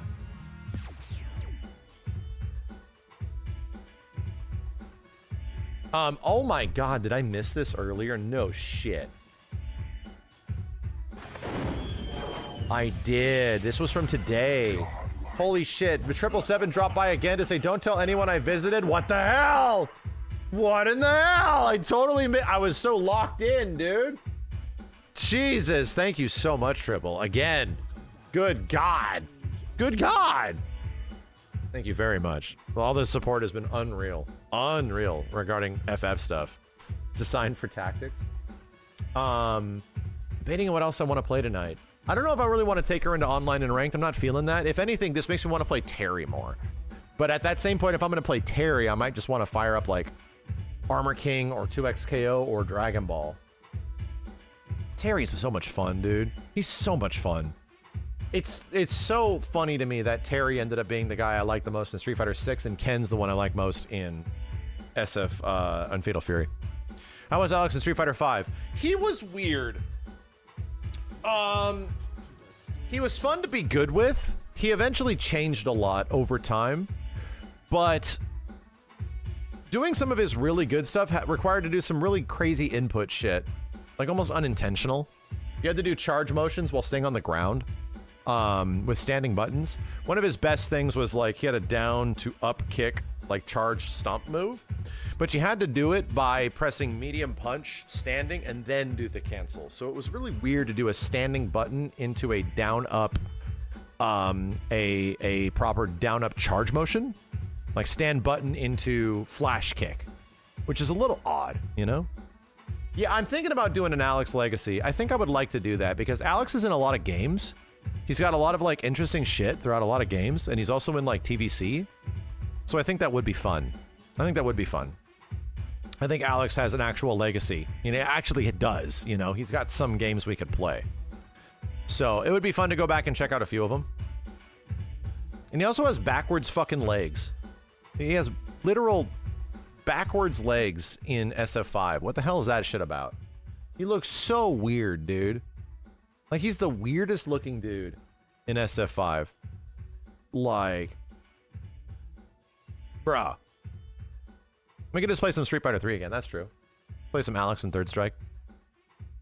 Yeah, he is Mr. Third Strike himself, but he's not particularly great in the game. Mr. Third Strike is actually Ken, but he is Mr. Third Strike is Ken. Mr. Street Fighter 3 is actually Alex. Alex was the main, like, prioritized character throughout the Street Fighter 3 series. He had a cool Red Earth costume too. That's right. I forgot he had that. Did you hear TVC? Yeah, we'll have to fire up TVC later when we get a time frame for Alex. Xbox Lucifer, thanks for the Prime, dude. Who's Mr. Second Impact? Hugo. That's Hugo. Nah. Mr. Second Impact might be Sean or Ibuki. Those characters are crazy in that game. Akuma's also crazy, but yeah, Sean is god tier in Second Impact. He's mega good. Sean was so good in Second Impact that they nerfed the holy bejesus out of him in Third Strike, dude. They took away everything that was good about him, and they just made it worse than Ken or Ryu or Akuma. Just made it worse. Like, they took it personally that Sean was mad good. How do you play in TVC? He's pretty fun. Yeah, he's pretty fun. He's not like a mega combo monster, but he works pretty good as a versus character because he has like a lot of like long range striking attacks and shit where he like chops across a whole bunch. He also does this.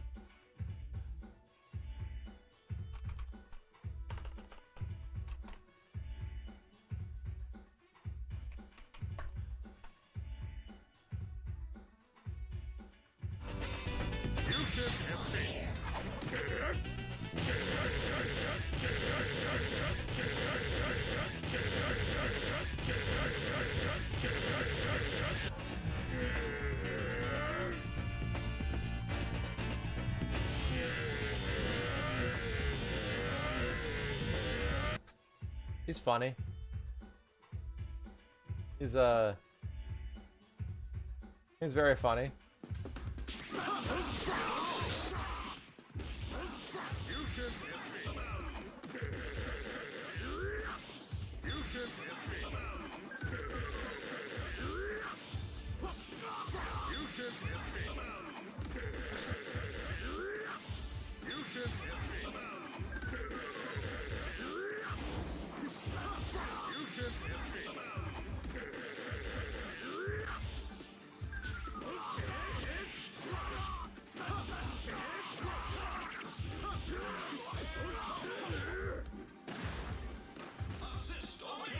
He's not bad in this game too. He's actually pretty good, you know. Damn, these 15-year-old videos. That's crazy. That's crazy. 15-year-old TVC videos, bro.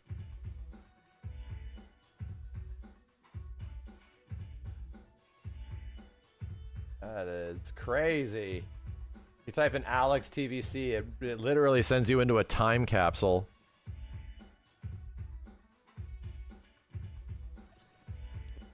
Now, I didn't. Higher level players have complained about them being legal attorneys. Like, it's just.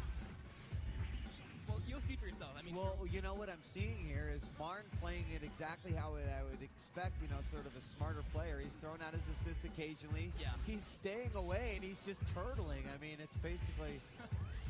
Do you think of TVC getting into a Capcom fighting collection someday? It's really unlikely. The problem is like the return, you know? There's two big issues with Tatsunoko versus Capcom coming back, as much as it would be cool to just get TVC online. Issue number one, Tatsunoko versus Capcom never really made money. And the OG versions of the game, the first version wasn't going to make money so much that they didn't even release it here. Like, it never was intentionally going to come out to the US. It was a Japanese import game only, right? But there was some folks at Capcom USA that really wanted to bring it out here. Seth Killian was one of them. And figured out all the myriad of copyright licensing problems because all those characters don't belong to just Tatsunoko overseas. In Japan, they do. But here, they do not. So yeah, they had to figure out the rights for all of those characters, which they did, and the licensing hell, which they did, and they paid for it all, so they could release an English version of Tatsunoko vs. Capcom Ultimate All-Stars in the US. And it came out on US Wii only, and it didn't sell. Granted, the Wii wasn't the best platform for fighting games just in general, but unfortunately it didn't sell. So that's the biggest challenge, is that the copyright for those characters overseas has only gotten more complicated. And number two, the likelihood of seeing a positive or net return of the investment that it might take in order to get that shit released, pretty low. Not a very high likelihood that you're going to make your money back by redistributing and releasing the game, you know? Not to mention that it's an HD game. It's not just an arcade version, even though there is an arcade version of it.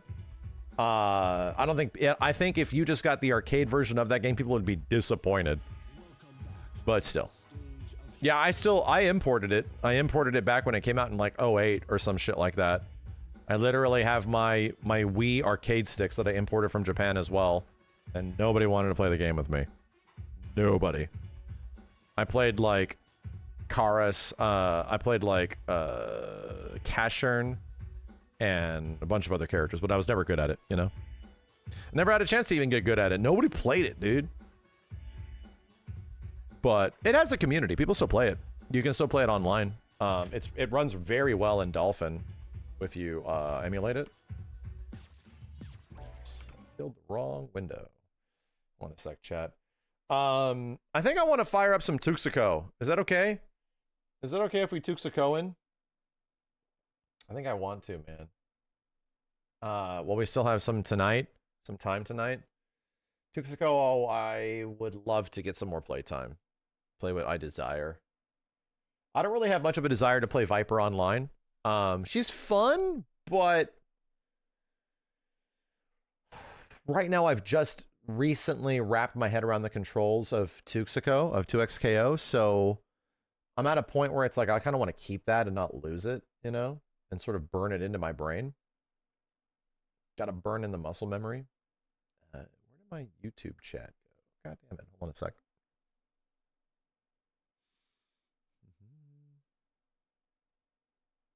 There we go. How does it go?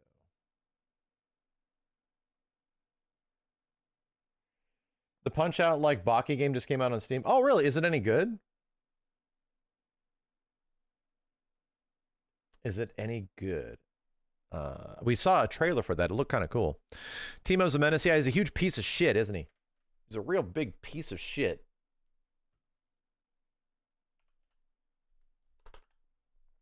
I want to put Warwick on the main screen, damn it.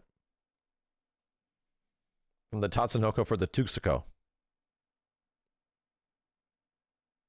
People found like a basketball mushroom combo. I'm shocked. The piece of shit's only getting better. He's the war crime right now, dude. Little bastard.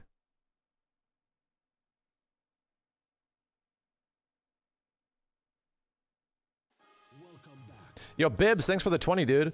When are we going to get our Final Fantasy fighting game? For real. I'll even take Capcom versus Final Fantasy at this point. Yeah.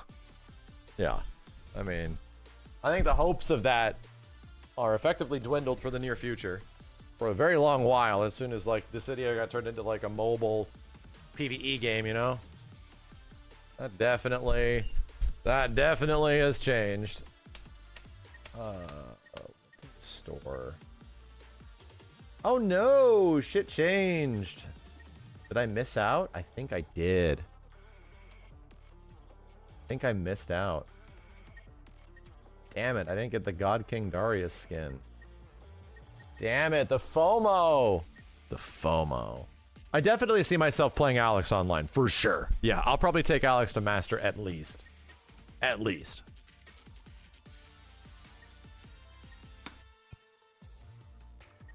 I think we bought this, right? Yeah. Where's my Batudu pass? What are we unlocking in this thing?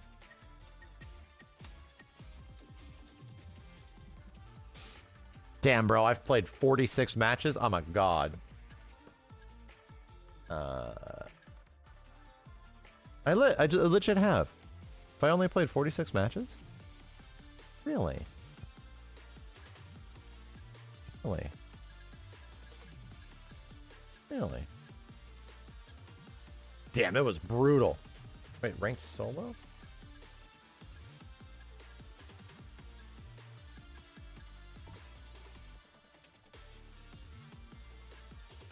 Huh. I guess so. don't even have that much experience. Where the heck's the battle pass? View battle pass. Okay, we're at like 19. How many do I have to go? Many. Jesus Christ. I have many. I legit have many.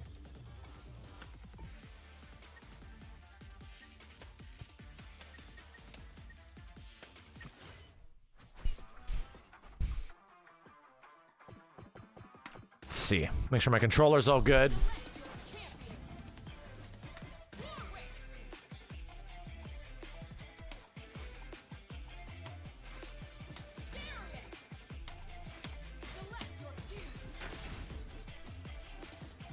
I'm gonna beat up this kid. Makes me mad. Yeah, Sunday's duo session was very fun. I had a good time. I was debating what the heck his corner stuff is, right? What was my big corner combo?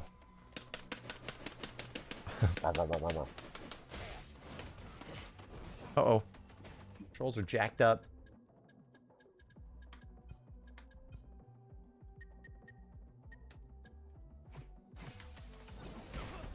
There we go. Yeah, if you get corner throw, it's like...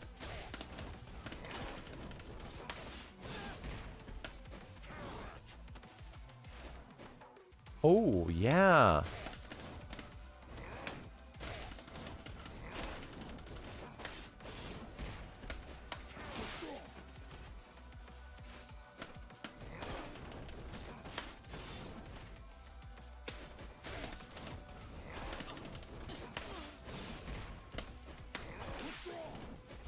Yeah. Oh, I think I need to do, sheet. What was it? Corner combo. That doesn't work. Chop, chop, chop.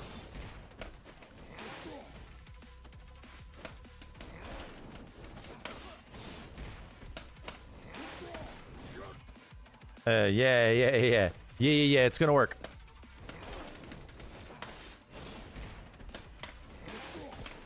Ay, ay, ay.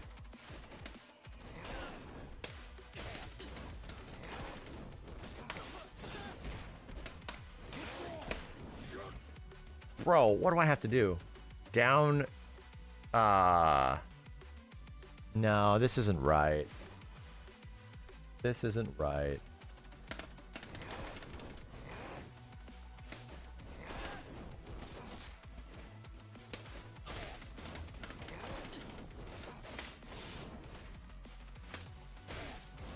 Need more hits than from Warwick DP. Yeah, I think I would have to do DP. So it's like throw here, 1, 2, 3, boink. Why? Oh, because my dumb bitch ass. My dumb bitch ass. No.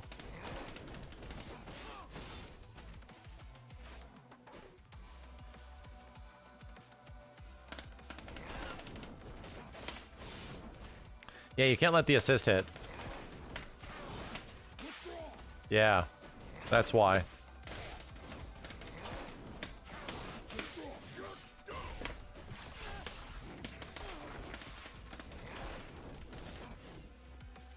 I swear I had something else out of a corner throw that led to like really big shit. I could have swore.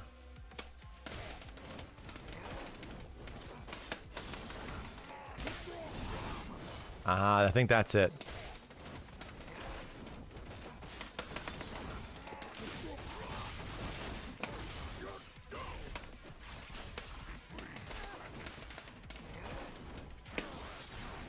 This was it.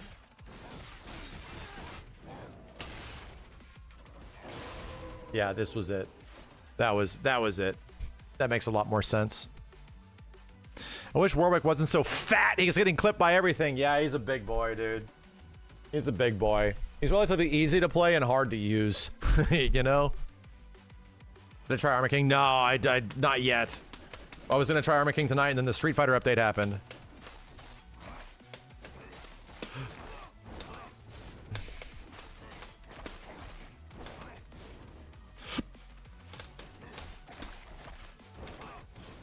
This is such a weird combo.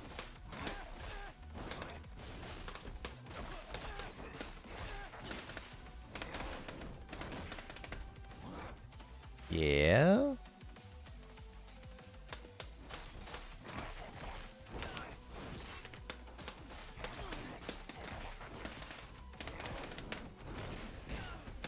Wow. Okay. Hold on just 1 second, chat. One second. Damn game.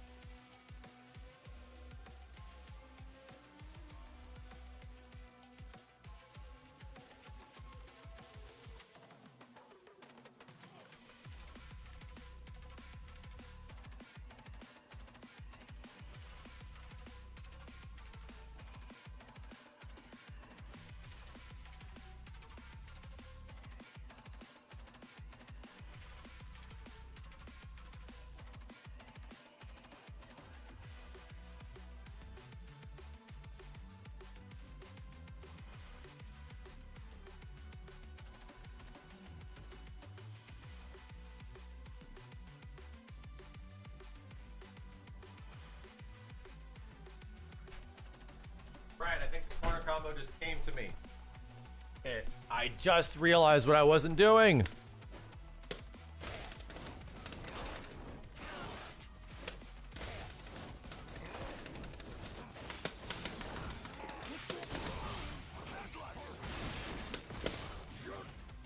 This is gonna work.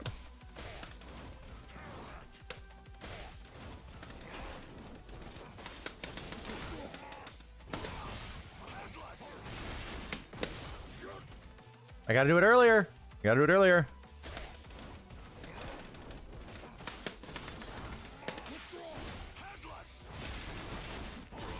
No. Well,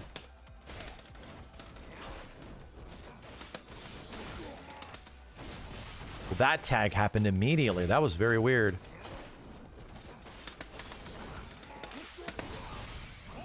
Wrong super.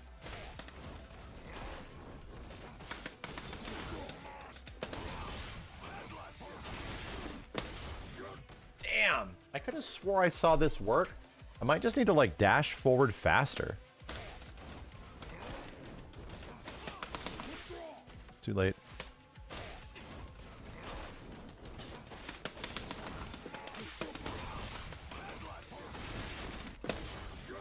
Nah. Trying to get the button after and it doesn't work.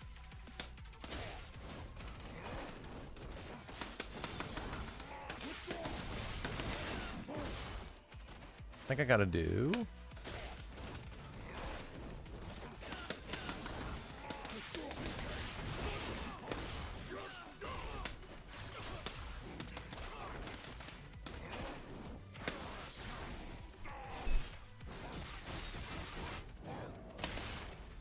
No DHC here, but that's really good. Right? 2 bars on Warwick leads to blood mode and gives me really good Oki, you know?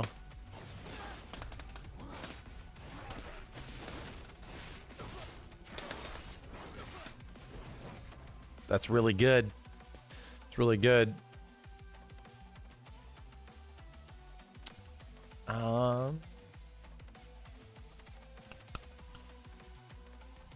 Trying to think, did I thumbs up some Darius Warwick shit? Hold on.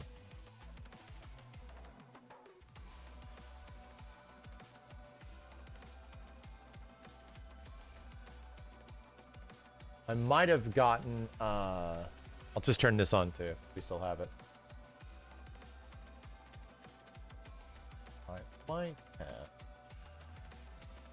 I might have found some Darius Warwick stuff over the last few days. I want to see if I thumbsed it up.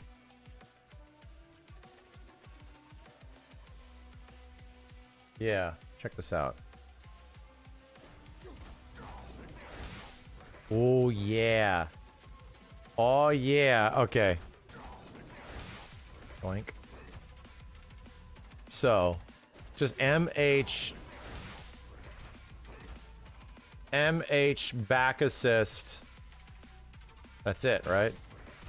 MH back assist, okay. That's really good. Now they're gonna parry. Even if they parry Darius, you still get the mix-up.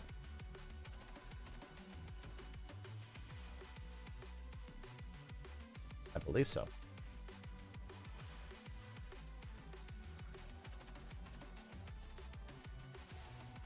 Easy corner TOD.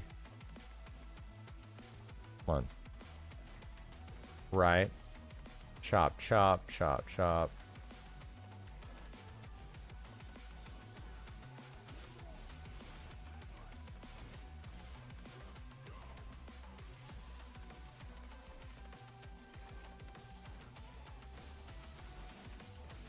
Oh, I just realized I'm doing the wrong move.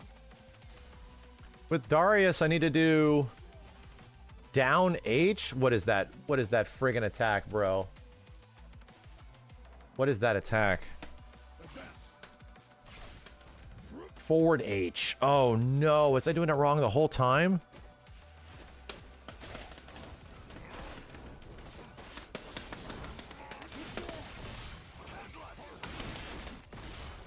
If I didn't freeze up there.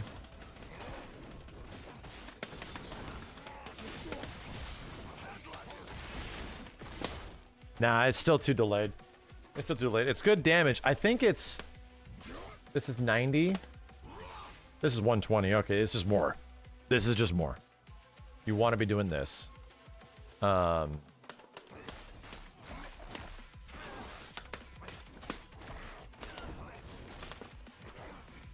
that not it? No, it was it.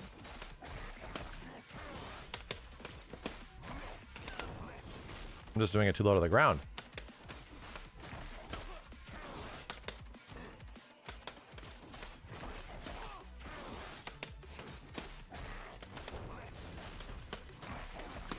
You have to do the bite there.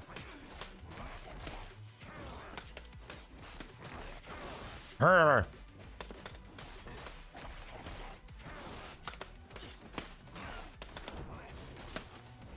Yeah, okay.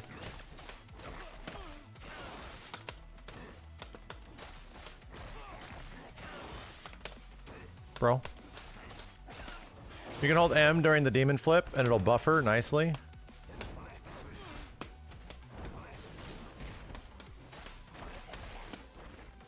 Really? Let's try that. Get you to block. Get you to block. Counter hit settings. Ooh, bots. Block always. Right.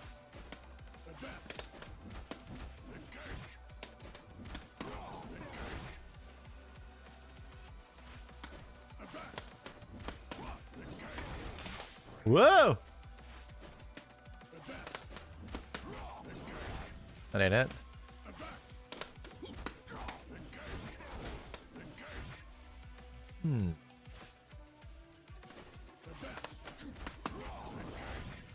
No.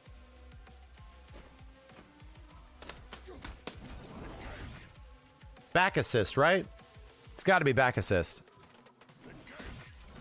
Yeah, I just have to make sure it gets hit.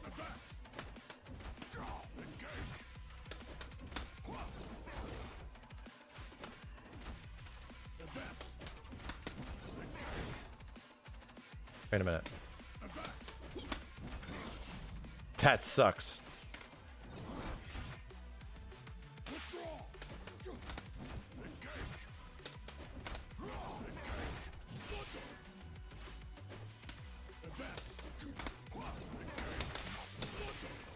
Hey, I think I found the input for this. I think I found it. Right?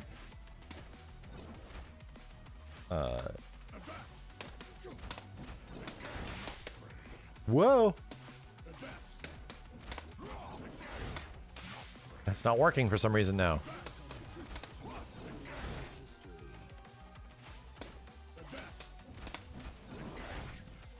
Bro. It like can't hit? Oh man, why isn't this crossing up?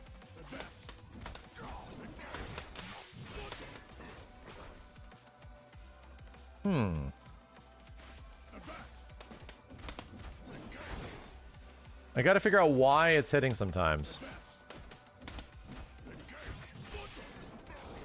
Okay.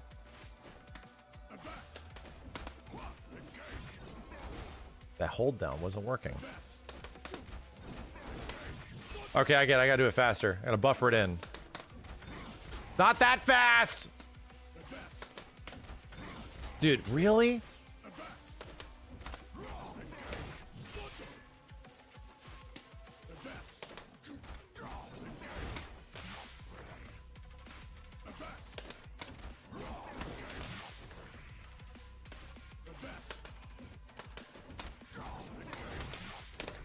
I have to be really careful with that.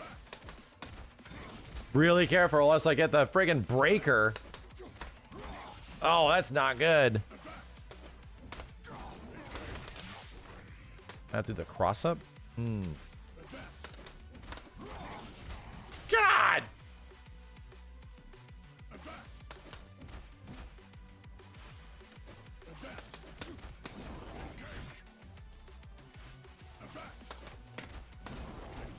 Why am I not getting the back assist here? Yeah, the tag button registers a negative edge input, so it's like... It's really easy to mess up. I'm trying to, like, get this to... friggin' hit.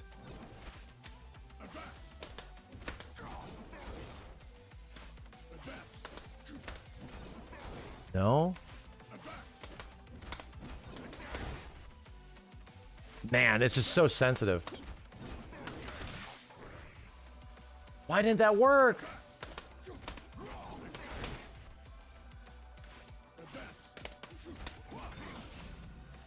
Man, I almost don't like this, that I'm getting what I don't want so consistently. I almost don't like this.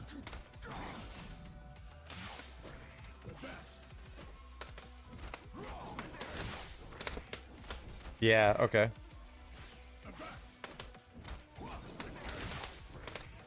Yeah. Yeah. Oh, it's all timing, yeah.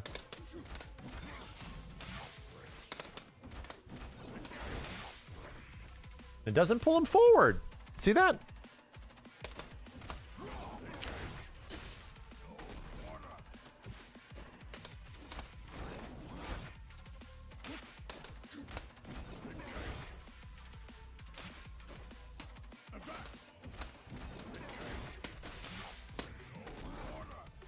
That's pretty funny, right?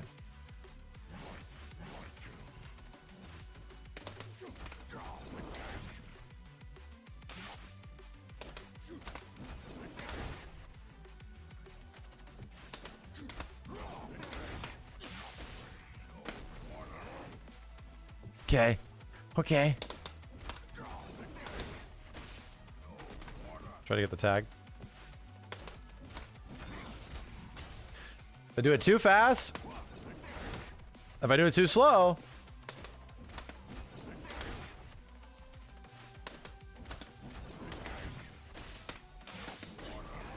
wow, that didn't work.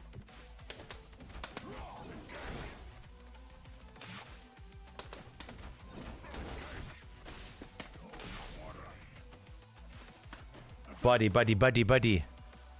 Buddy, buddy, buddy.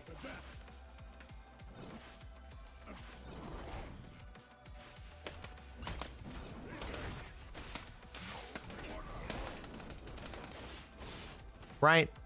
That's cool. It's not much, but it's cool. So I'm trying to get this tuna. Check it out. I'm trying to get him to do the cross up every time. Because if I press it too fast, sometimes it's like it mistimes it. And then at other times,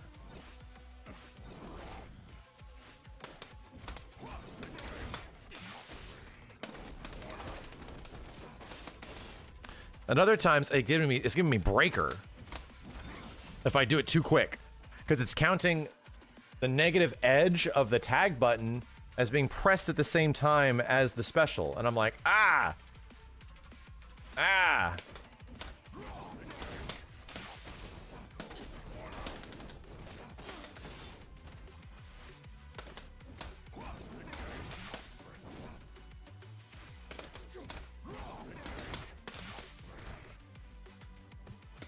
Hey. Overhead to low there. There it goes again. So, yeah, there's a pretty dirty one.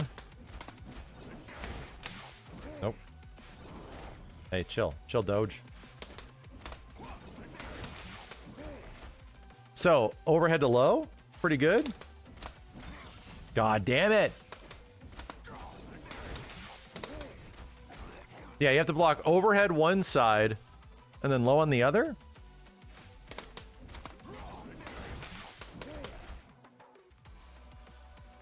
So does that, yeah, that's my question. Is that this game's protection? That isn't an overhead? That's probably a mid, right? Or was this...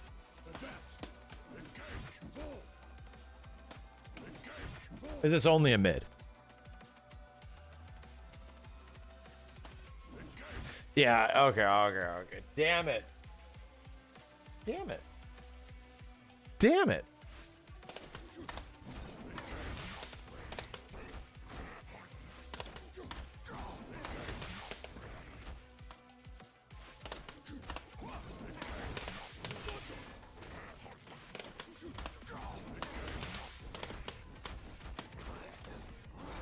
You know, I'm getting the hang of it.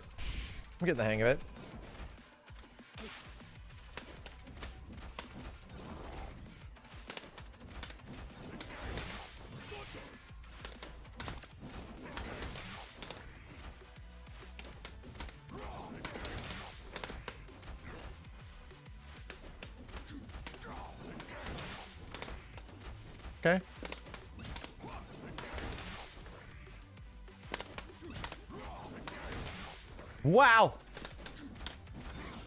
Wow.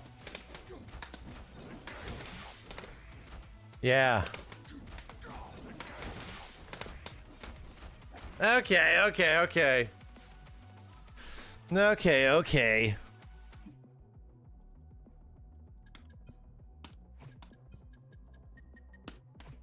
It's tough, you know? 'Tis tough.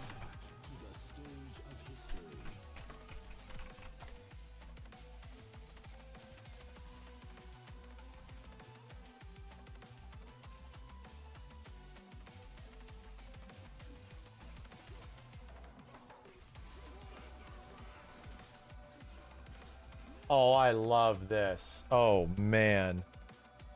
Hold up.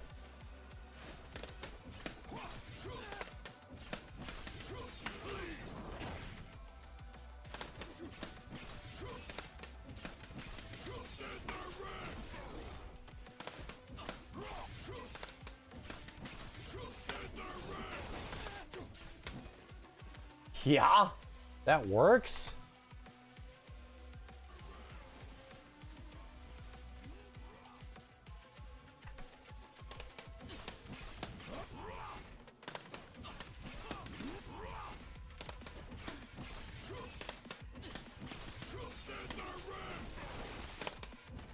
Woo!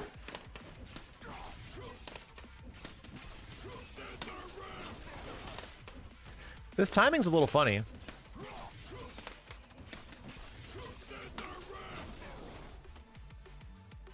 But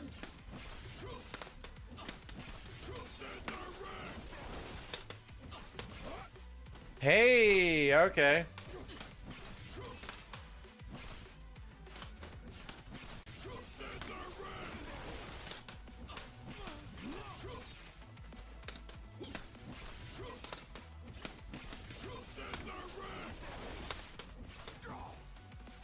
Weird.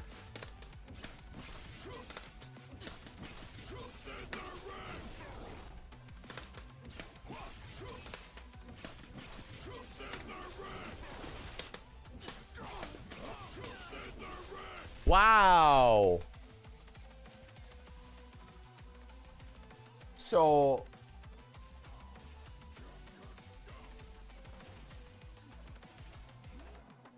big chop. Okay.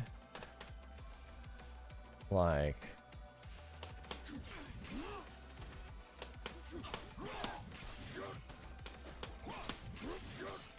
that's a lot of damage. Yeah.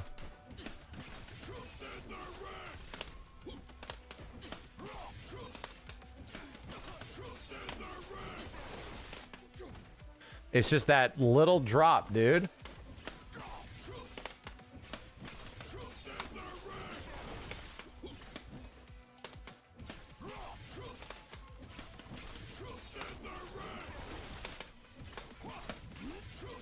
So I need to do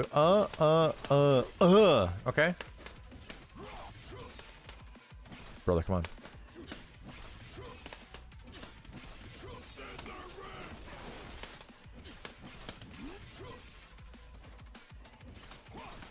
Okay, down forward, yeah.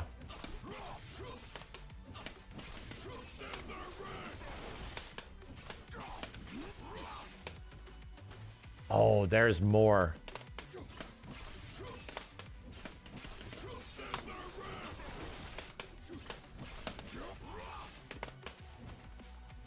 Bro, what? I'm trying to figure out where this timing is.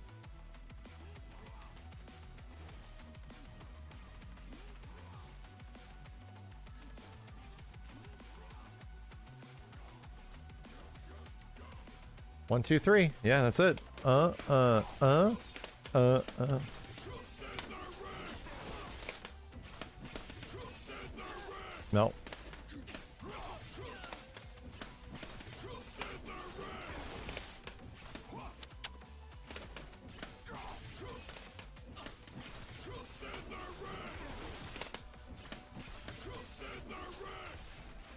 I'm gonna get this, man. I see it. It's possible.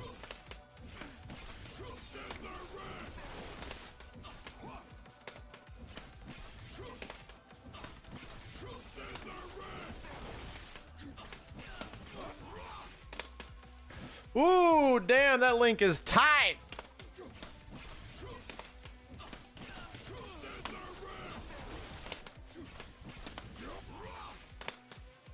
Bro, that's so much recovery.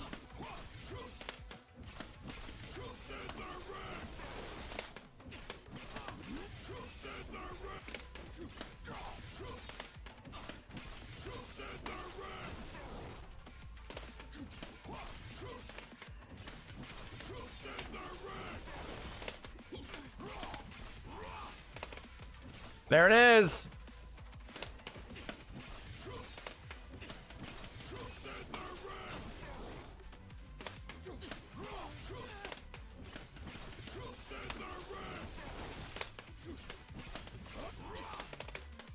God.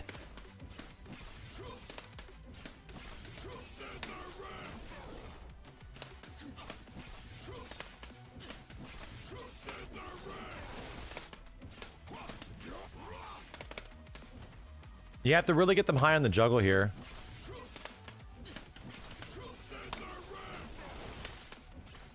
Really high. It's tough, dude.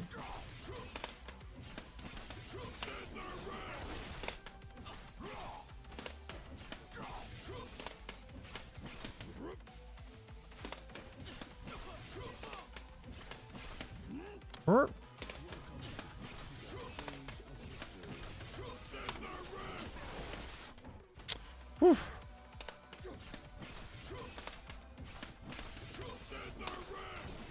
Too late.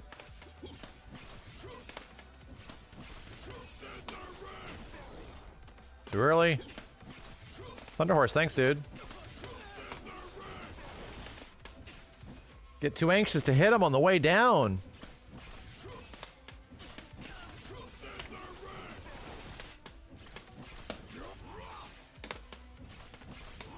Oh, damn. So, yeah.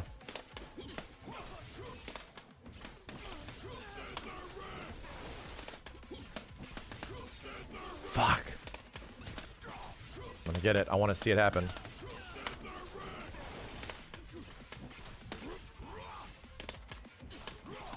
No! No!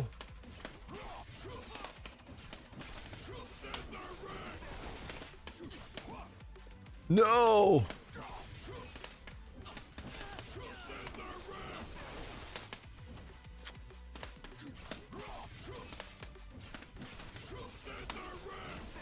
What?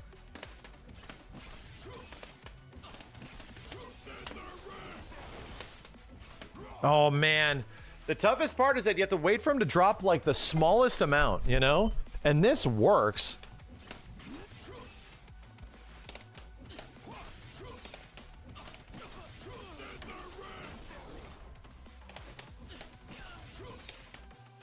Damn it, dude.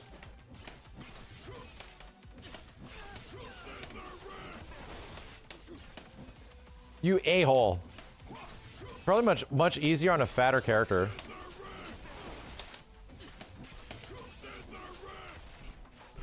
Son of a bitch!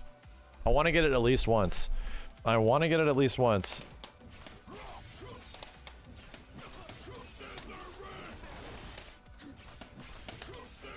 No, don't do that, you dumb ass. This is such a weird string to do.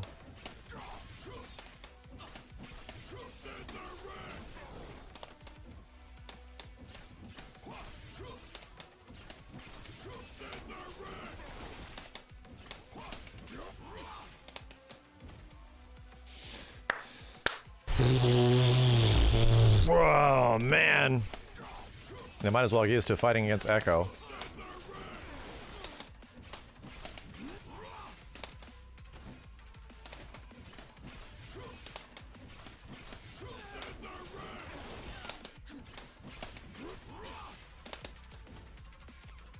Yeah, bro.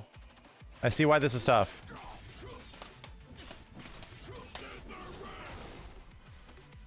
Also can do it too early, apparently.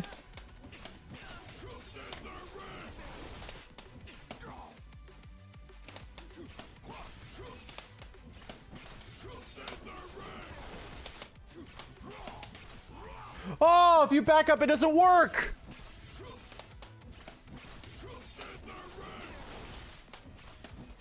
I need a micro walk forward. Let's do that.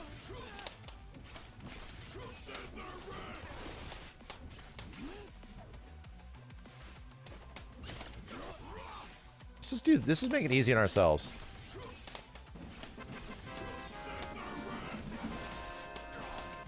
Let's make it easy on ourselves, dude. It's H.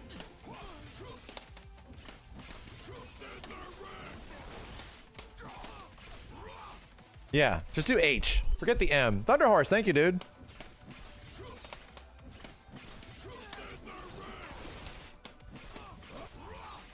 Yeah, forget it.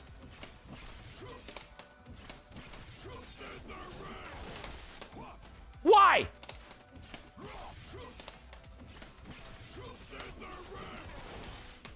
Oh my god.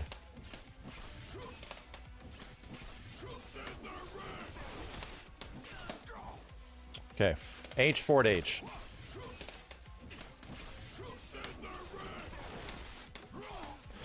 H forward H, brain.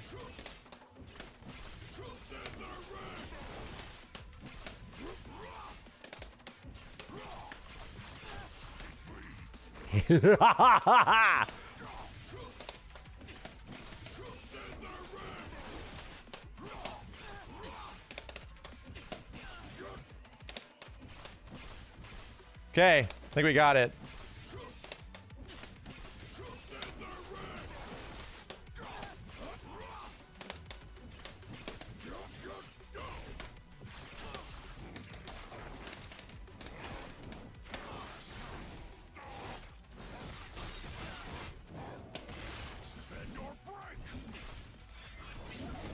Damn, dude.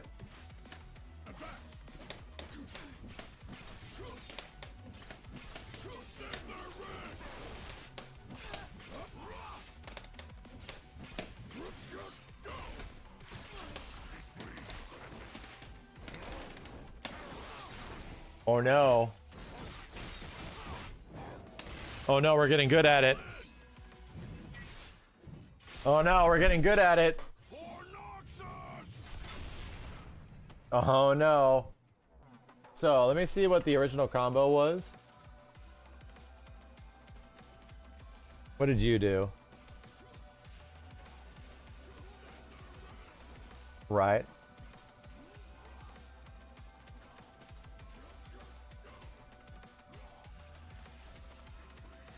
Oh my god, you can actually squeeze out more? H, forward H, down S. Wow, down tag. Yeah, he has 2 assists. 2x assist. We're doing the same combo though. It doesn't it could be double down, it could be anything. All right. The fact that you can squeeze out more is crazy. So you're telling me he squeezes this out.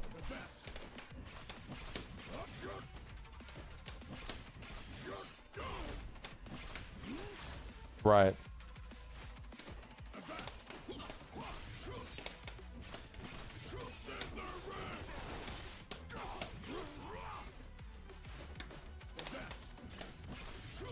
Hold on a sec. Well, I didn't come up with this. We're just seeing what other people came up with, and trying to make it work, make it a little bit easier.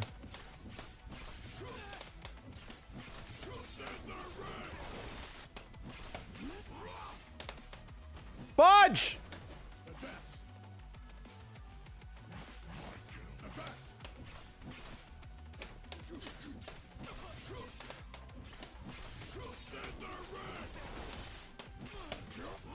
And that's the sucky part, is that I have to, like, wait.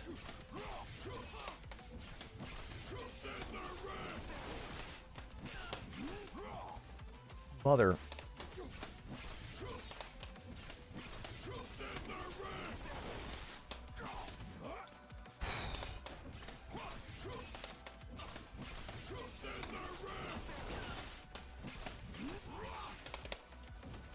You have to have the height. The whole point of it is that you need the height.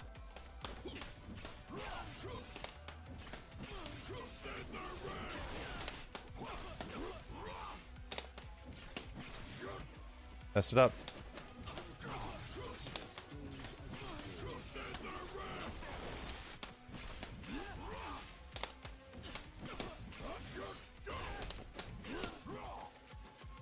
It's H. H forward H.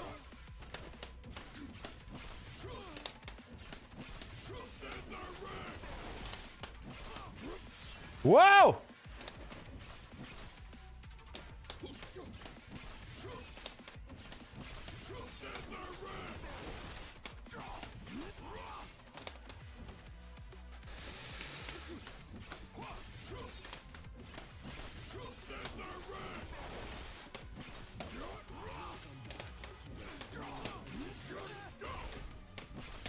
Ah!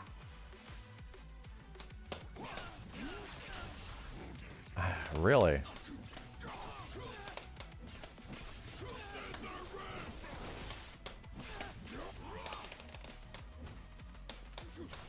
Yeah, I have to micro dash after the bounce.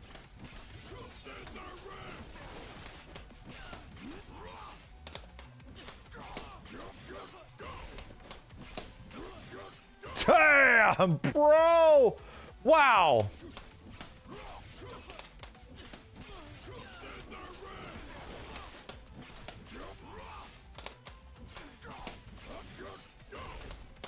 Oh, dude, jump, run forward.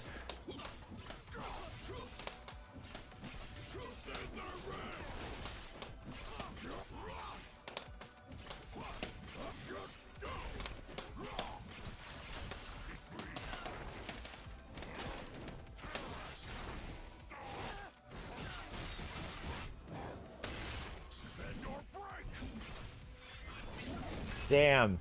858, 2 bars. Does it work off a light? Can I get this to work off a light?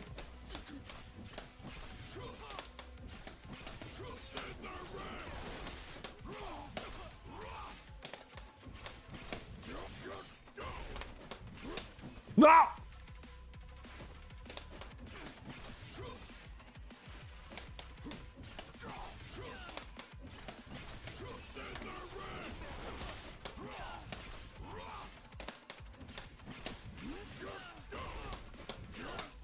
Oh no, I did the wrong one.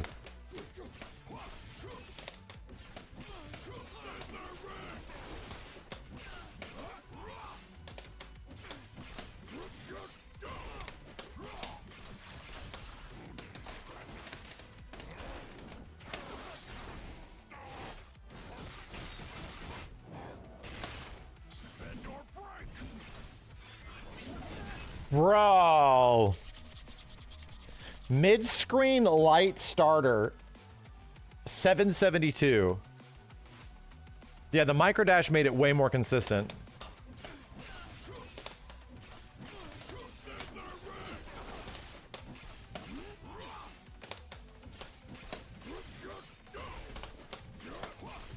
Ah!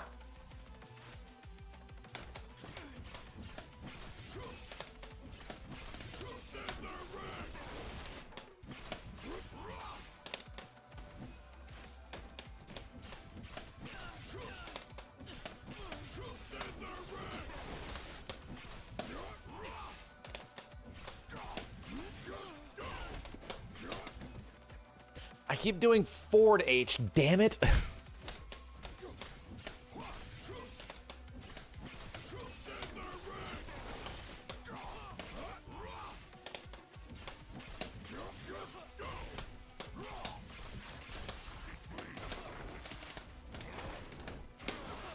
Okay.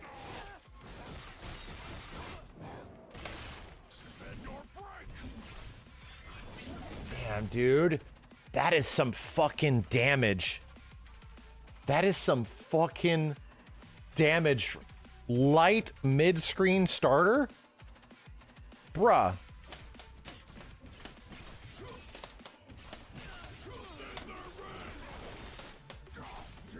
Bruh.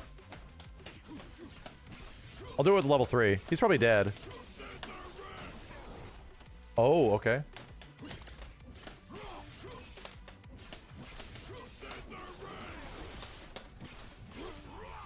Delay that.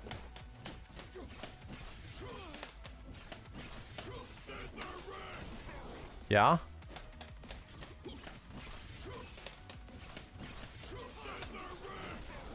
Bro! Well, that's not comboing.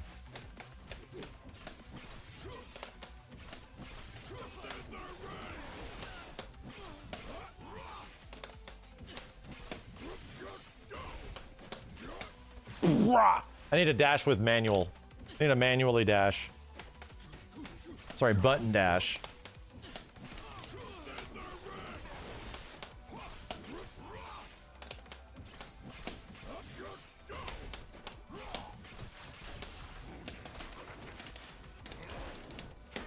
Two light starter mid-screen with level 3.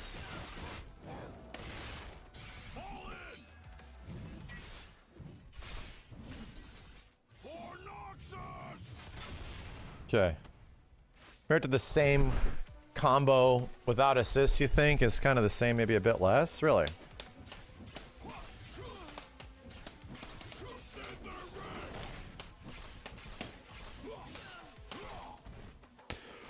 Right, let's find out.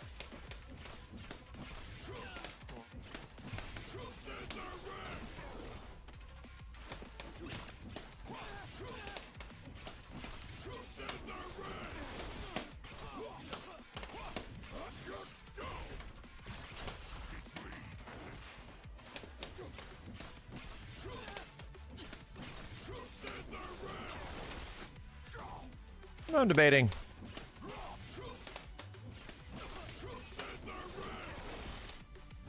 I need to do jumping H, yeah.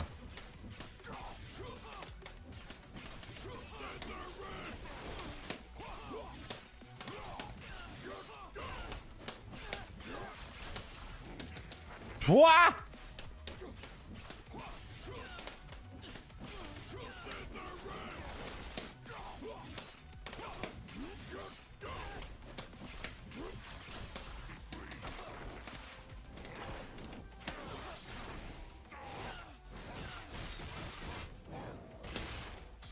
It's still a shit ton of damage, bro. Yeah. Even without doing the unnecessary hard shit. Dude, just doing jumping H is crazy good, right?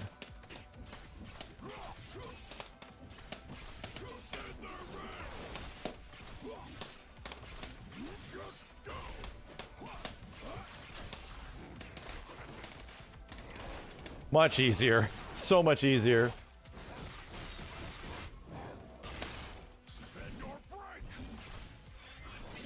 So much easier. Yeah. It's still an absolute shit ton of damage. Okay.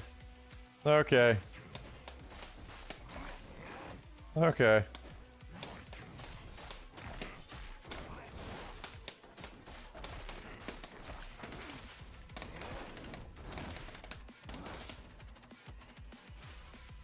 Man.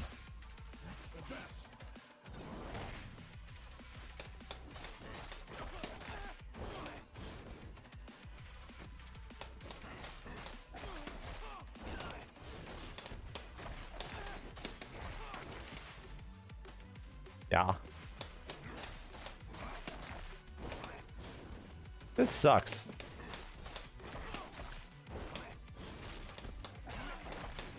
The delay.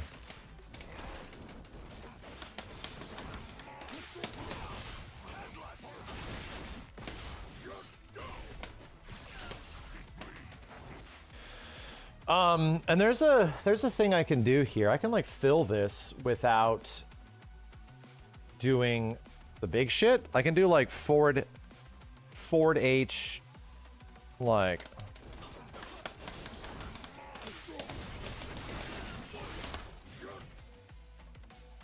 I figure out what I can do here.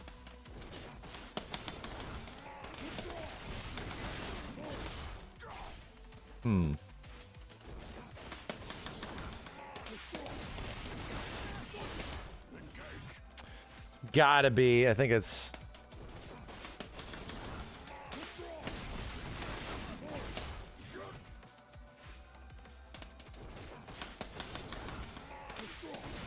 No, forward H there.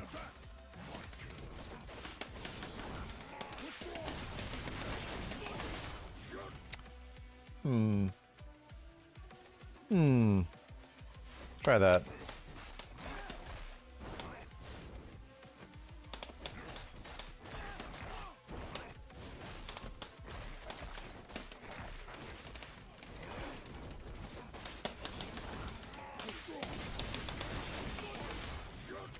That sucks.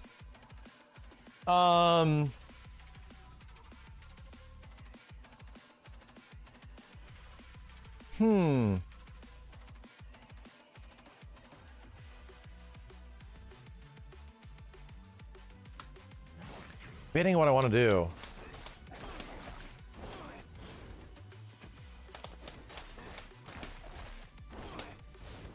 I hate that. That's whiffs. I'd pay money for a Benny color. Certainly would. Certainly would.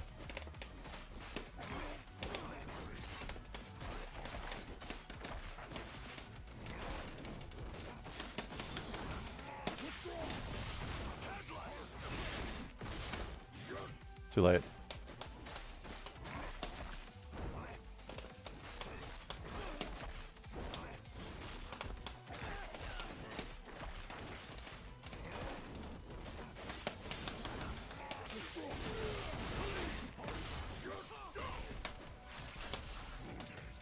Yeah, okay. You can just do HH, right?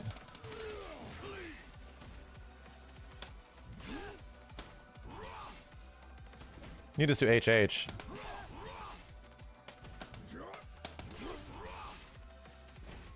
Better I can just do that.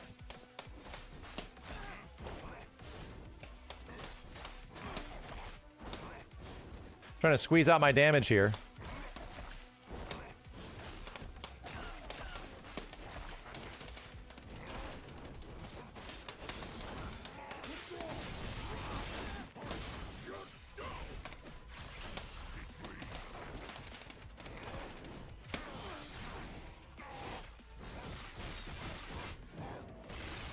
$870. Oof, man, 870. That's really good. Let me see what it is.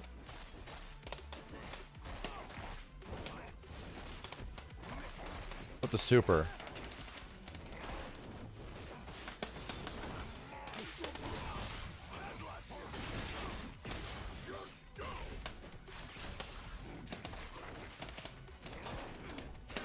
It's much more. Yeah, you get a lot more. 989. The cool part is that you are able to route it, right? I can route it around where I don't have to use the full amount. I can. It's just figuring it out.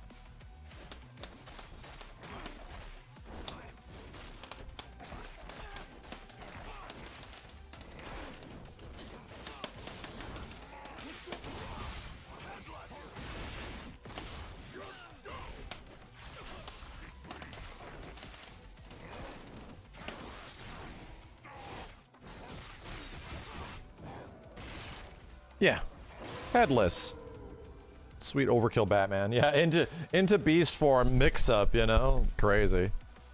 Chad, did they fix Yasuo yet? My combos don't work against him. I learned this when I was fighting Steve. I was like, dude, this sucks.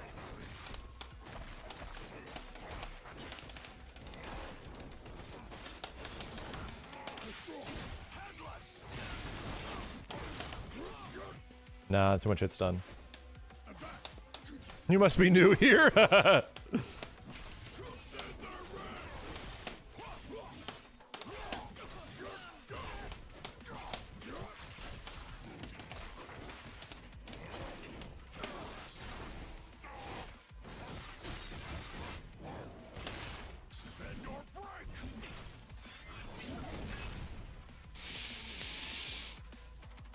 Not yet. They mentioned they're gonna fix it though. Okay, okay.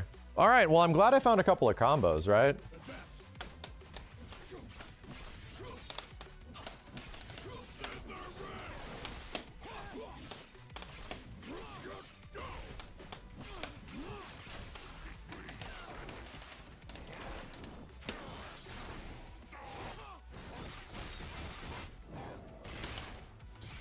You can't get the down S1 ground bounce to hit in this situation, with this team.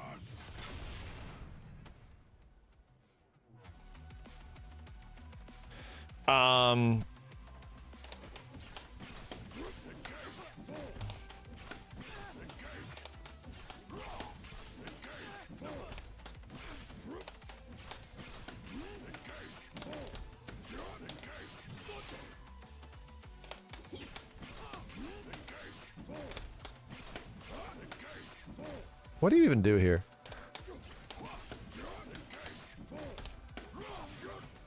I think, what is this mid-screen B&B? It's like,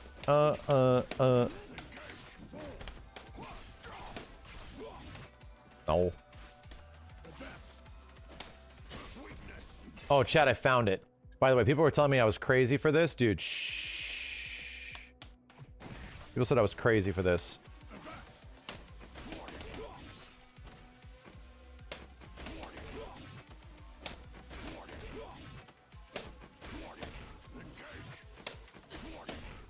Hold up.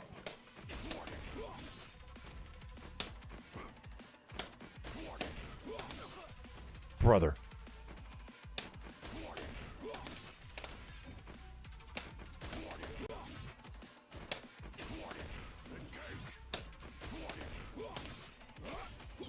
It's a small ass window.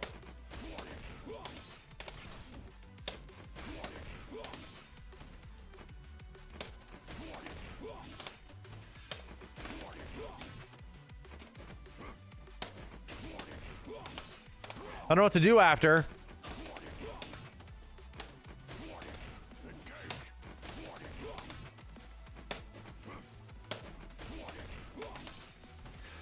Mash, just mash H.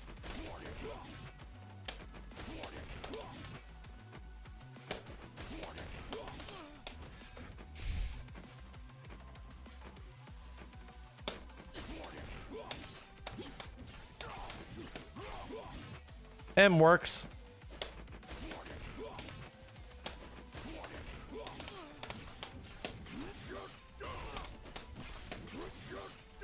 M works. That's cool as shit.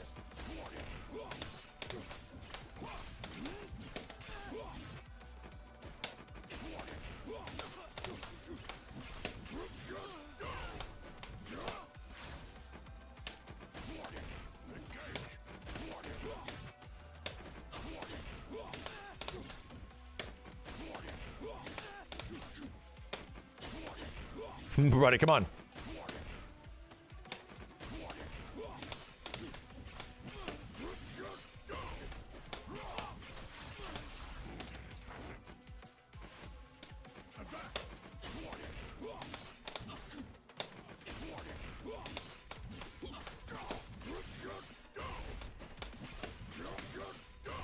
What does he say?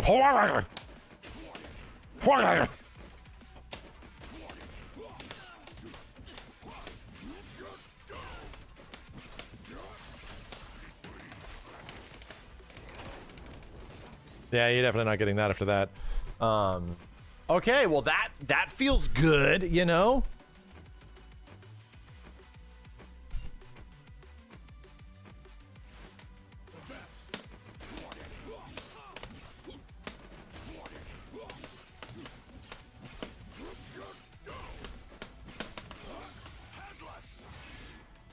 I have a plan.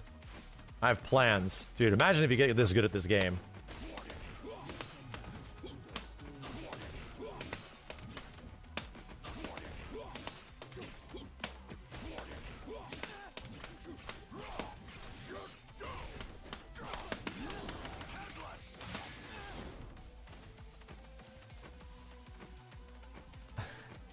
Imagine if you get this good at this game. Hold up, dude.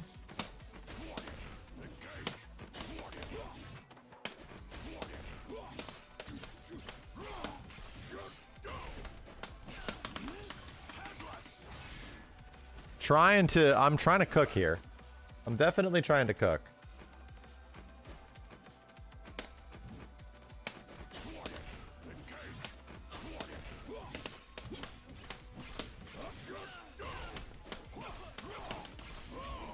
Dang it.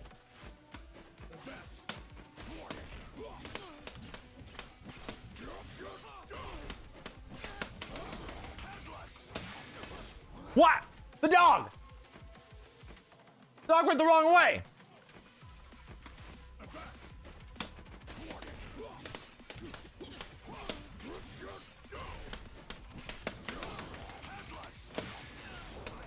Damn it!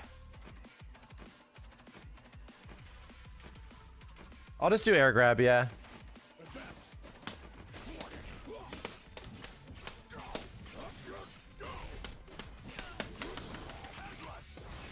Do the dog late.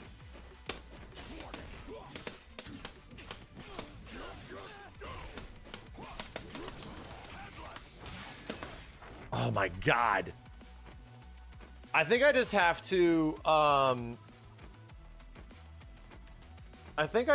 to just up forward, jump up forward with it.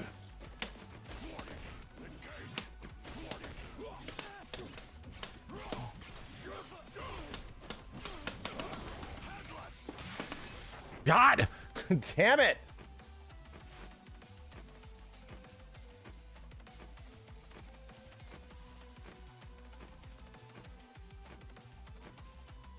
Wait a minute.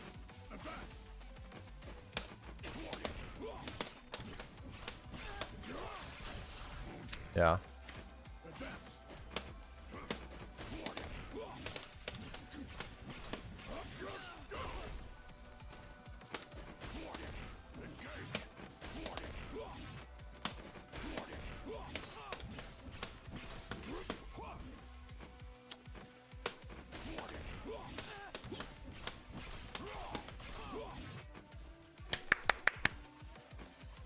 Is the air throw starter leading to more damage than straight up air hook? I don't know. That's what I'm trying to figure out if this like works. I'm trying to route this in my head.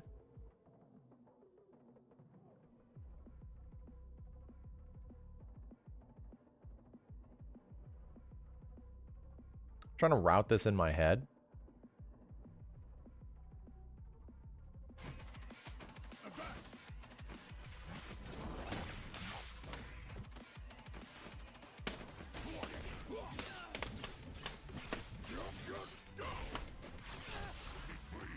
No. Sucks.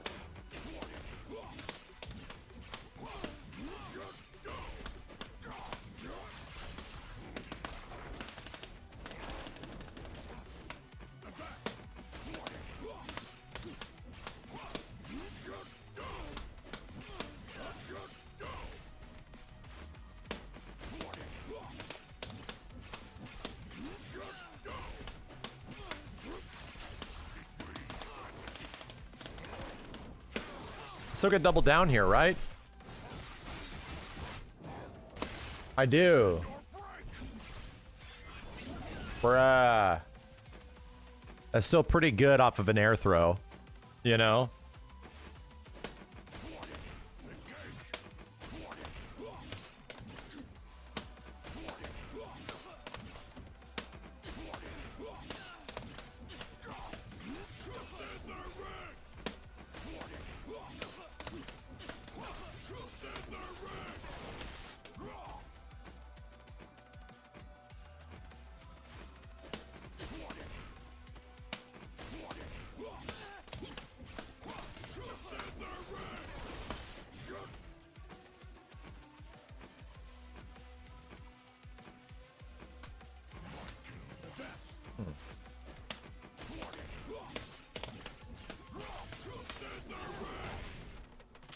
Back assist.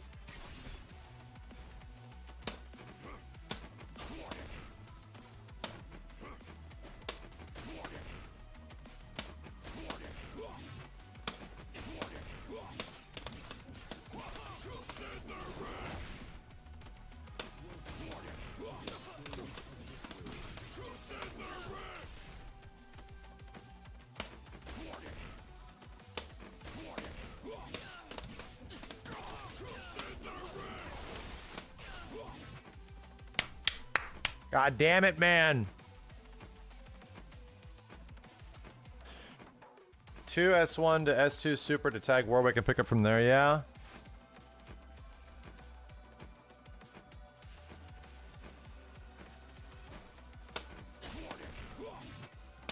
Let's try that.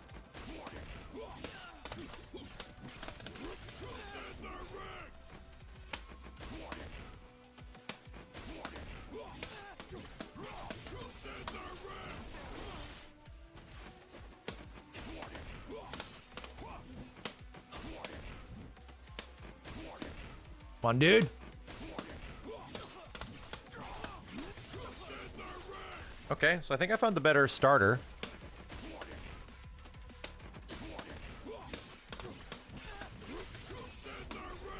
Shit! I think I have to delay it now? Bruh.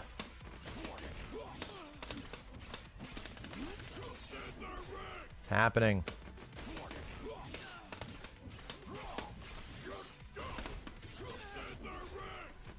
Ah! Follow-up doesn't always connect, yeah?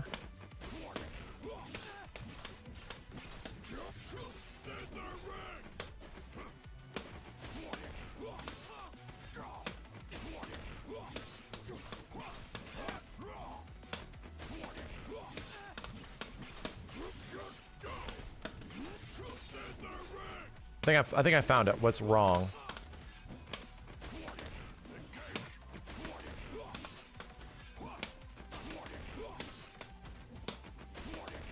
God damn, bro.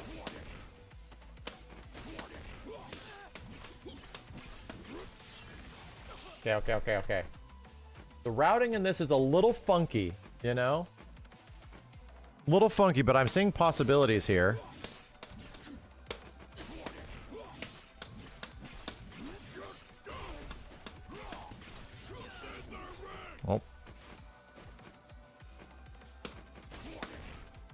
Looks forward and back throw? Wow. Forward and back throw.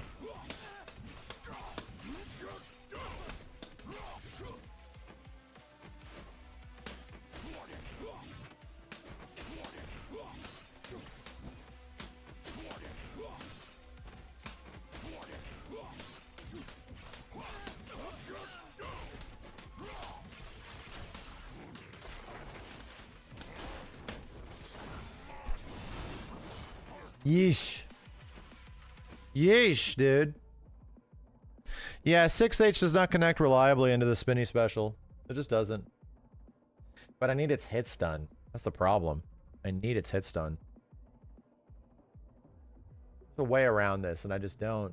Not good enough at the game. Understand it yet.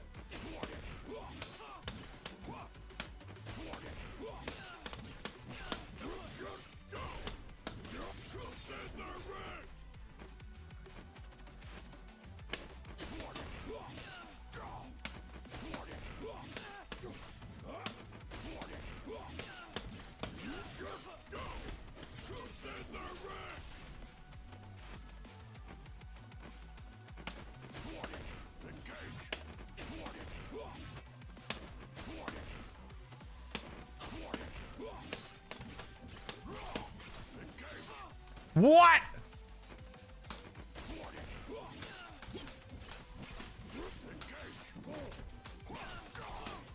What?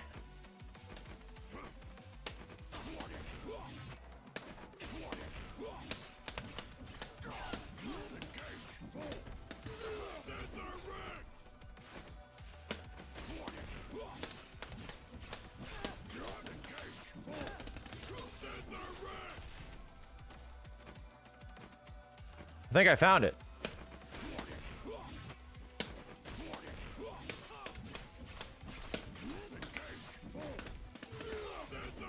Dang it.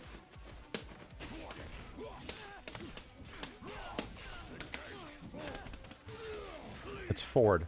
Forward.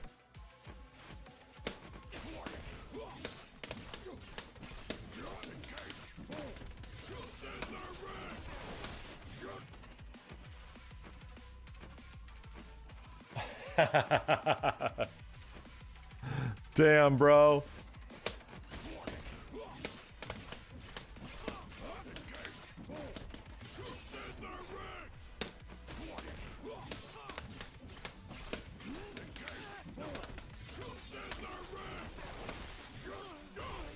No, that's right. That's right.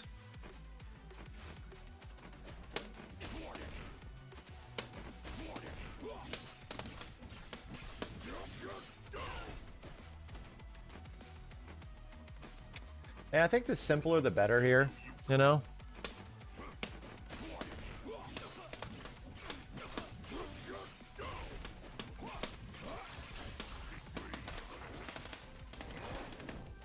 I think I just have to get off this. You know?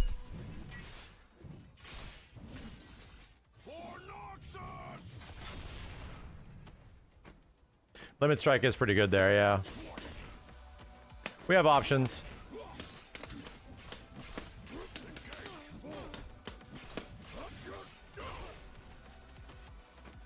It's pretty good.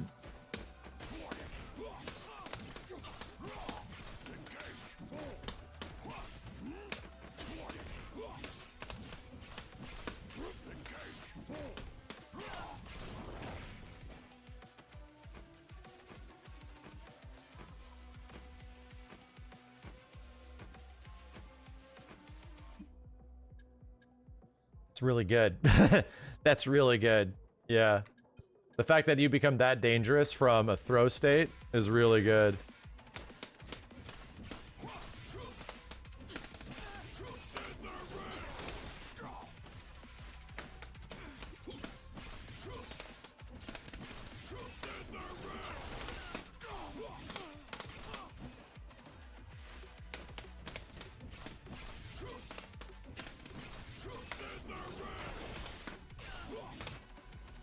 Come on, you.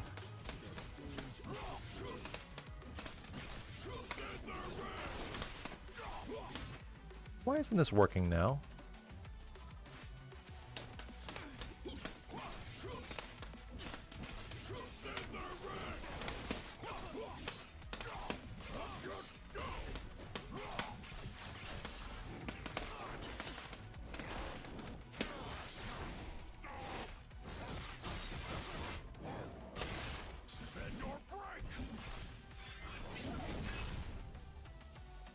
Yeah.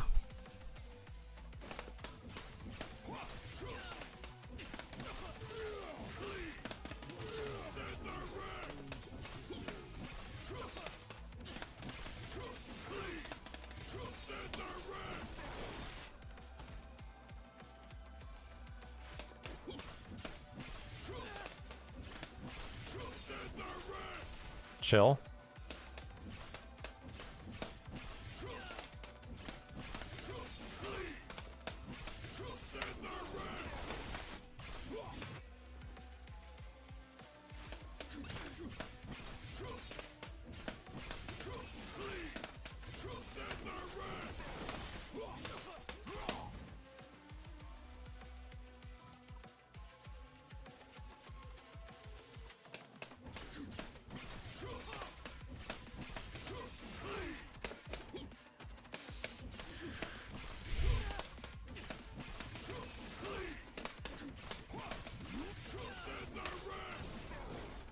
Really? Does this really work?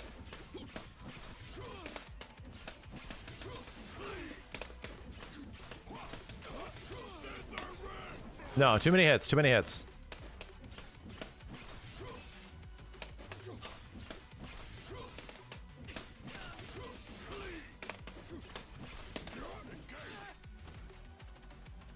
Bruh, but wait.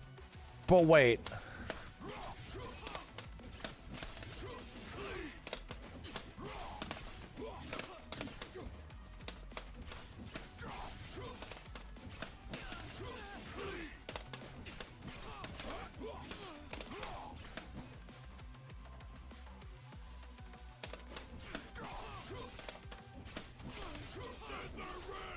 Hold up.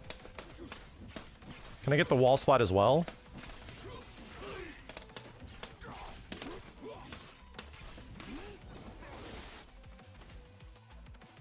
Chill.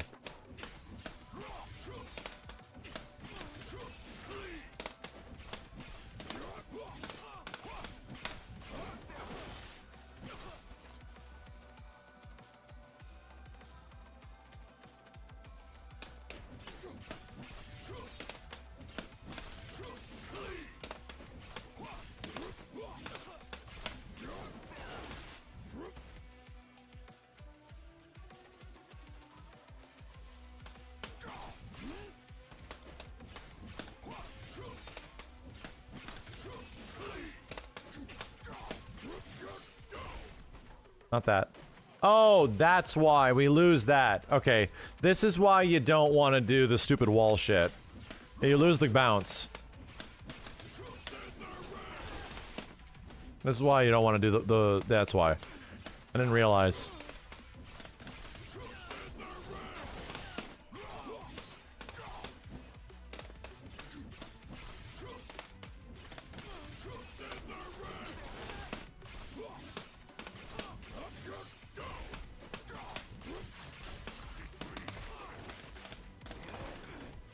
You still get the bleed here.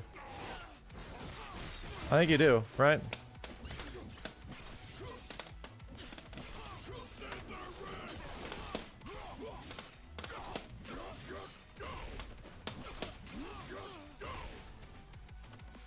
Right? I think so.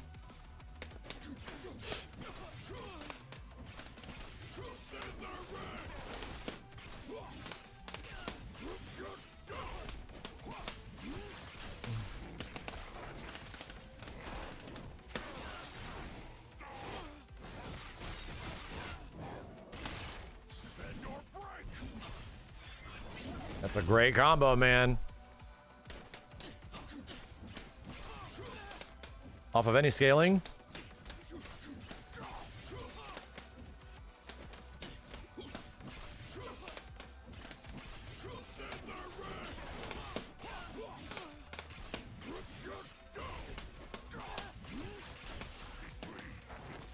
Yeah.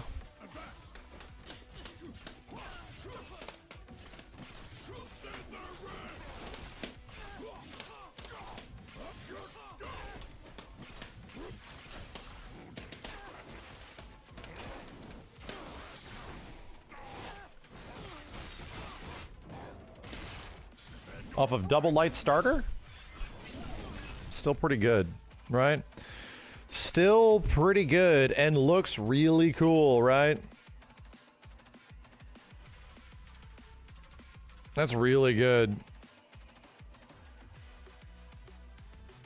Oh, did this one reset?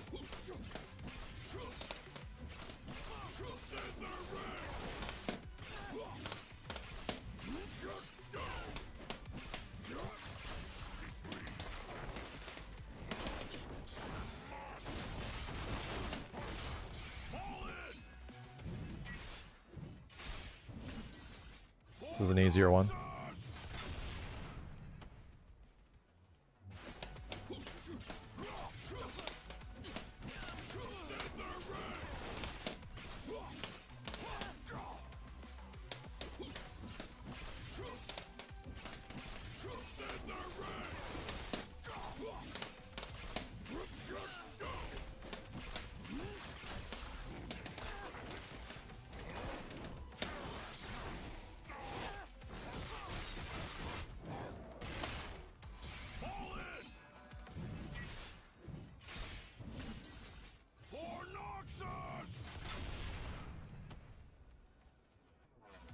Pretty sick.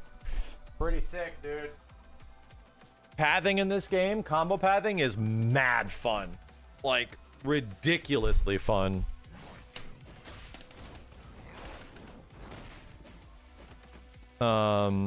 Wait a minute. Bullshit, I'm gonna get this.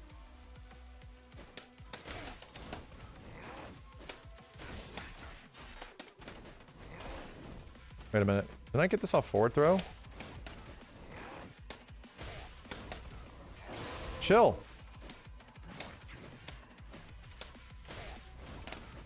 No.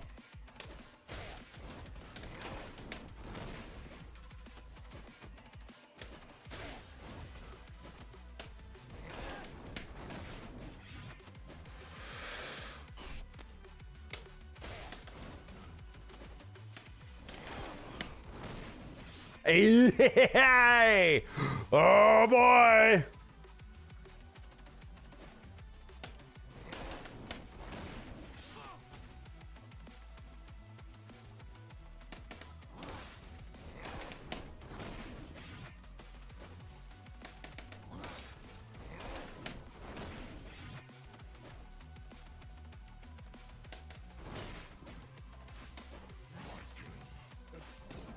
Oh, chill, chill.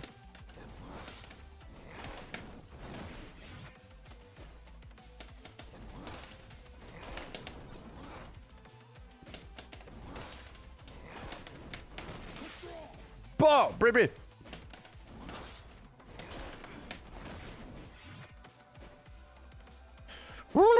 We saw it work, dude. I saw it work.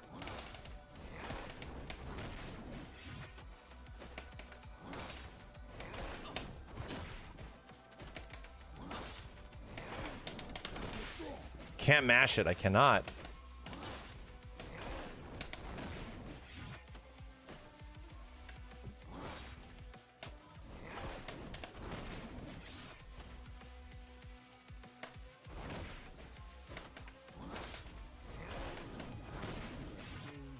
What is happening? What?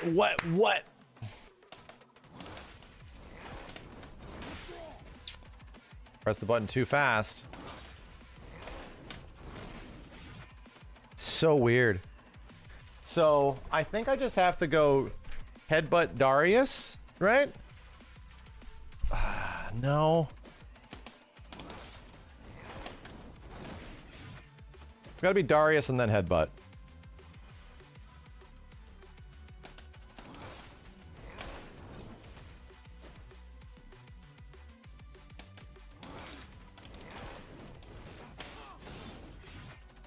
That's the problem, is that one sucks to do.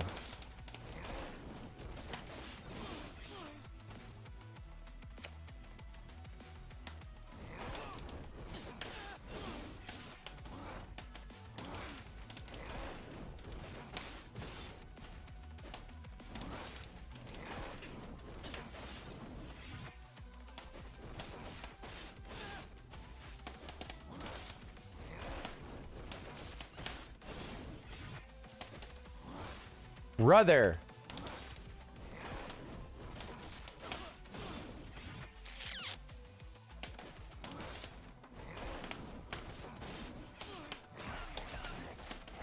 Hey, maybe it's just better to do one button.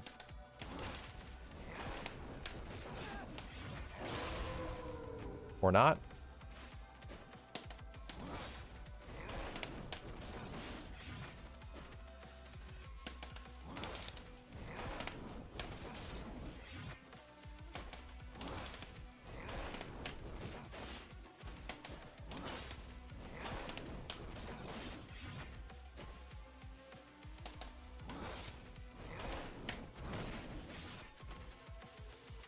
You have to literally catch them on the second bounce. Second goddamn bounce. It's so sensitive. It's so sensitive. Yo, Diogo. Thank you very much, man. Let's watch the full 7-part live stream. Do you think the reunion of worlds is ways Square have found to bring Aerith and Zack back? I mean, Cloud saved her in one of the worlds. I think it's the opposite. I think it's so that they're going to be gone. Like Permagon. They'll finally be at peace together, you know? That's what I kind of felt it as.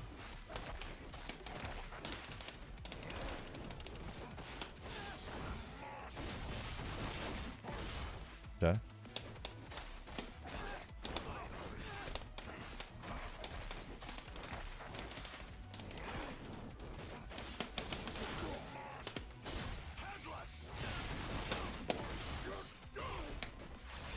Ay, ay, ay.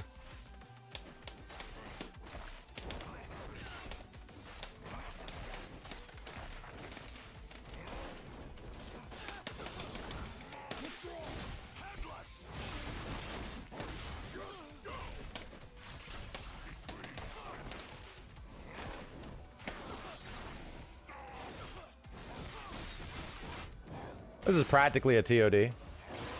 Because you're gonna have to deal with this shit after.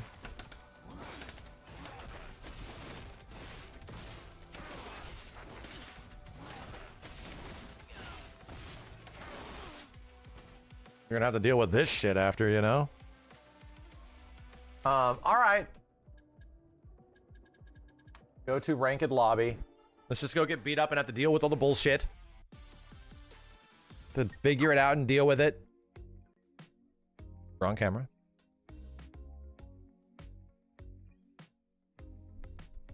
Might not be that many people in here right now. There's a virtual TOD, yeah. Something like that. Cabinet ready. Cabinet.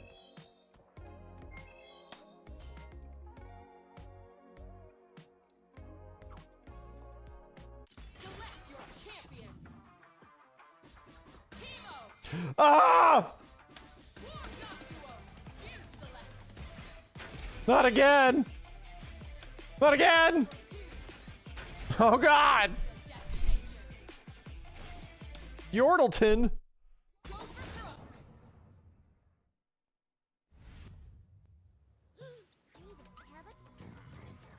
I'll hunt down Teemos.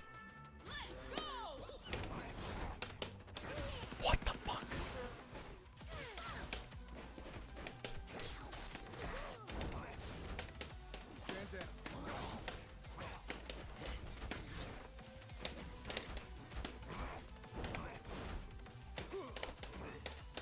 What in the holy?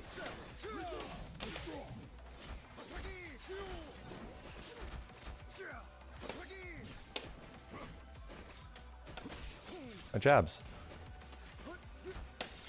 Oh, that was disgusting.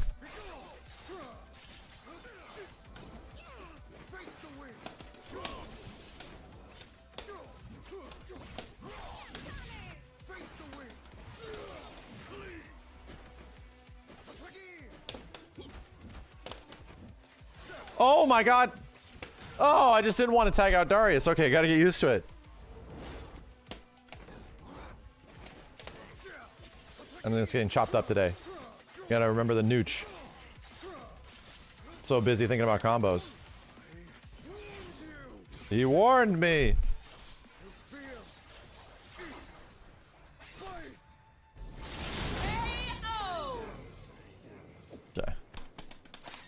Get used to it.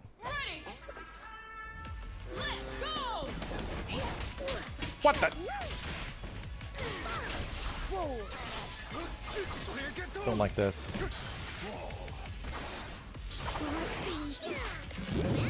Well, that sucks. Oh my god! Dude, why does every normal he has...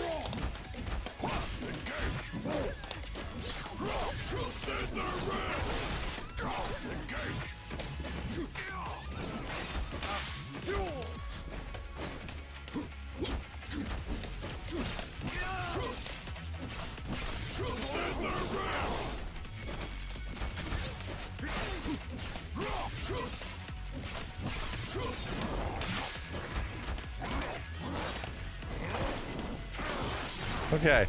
Yeesh! Yeah, Warwick doesn't have much life, and he's gonna do like super randomly.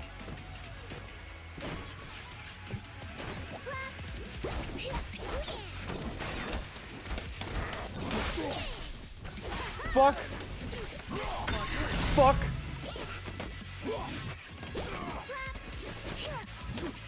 Die, asshole! Oh god.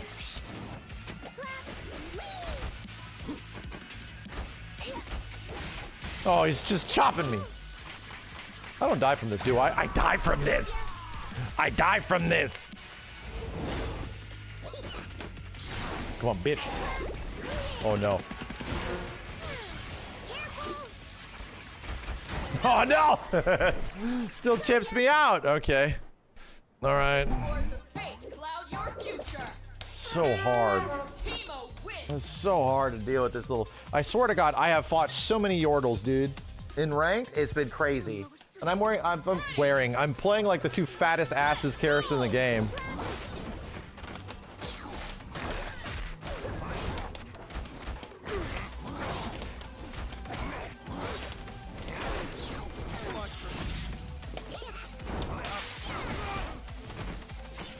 Ow!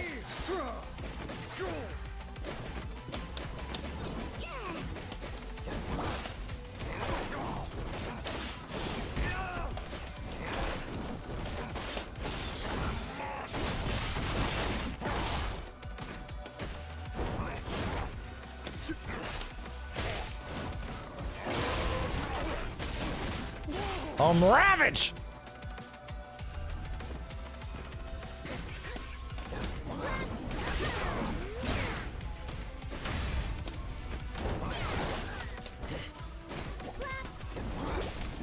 Oh my god!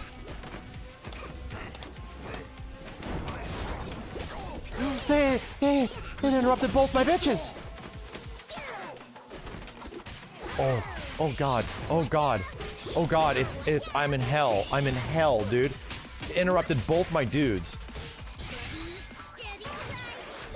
Literally interrupted both of them. The shroom.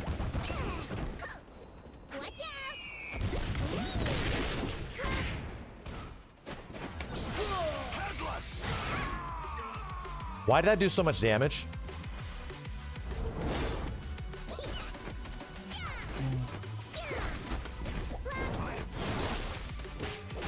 Dead.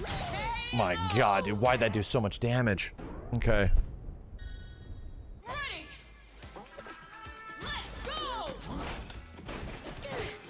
Dude, why is his buttons so good?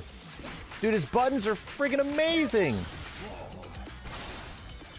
I'm not even worried about Yasuo, dude. I'm not even worried about him.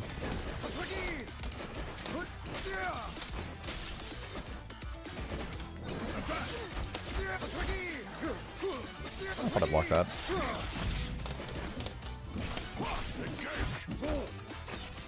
Ouch.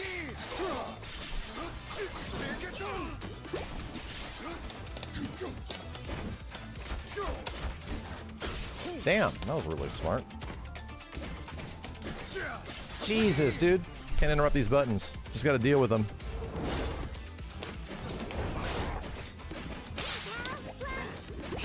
Wow!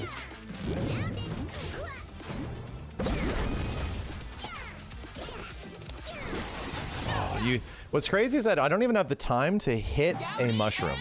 I don't even have the time to like hit a mushroom. I'm gonna get hit by something else and then into super. A nightmare. Absolute nightmare. So much bullshit.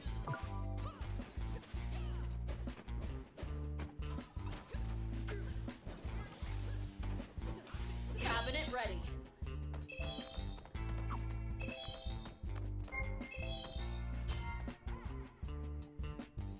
Run, ignore streams. Right, but run, you have to like run out of it eventually, you know? And when you do, you end up getting hit. The run doesn't continue into like the overhead jump, which I wish it did. Just for projectiles, you know? So you always get hit. Like, by the time you run out of shit, you're always being hit. On the horizon.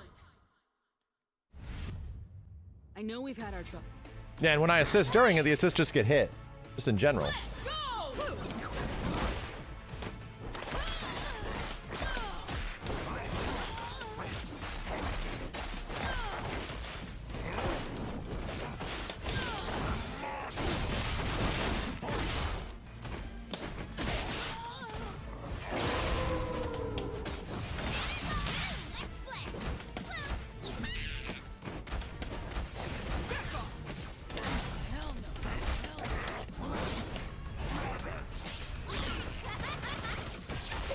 Yeah.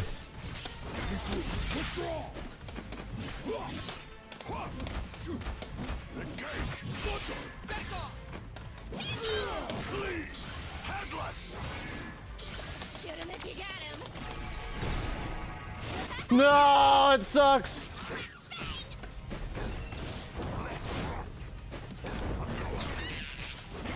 No, that sucks.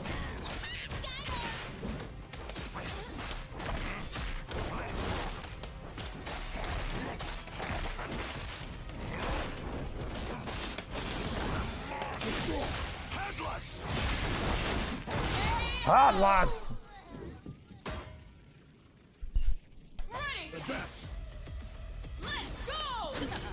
Oh my god, she went through M? Full invulnerability? I guess so.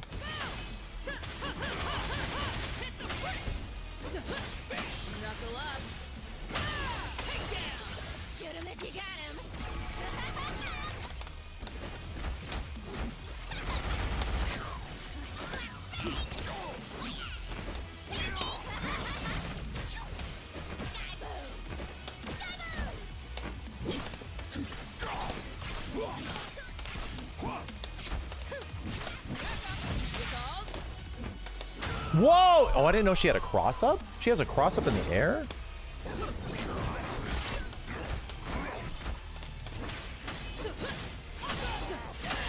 Aerial cross-up, really?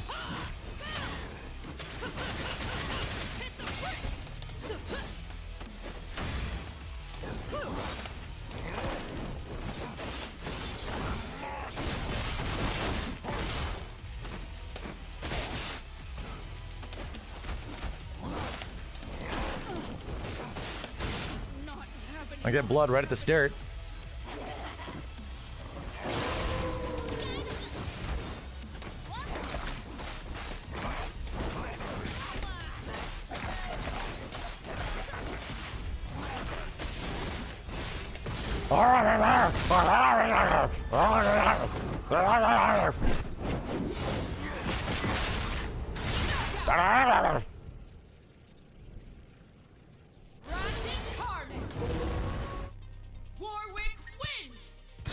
I know we've had our...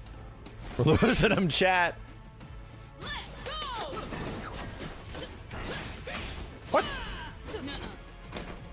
Oh my god, ow!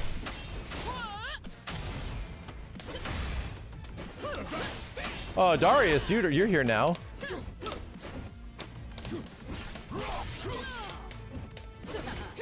Ow, dude.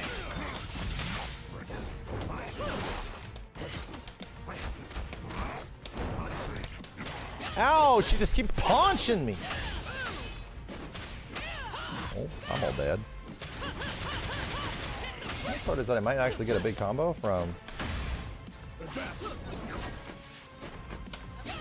You missed! You missed! Bro!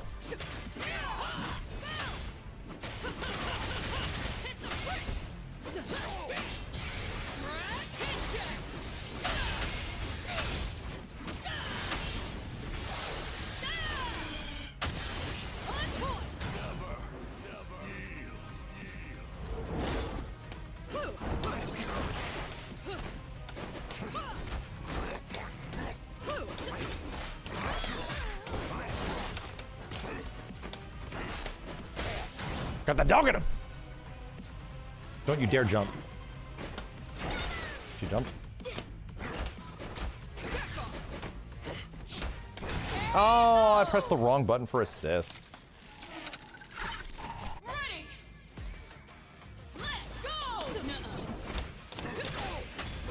Why am I being hit?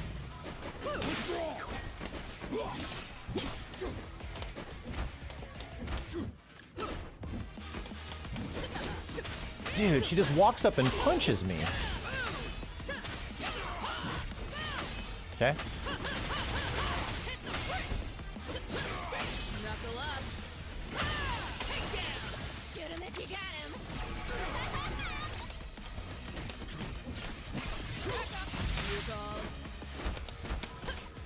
Ready? Don't like it. Don't like it. Don't like it. Don't like it at all.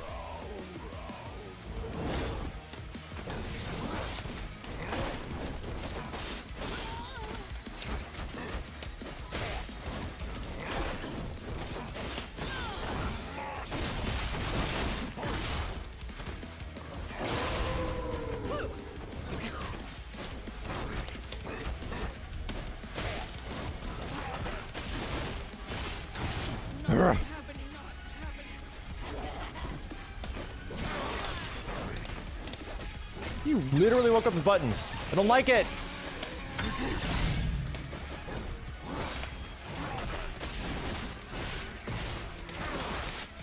Why didn't I get it? Okay.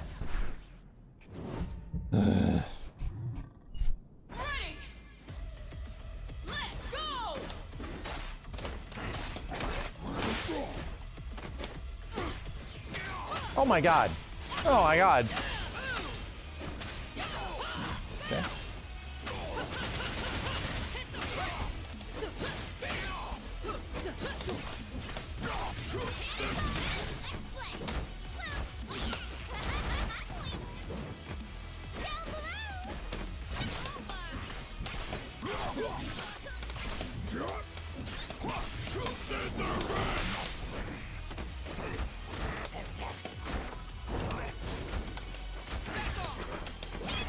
No! No, I don't like it. That's crazy. The full conversion everywhere. That's crazy, bro.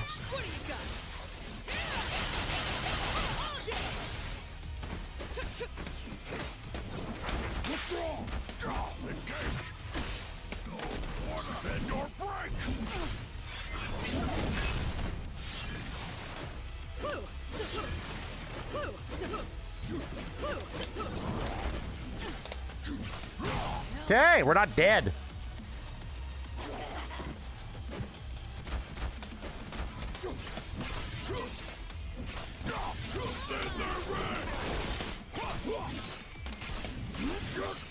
Ah! Damn, the combo we practiced? That's crazy. Darius wins. Okay. All right. Oh, I was the end of the set. Cabinet ready. Trying, learning, learned it in.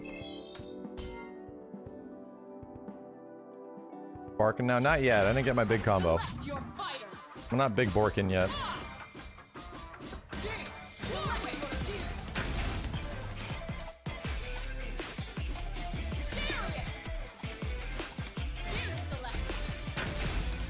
Stupid game is so much fun.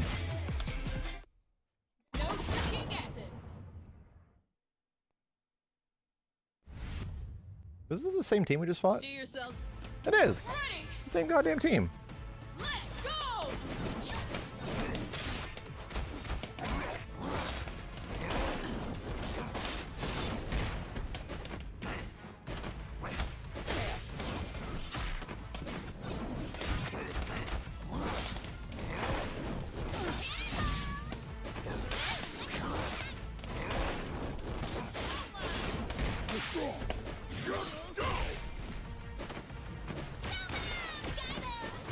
No, I don't like being hit by this. Or this. Or that. I don't appreciate any of this, actually. Damn, the cross-up of hers is... I didn't realize she had that much of an aerial cross-up. Chop.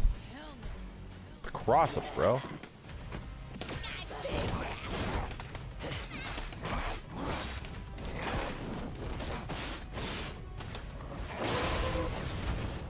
Why didn't it cross... Why didn't my shit cross up? Oh, she has an overhead.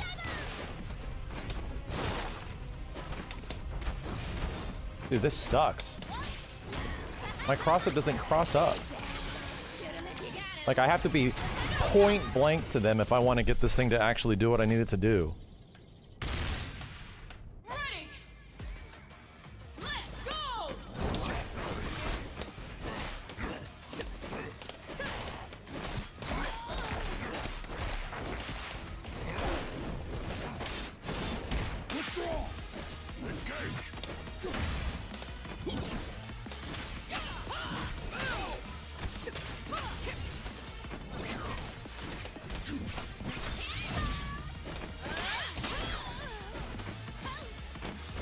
Oh god.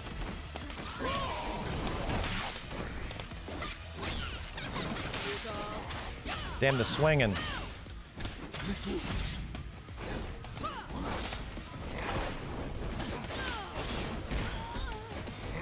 What? Bro. What?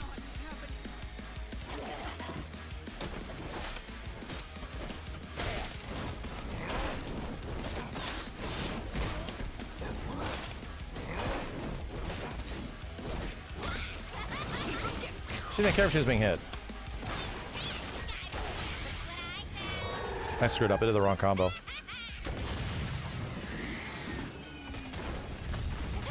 That kills? Whoa.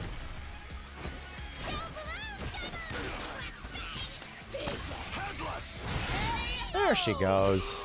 There she goes. Okay.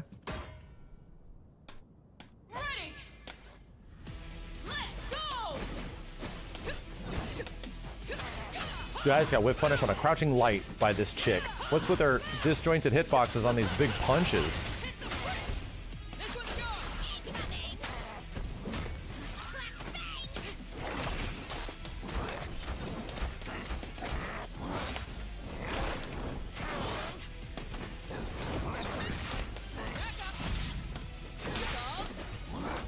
What in the hell? What in the hell?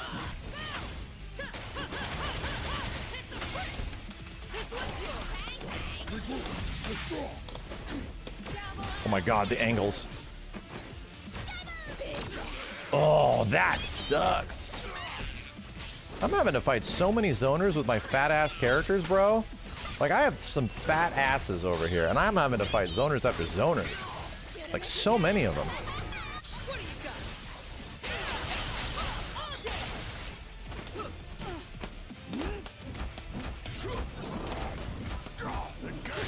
Oh, everyone parries Darius. Everyone parries Darius.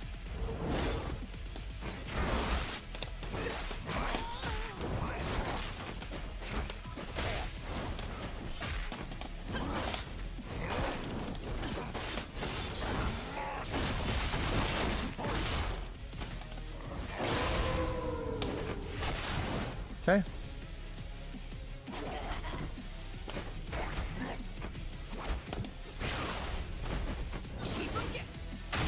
Oh, am I not blocking in the correct direction?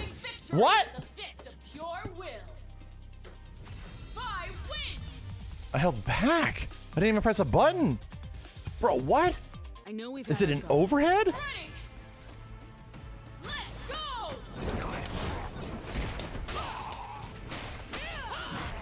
Definitely beat my shit. I was blocking the Jinx. Yeah, I was.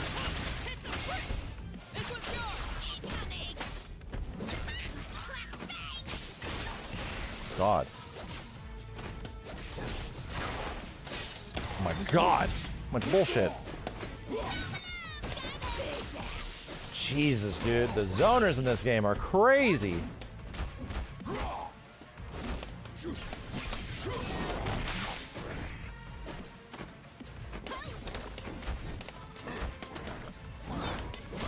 What in hell?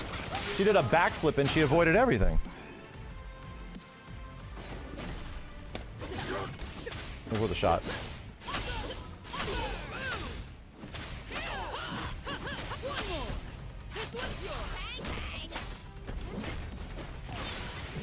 I'm like thinking I'm gonna be able to get a wake-up attack. No, no, no. I do not get wake-up attacks here. Jesus Christ. Oh, she has an overhead?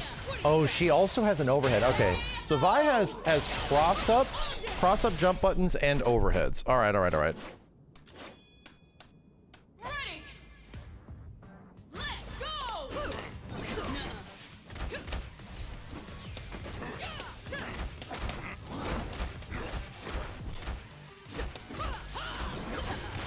That is a crazy setup, bro.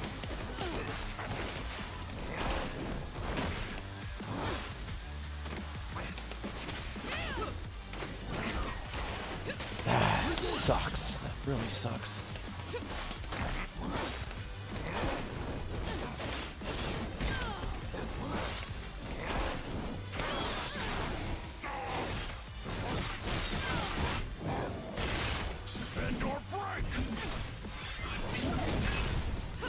You literally rolled. I feel like I got hit for hitting her. Wait, what? That was really goofy. It's like she rolled before I recovered.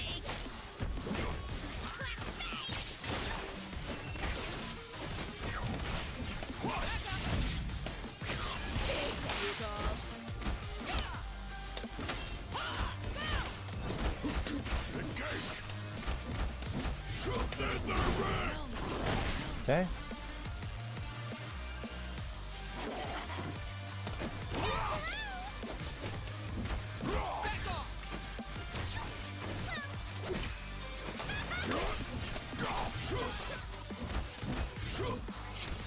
No, dude, that sucks. Why did it miss against her?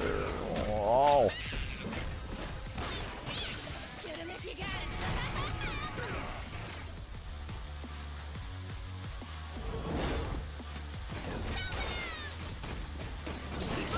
What? What?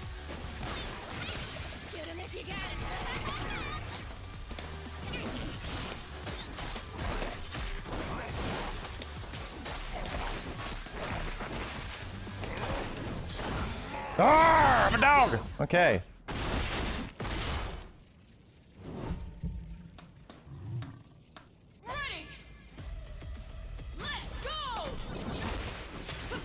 Both of my characters are getting hit now.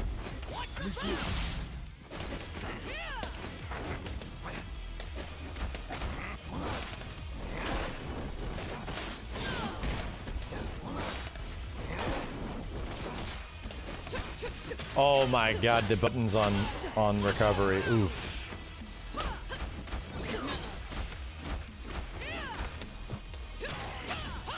Dude, my jab missed. She was right next to me and my jab missed for some reason. I don't know why. I don't like it though. I don't like my jab missing when she's right next to me. I don't like it. I have to press like a medium against her. She pushes me away. Don't like it.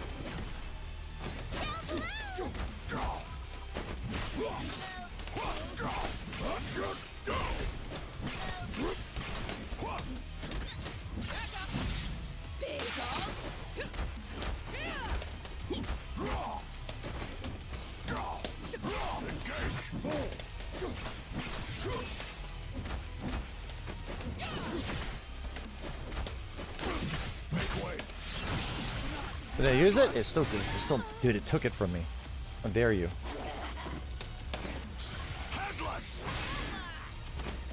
Let's go! Ah! Let's go! They got the axe. Darius wins.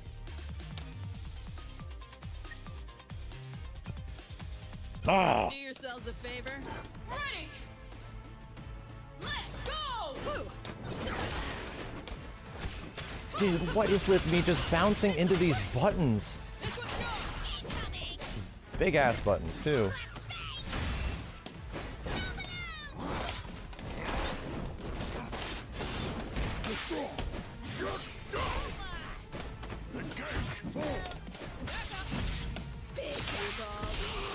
Oh my god, it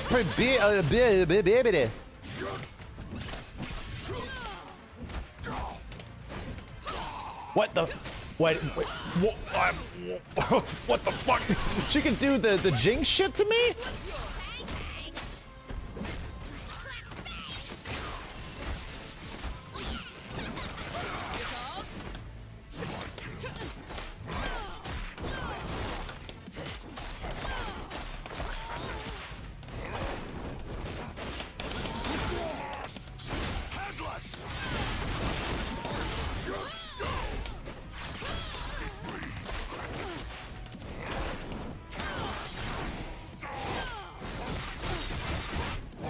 Let's go!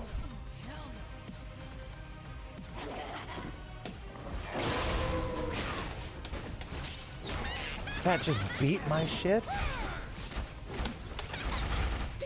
Oh my god, it never ends. I think it's gonna end, it never ends. It never ends. So now she's gonna jump and I'm gonna super her.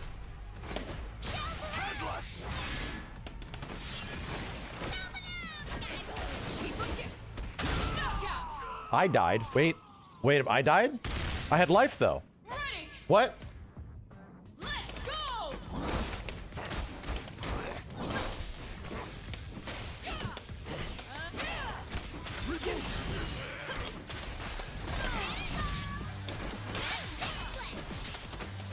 Oh my god, it stuffs everything.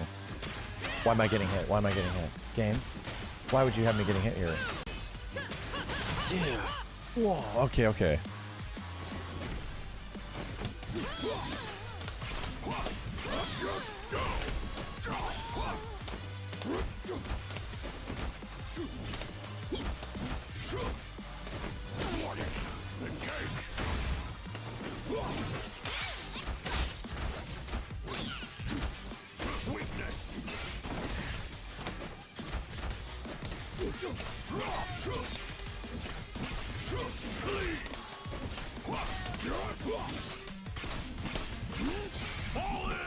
Ah!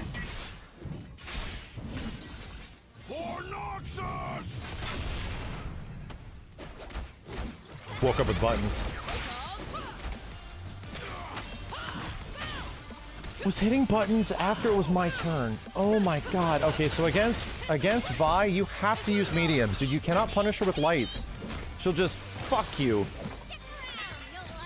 She'll just completely screw you.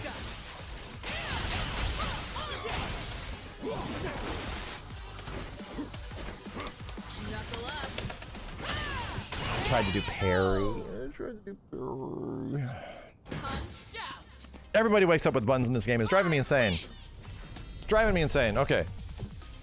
I don't think I had the meter for parry, yeah. Oi. Oi.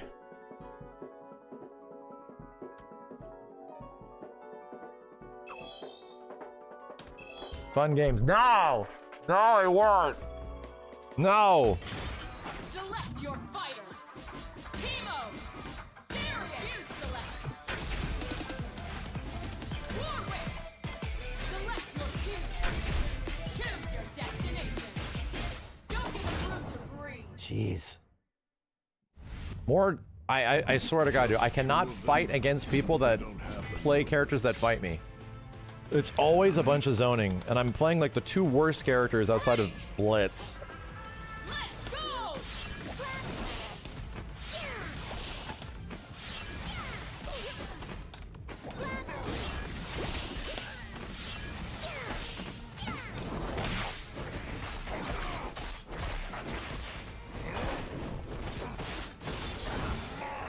Going for it.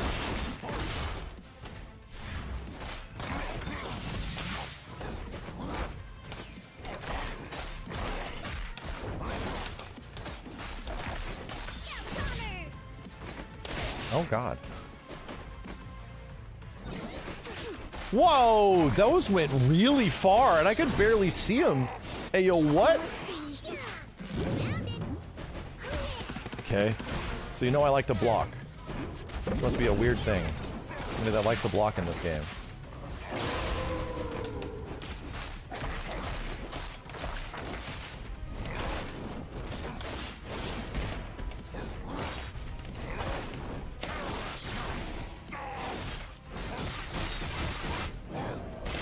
This might kill. Might get lucky. Let's go! This dog is dead.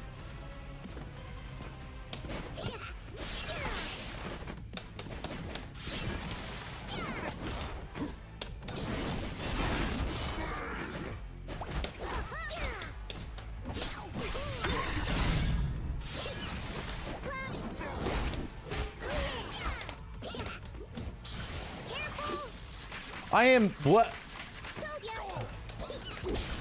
Jesus, you cannot tech into him.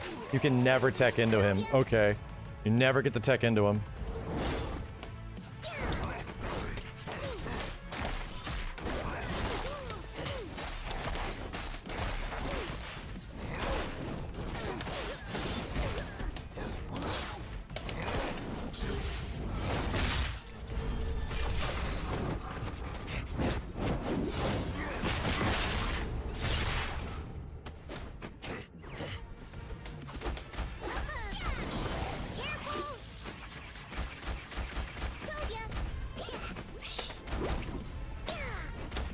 Ah! Ah! Ready. Let's go.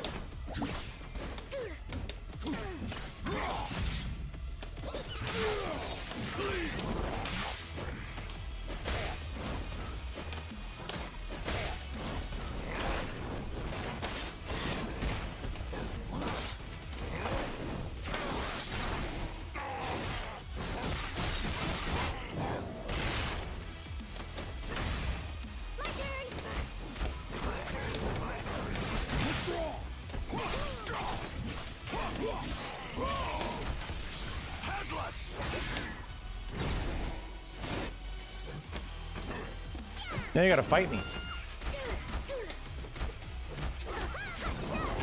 Oh shit.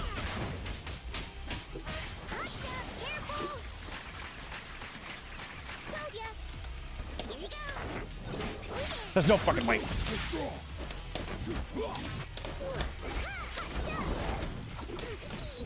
There's no fucking way. I'm not gonna let him do it. I'm not gonna let him do it. All hubris is felled with the weight of an axe. Darius wins. Ready. Let's go.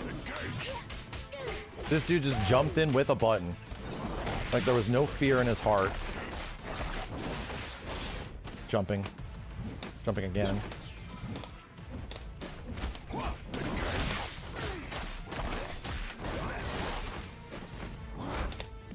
Whoa!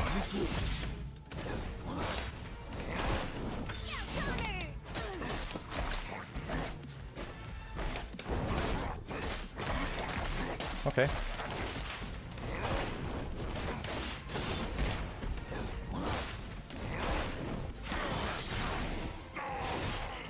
Okay, I'll take it. That's a dead dog.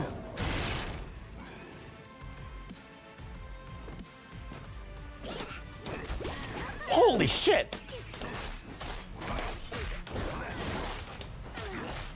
He's dead. Don't screw it up.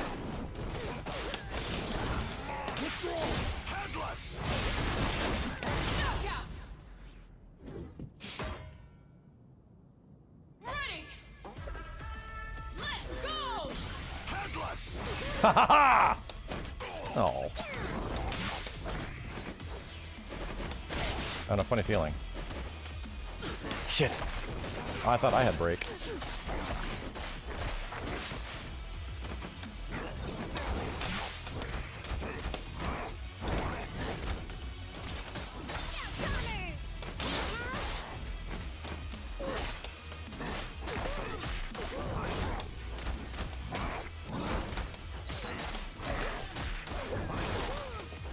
Oh, this feels good. Eat his ass! There we go.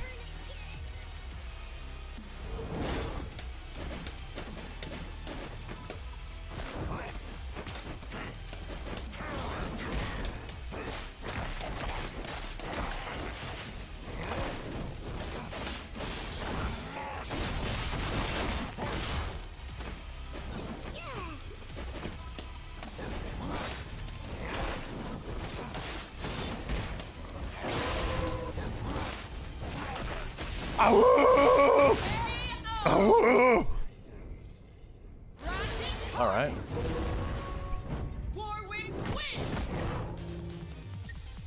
What do you say, our weakest matchup so far? Anytime Echo's on screen, or when I have to deal with the fucking Yordle. When Echo's on screen, I'm losing. Just straight up, I'm losing. And the Yordle. Everyone else, I feel like I can I get fucked up, but I'm okay with it, you know?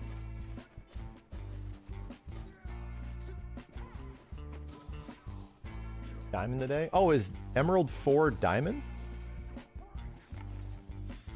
What does that put me at? Like Platinum or some shit? Before we get to Master?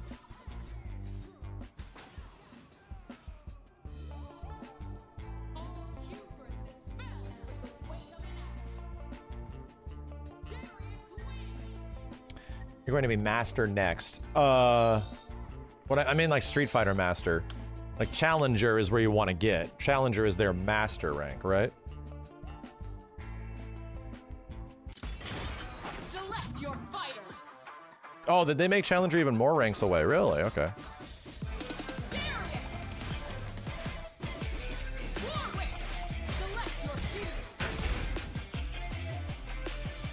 Ah, Challenger is Legend. Gotcha. So Grandmaster is sort of the quote-unquote Master rank. Street Fighter Master rank. Yeah. I don't need to grind out that much. That pretty much depends on how much, like, you obviously are good and can grind. How much time do you got? How much time are you willing to spend? Heart and hands are the key to victory.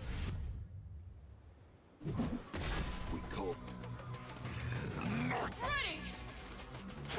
Let's go. Oh my god. Oh my god. Oh my god.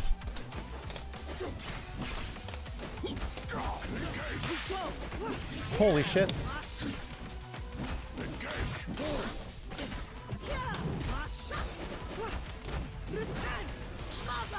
Mother.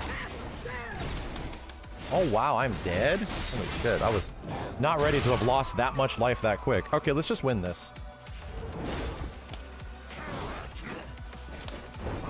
Oh god.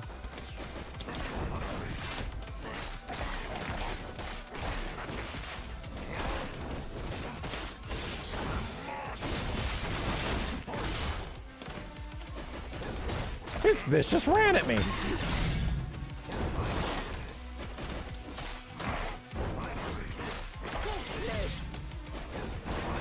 God. Do it again, dude. Oh no. I'm not ready for a Lowy. He's whooping my ass. Dang. Okay, okay, okay.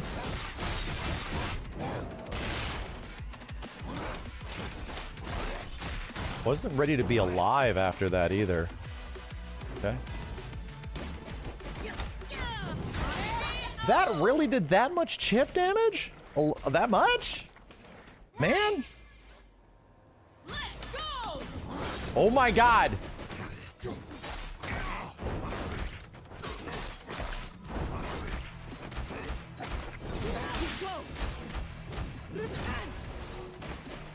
I just want to jump out of here. I just want to... Oh my god, am I really dead?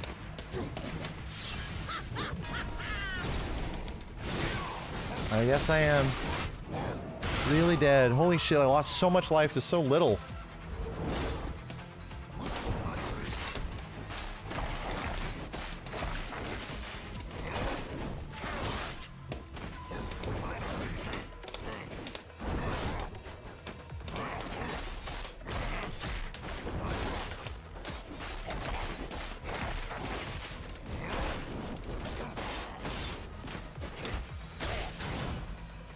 Saving my bar.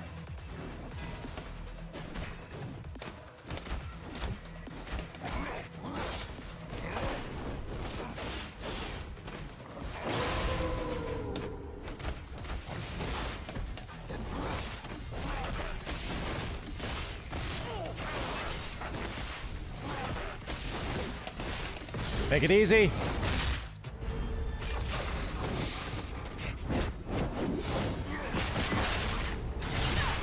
My dog. Ready? Let's go!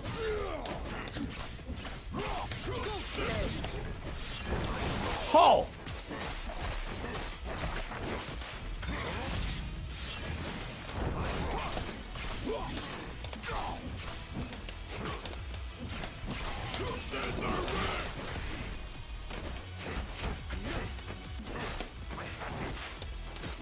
Ay, ay, ay.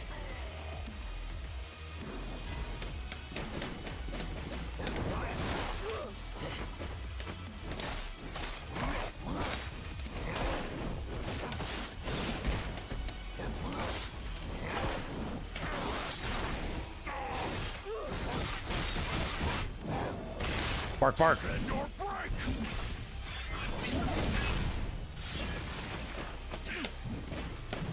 No, how about no?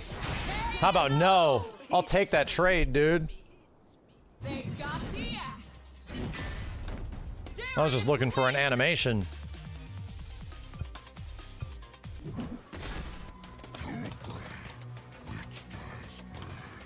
Ready? Let's go!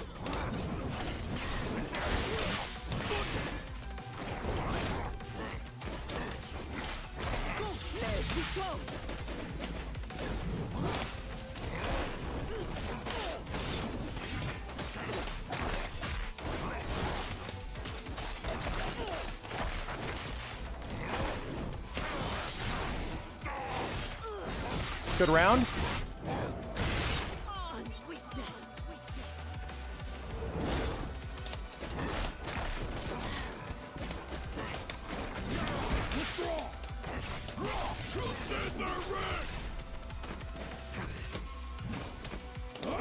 My cross-up sucks dick. You see that shit? It completely whiffed. My cross-up sucks. Oh my god. That shit whiffed. Ready? Let's go!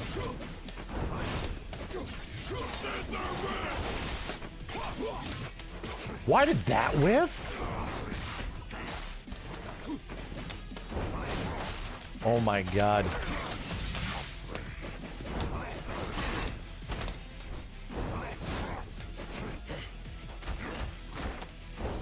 Oh my god.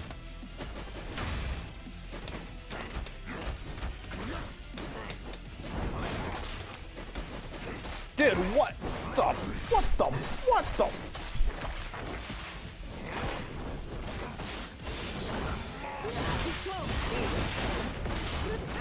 That was cool. That was cool.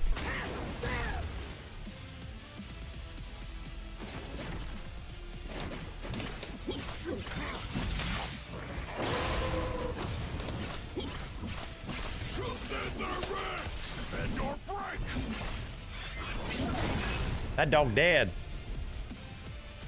Suddenly I'm winning.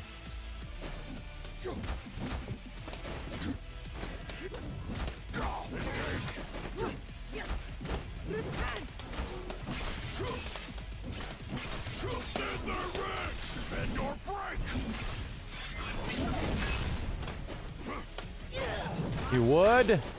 You did.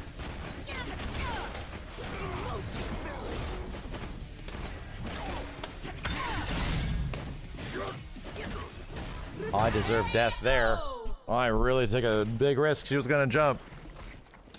Ready? Let's go!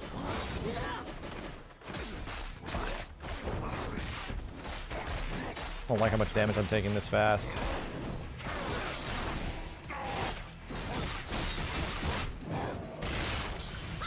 Okay, it's her 5M is incredible, dude. Makes sense. Where the hell? I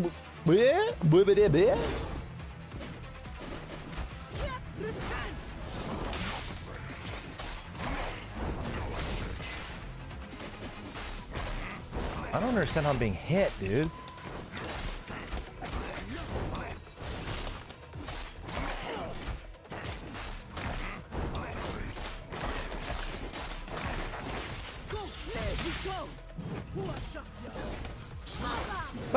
It's gonna hurt.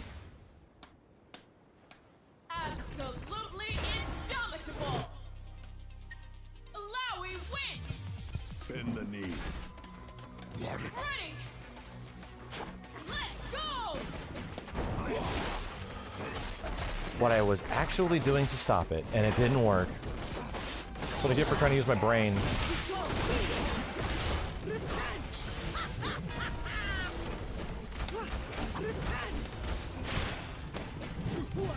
This is a low.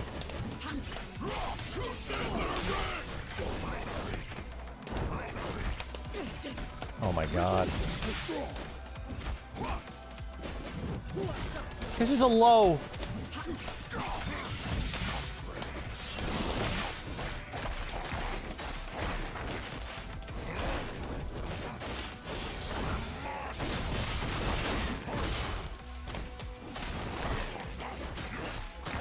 He was just still hitting buttons? I don't know why I didn't have my assist.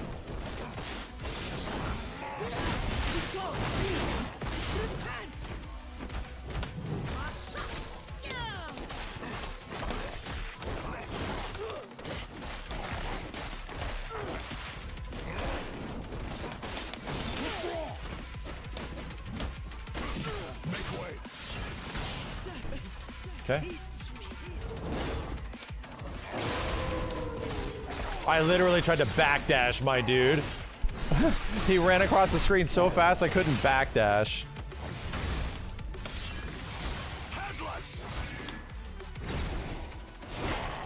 Cool.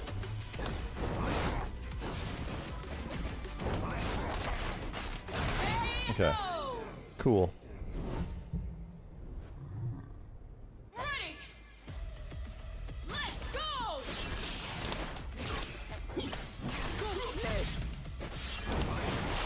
God damn it!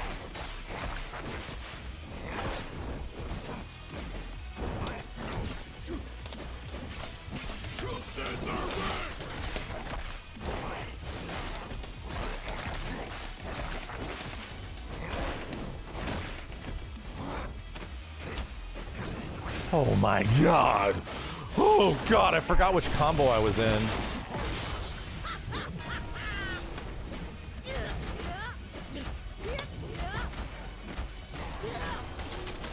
I'm literally holding.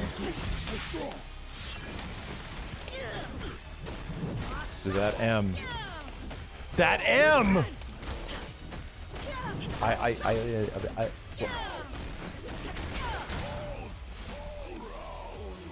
She thinks it's always her turn.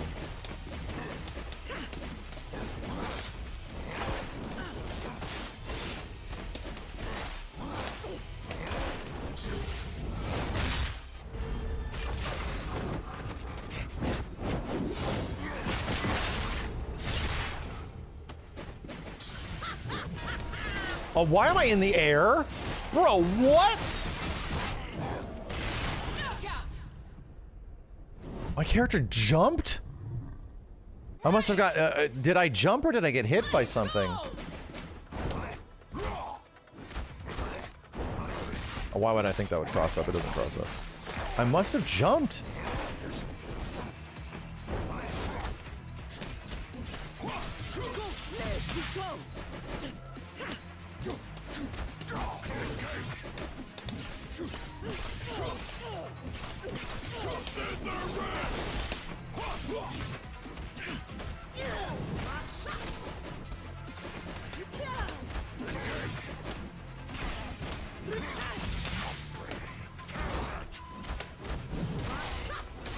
It's a low.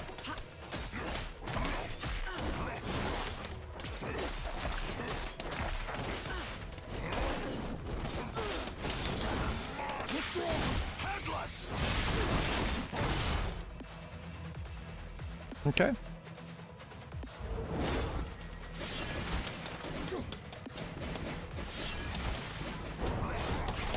Oh, game.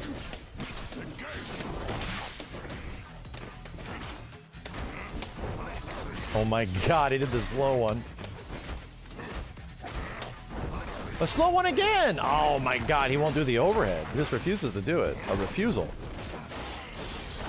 No level 3. Okay, I guess it works out in my favor. Oh my, wow, wow, wow.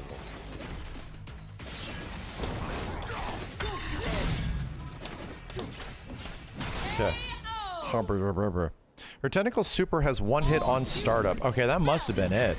I thought they like stayed there and then launched you. It launched me at the start. I was like, what in the holy hell?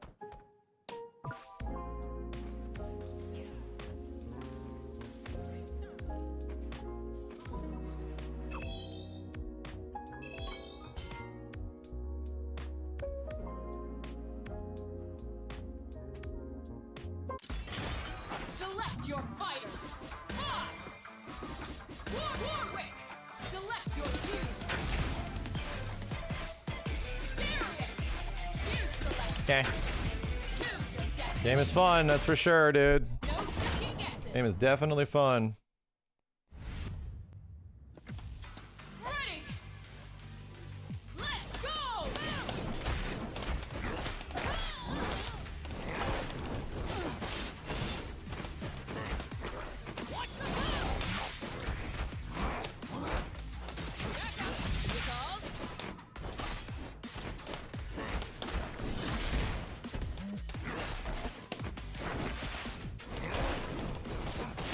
Okay, I'll take the kill.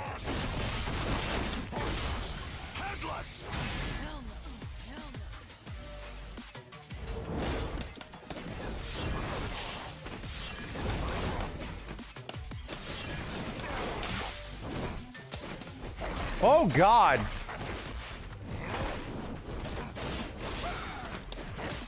I don't like this.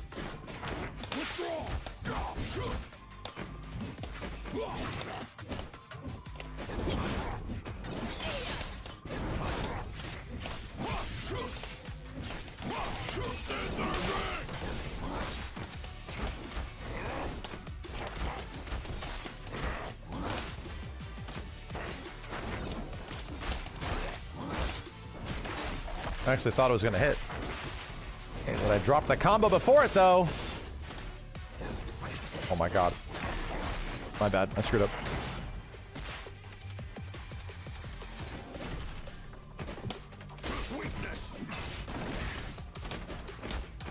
Yeah, the guy was holding up. Yeah, was holding up.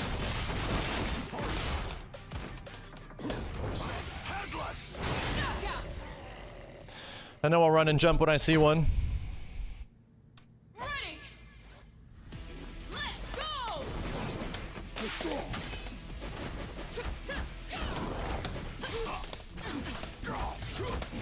What the hell happened?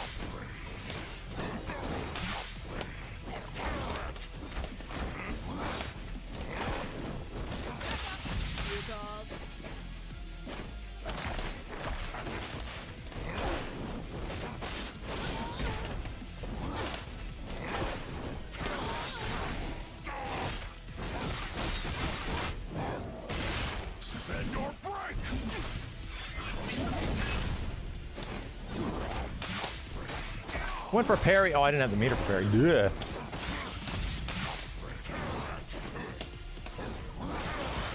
Nice.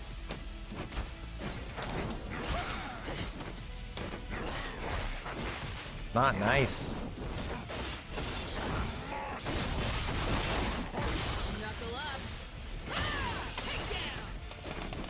Dude, I literally met her in the air with M and she just beat the shit out of me. Okay.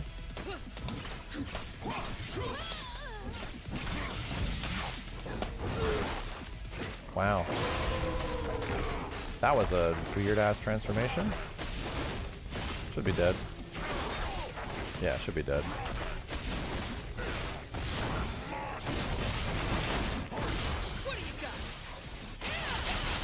Bing, bing, bing, bing, bing. Okay, and I saw break.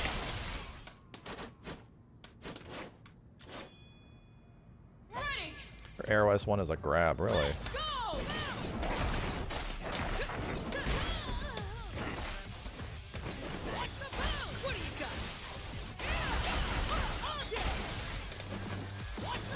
That's crazy.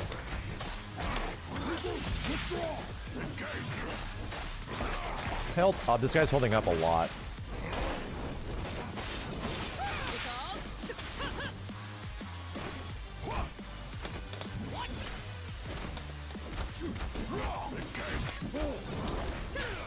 We're both being hit here?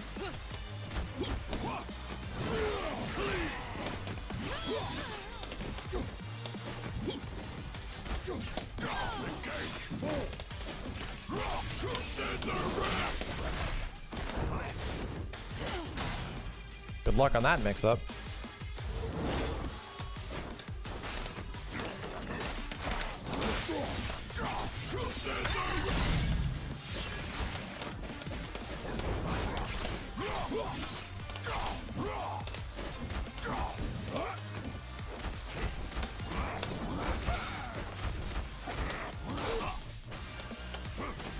God damn it.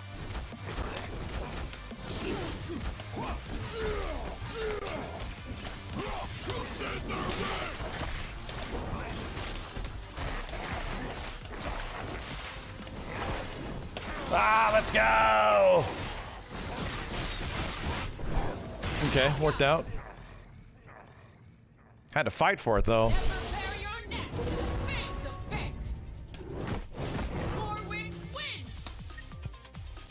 I still remember. Ragnarok.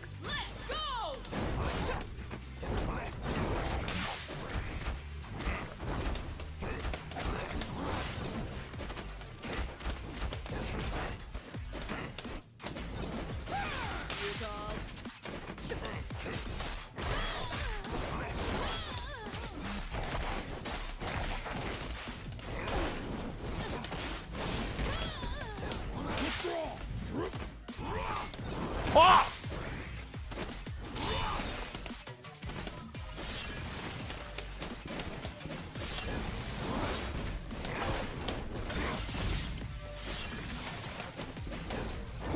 Holy shit! The screen! The screen's gonna get me killed!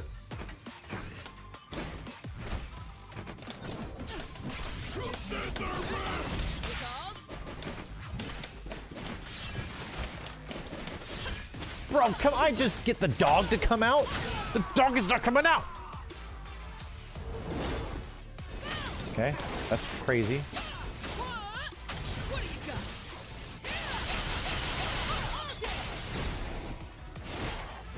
There's no blood gauge. Coming up.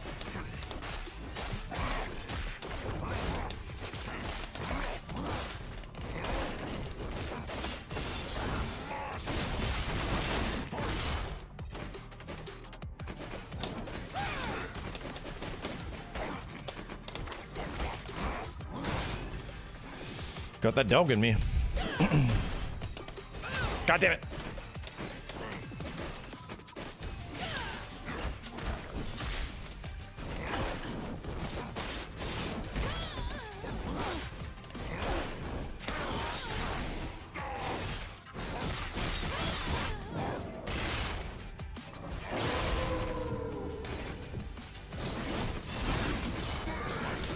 Ah! I'm a dog!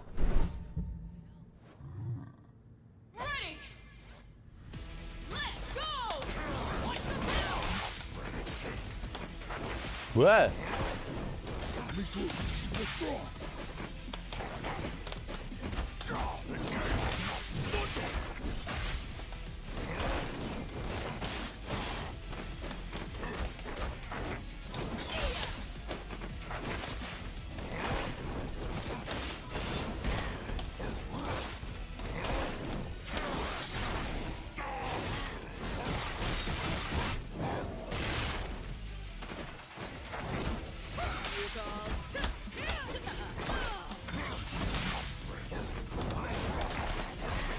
Too much tagging.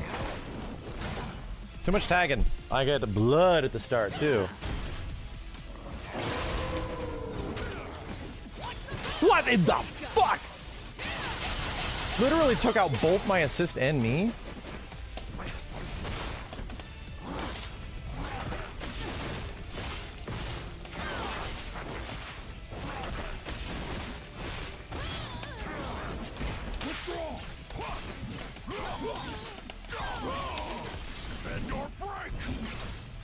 Yeah, there we go. They got the axe. Darius wins. Yeah, I can't help it, man. Dude, if they ever gave Warwick a full white and brown costume, I might never stop playing him, right? If Warwick got a proper, you know, like Benny skin in some way, holy shit, dude. If it was anything close to it, I'd probably just play him forever. Oh, we made it to Diamond. Oh, shit. We actually made it.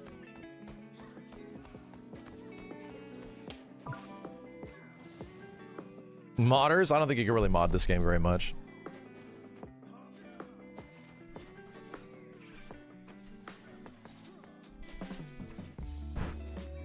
Cabinet ready. Gotta run my ass over there.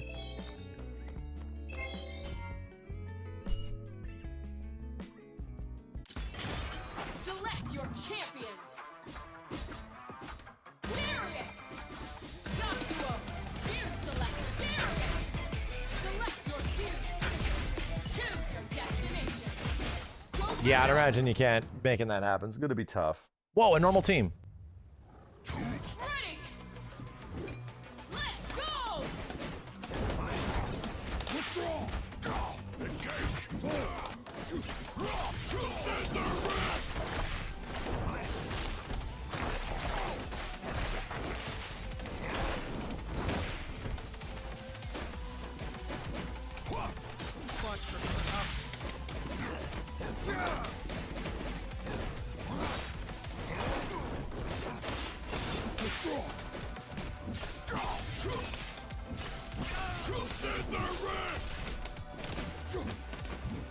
Her.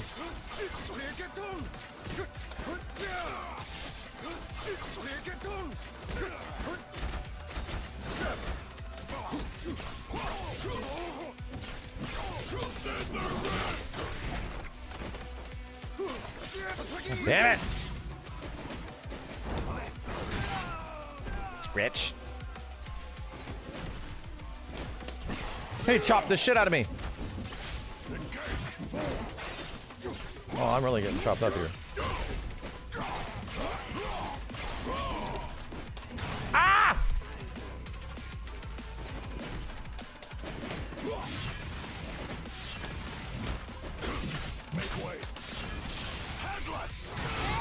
Okay. Assless! Stand down. Advance. Let's go. Withdraw.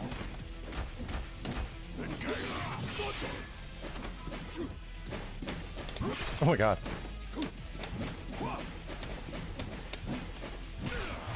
Nice chop.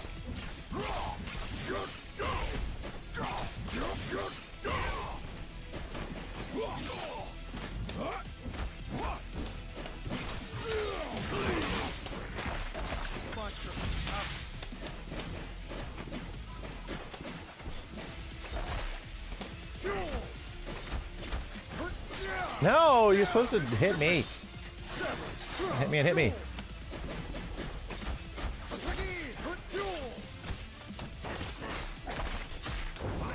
Oh my god, that's right. Dude, my combos don't work against Yasuo. Really should fix the me combos no working against Yasuo thing.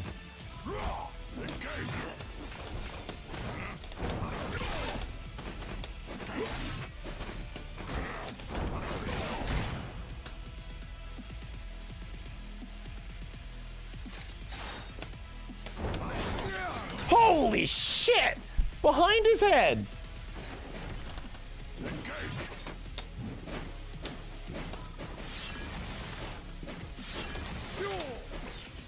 Oh, that had a lot of hits done, my dude.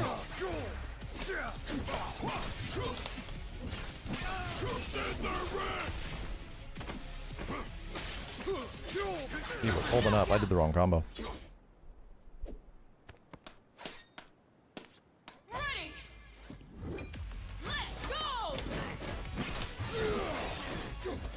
Impressive.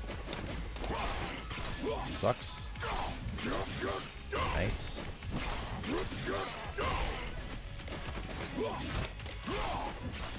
Damn, bro. I did not know where to block that shit.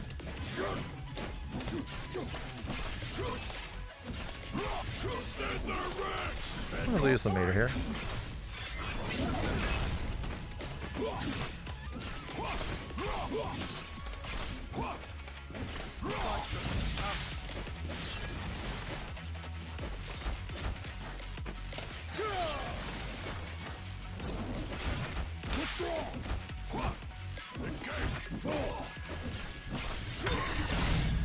Stand down. Engage. Fall. Stand there, Red. And your break. Big chops.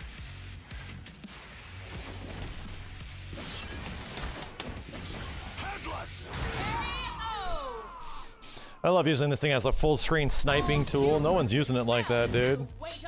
Feels good. I see an assist. I'm killing him. I'm gonna kill that assist.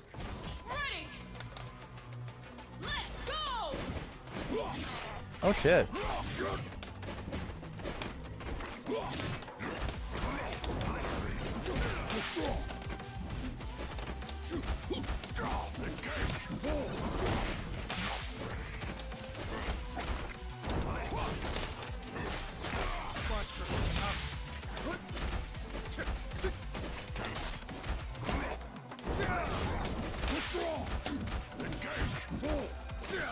I tried to jump.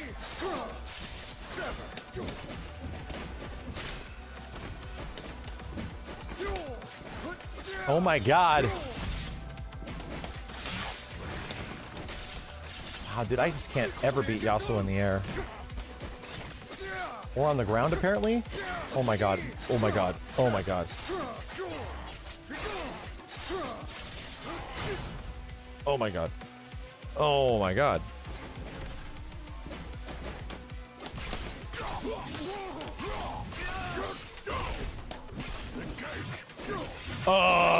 The guy hit the ground and pressed H.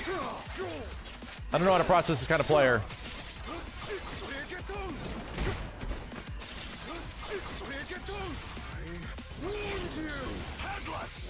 My dude hit the ground and pressed H.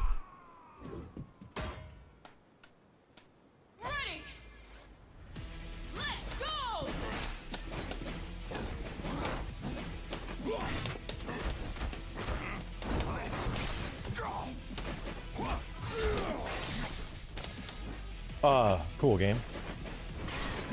By cool, I mean I don't fucking understand.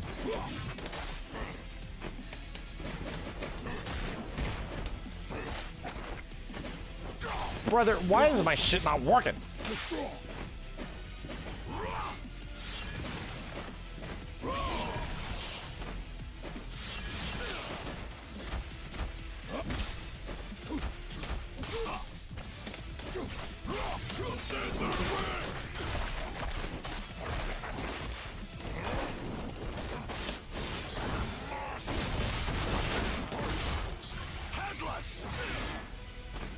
Stand down. Face the wind.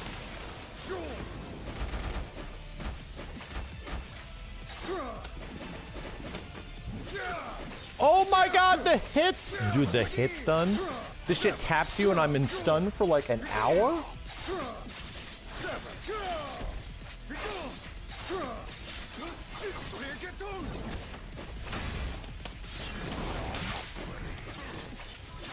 Dude, how does this character have more hit stun than Warwick?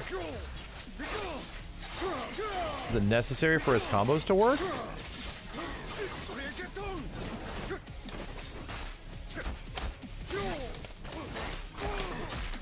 Oh, it's Yasuo, that's right. Oh my god, dude. I can't do my combos against him. It really sucks.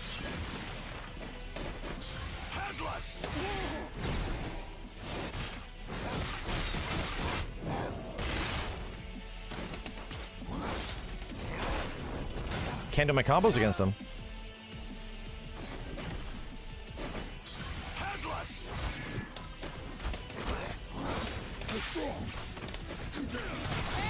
Okay. Oof. I have to remember, dude. I have to do a completely different route. Stand down. Advance. Let's go.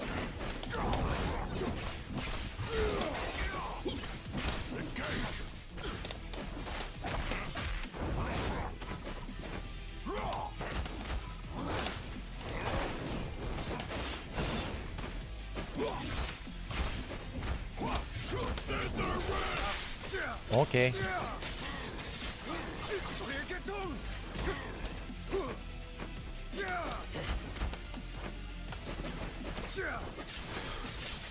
Bro, that's fucking wild. This character's buttons are fucking wild. I got reset.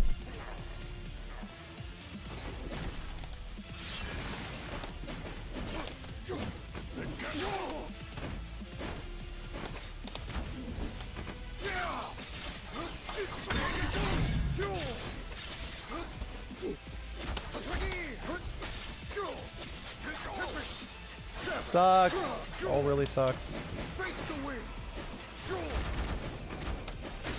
I pressed the wrong button to throw tech.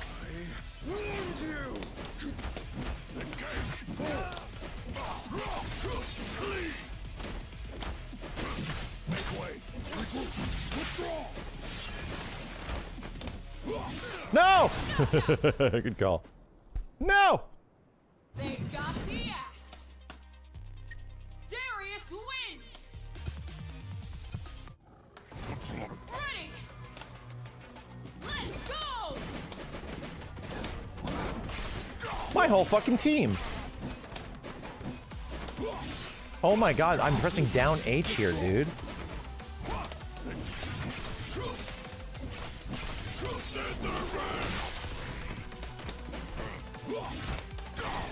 Oh, he fell and hit the button. Okay. Trying to punish him in moments where he's not punishable. That's why. That's why.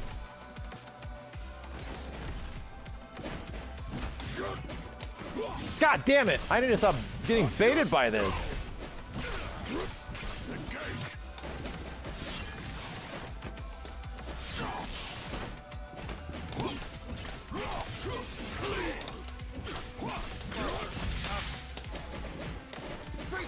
Dude, oh my god.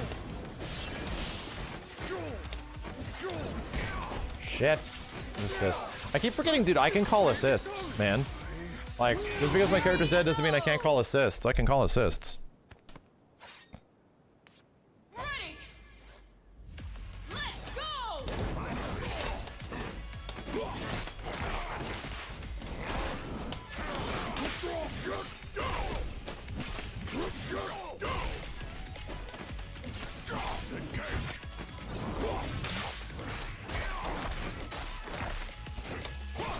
Oh, I looked at the wrong goddamn break gauge, chat. My fault. Got at the wrong life bar. Woo! Yasuo.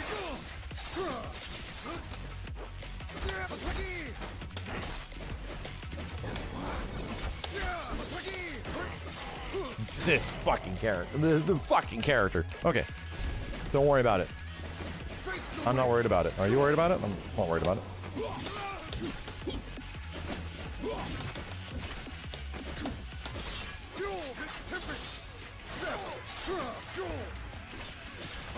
Where am I going today? Which side? I don't know. Nobody knows. Jesus, dude. Jesus. Only a fool stands between a man and his redemption. Ouch. Ouch. Yasuo wins. There's nothing like Yasuo and Echo buttons in this game, dude. Like, their buttons are fucking crazy. They're so active and so, like, they take so much priority. It blows my mind. It blows my mind.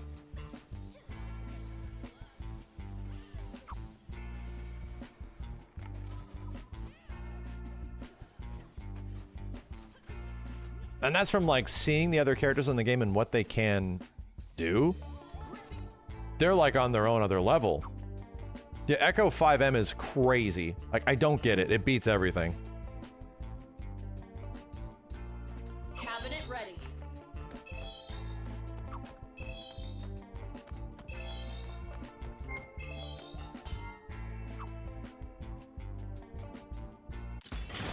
Select your champions.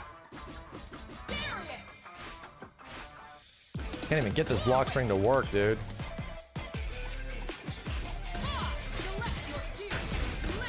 Oh my god, what a weird team. You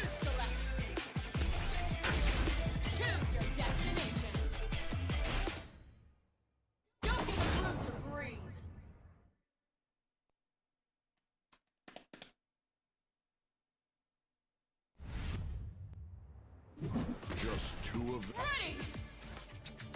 Let's go!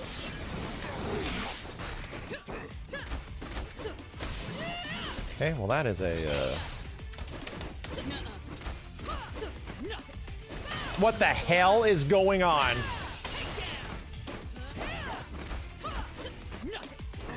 Dude, this person is doing the same thing 3 times and I can't stop it.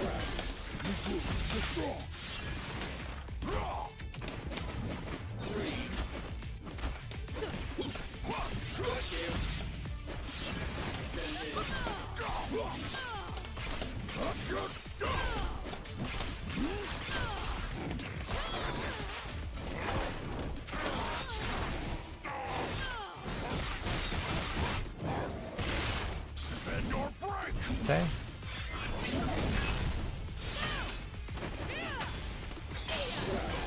Wild. Wild that he wouldn't stop to like heal himself. He's just going in. Eternally going in. Oh, he actually has double down? I did down H and it got stuffed. It got fucking stuffed. Interesting. That beat the shit out of a jump. Ready! Let's go! Oh, what? Cross me up? Bro, what?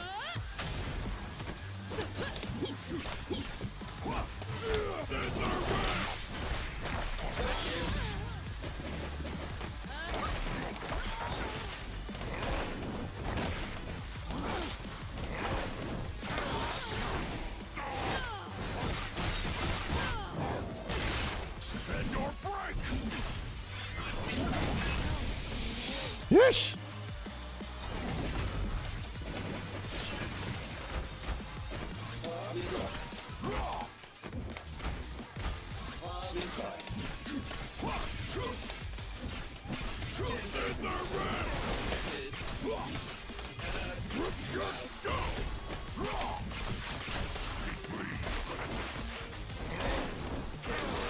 Nice.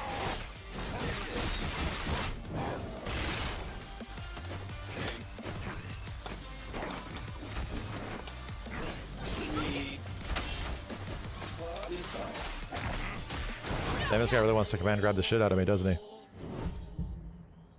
The jumps are so floating compared to the wave dash speed. Oh yeah. You know it.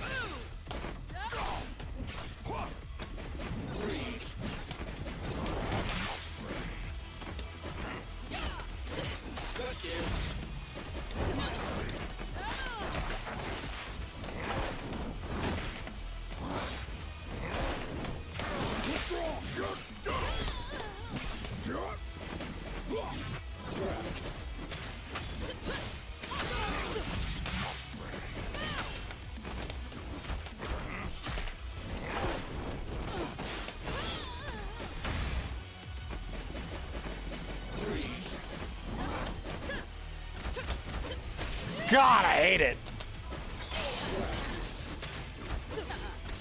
I really don't like that. I really dislike it. Really dislike this. What's happening to me right now? I chose to let her live. And now I'm paying the price.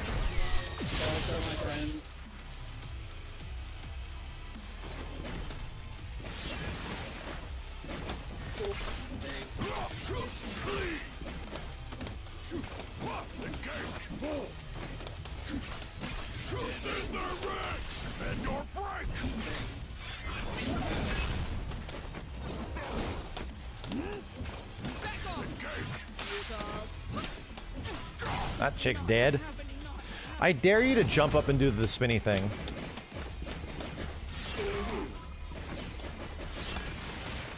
I am gonna get fucking killed. What the? Oh my god. I thought I got him. I thought I got him. Dude, I feel like there was 4 breaks in that final round. There was like 4 breaks. I was like, what the shit?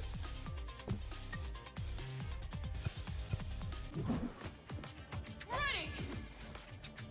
Let's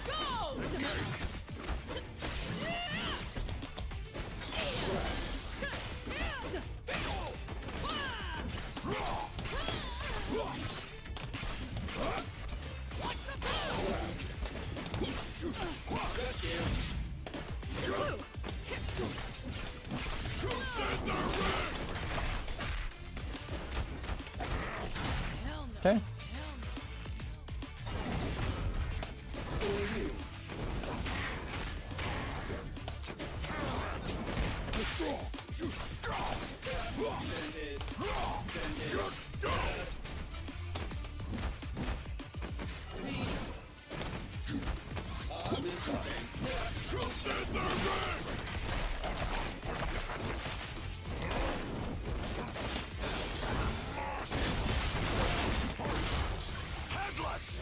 Okay.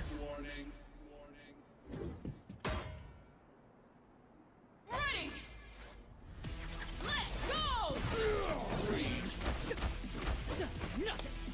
Okay.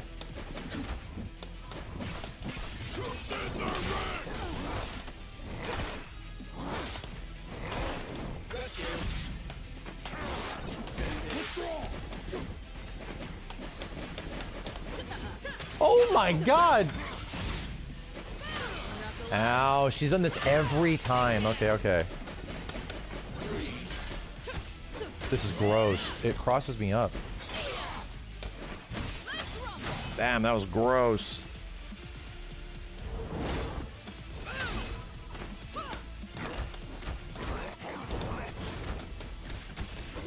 That's a lot of buttons being pressed. I'm mashing this time, dude. No, I'm not letting it resetting me. I'm not letting myself getting reset again.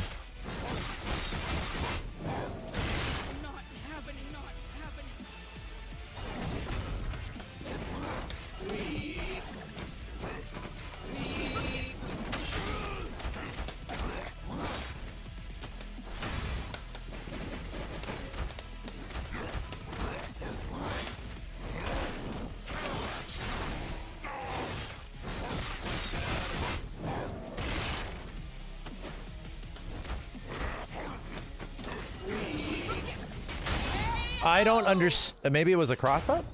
I don't understand. Maybe I should have just hit her.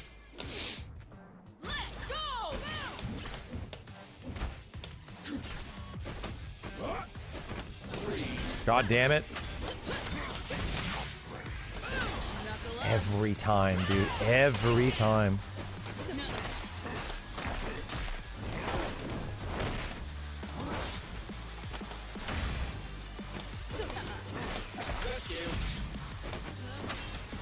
Huh?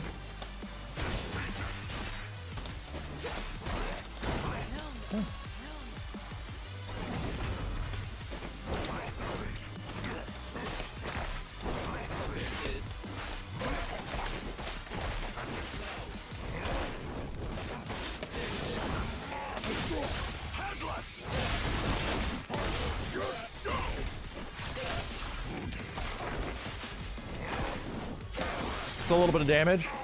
It's just a little bit.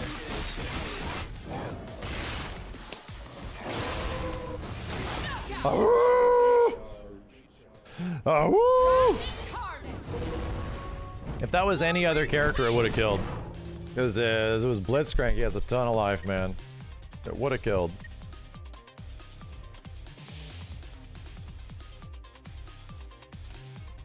Bend the knee while you still can. Okay. What's happening?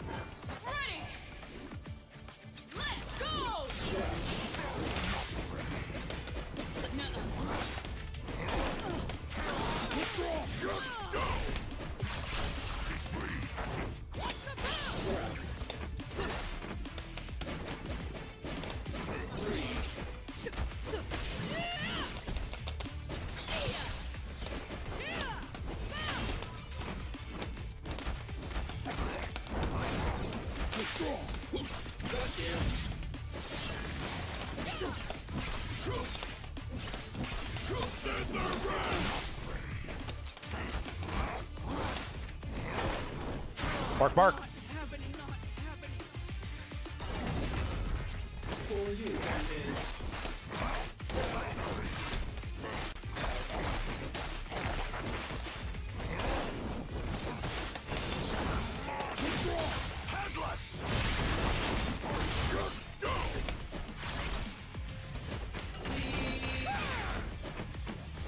Well, I was pressing the wrong direction for jumping there.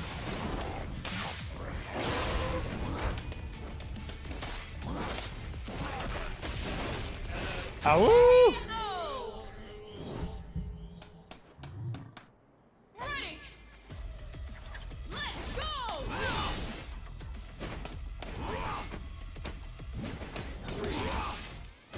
I can't call assist while doing the DP. I just realized. I'm trying to call assist while doing his DP. It won't let me, dude. Which is weird because other characters have DPs, but they can do it.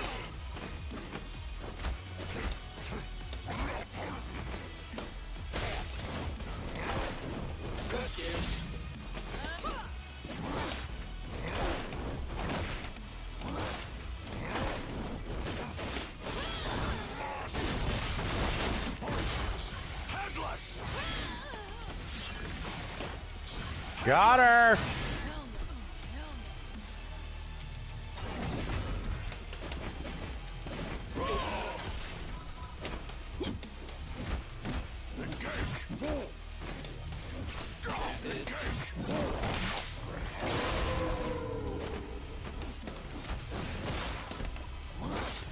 Let's go get him.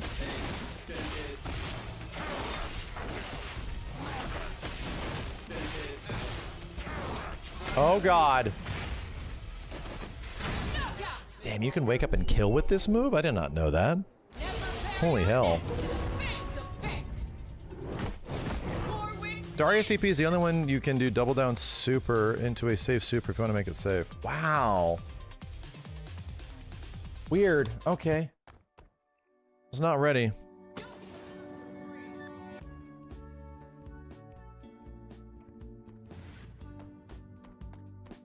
Alright, I gotta stop playing this shit soon, man.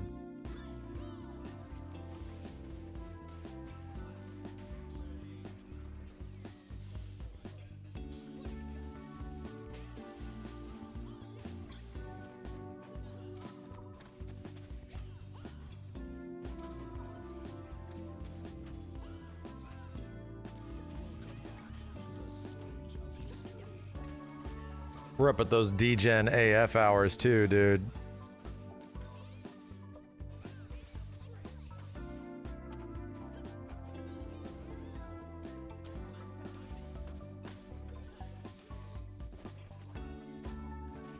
It's the night of the hunt.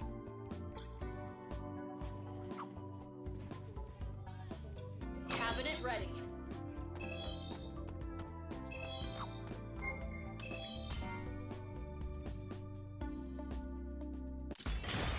Select your fighters. Still really trying to get this Darius Warwick mix-up.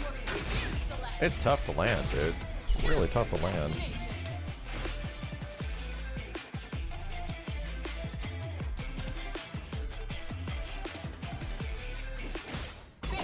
In your hands.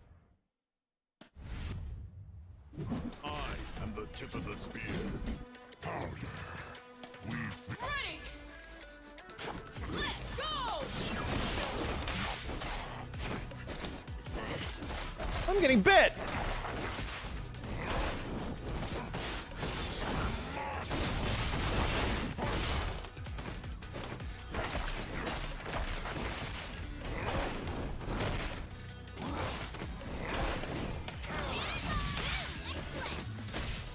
Okay.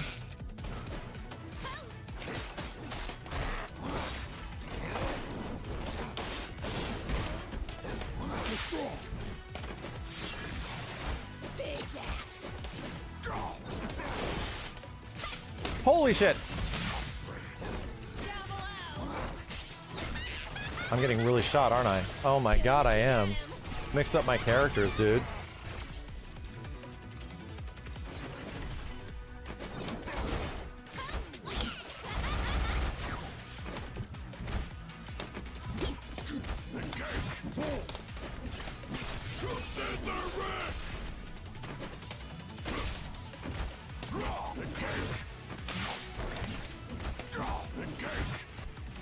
That sucks a lot!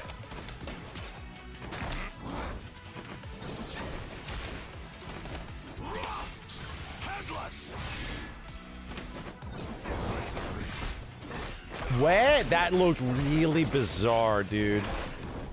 That looked really weird. I think it might have been a rollback thing, but it was on my end.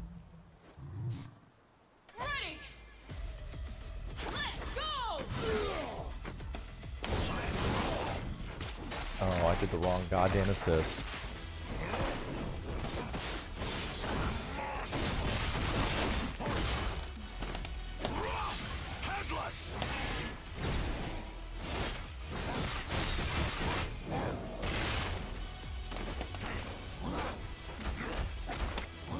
I did.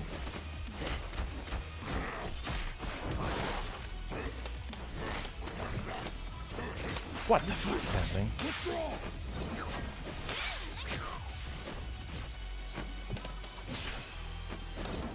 Okay. Of course.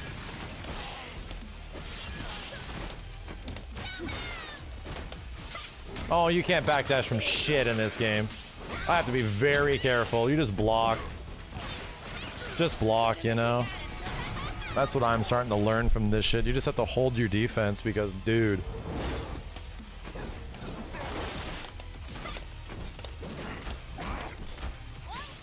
Punish. Forgot to use my assist. I keep forgetting when I don't play this game for enough days that you can assist when they're dead. You can literally assist when they're dead.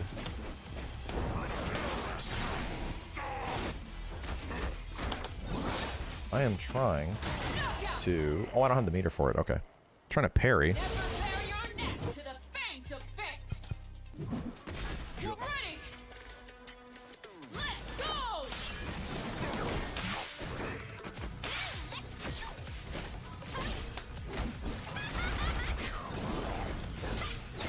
Dude.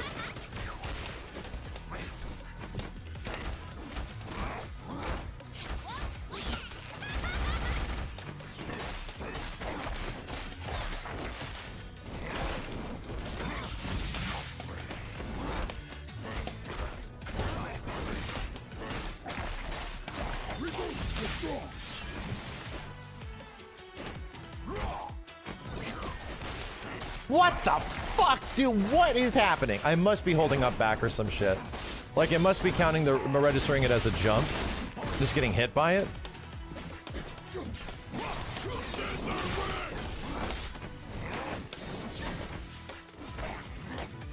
That has to be it. Yeah, the Jinx rocket hit me, but I was holding back. Ow. It hurts.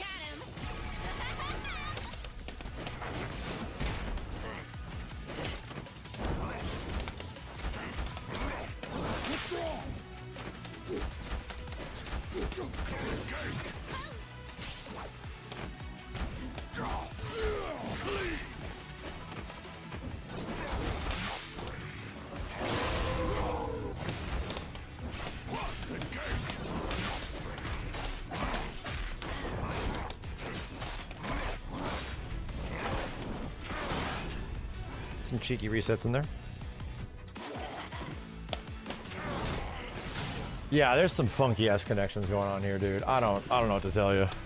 This is fucking weird. This whole match has felt very off. This whole match has felt very off. That was the visual indicator I needed to prove it. It's saying the connection's fine, but it's been fucking weird.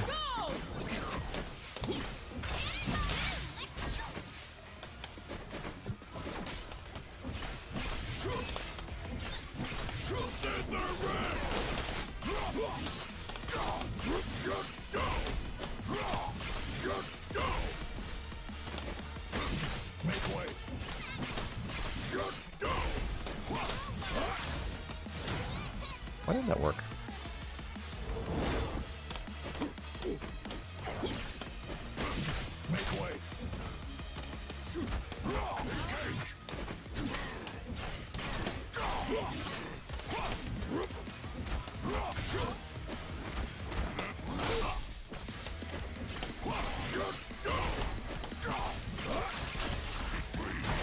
Yeah.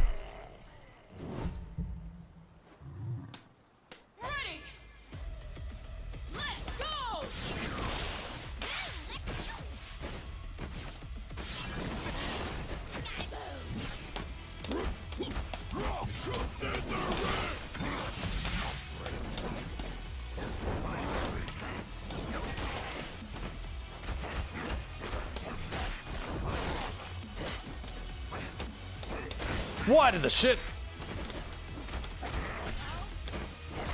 Dude, can't believe this.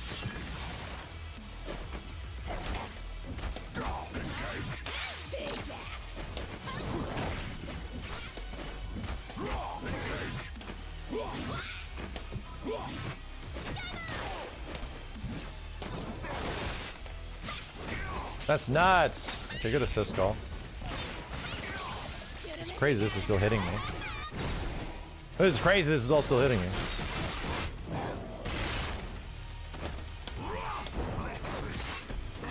That really bites. Oh wow, that beat the shit out of my shit. Okay, this sucks. This sucks. What is this? Dude, I'm doing parry on the low. It ain't giving it to me. It is not giving it to me. Does I have no meter? I wonder if the low is actually a true block string. I wonder. Cabinet ready.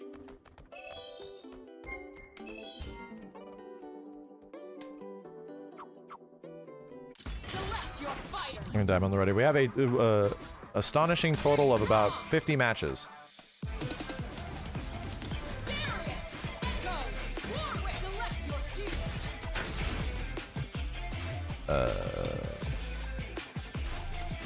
Always gotta deal with the zoner, man. Always. Your head, heart, and hands are the key to victory. Pay attention. Ready. Let's go. Shoot him if you got him.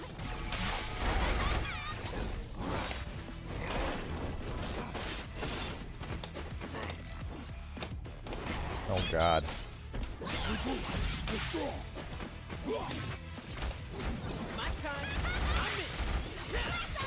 Oh my god, this mix-up is disgusting. Oh Jesus Christ, Echo.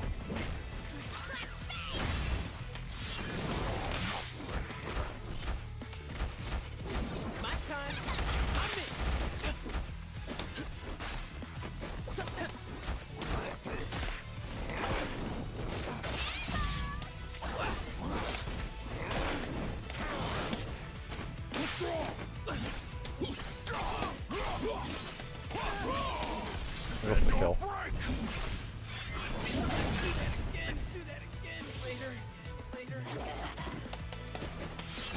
What the hell?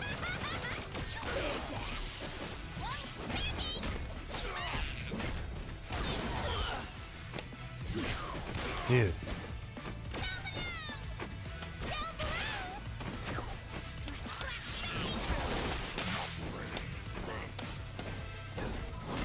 Oh my god, that beat the shit out of my shit. This chick and her big ass combos. Oh my god, what the fuck was that?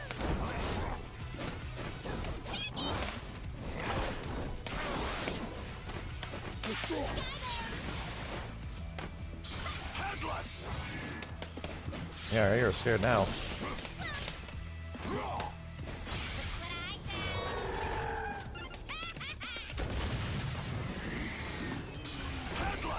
She's gone? She leaves the screen? Wow, I didn't know that. Bro, she leaves the screen.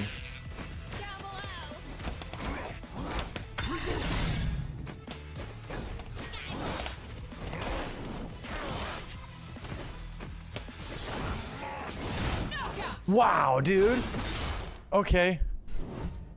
Yeah, I could have just ran up and threw her or anything. I didn't think she left the screen when she did the move.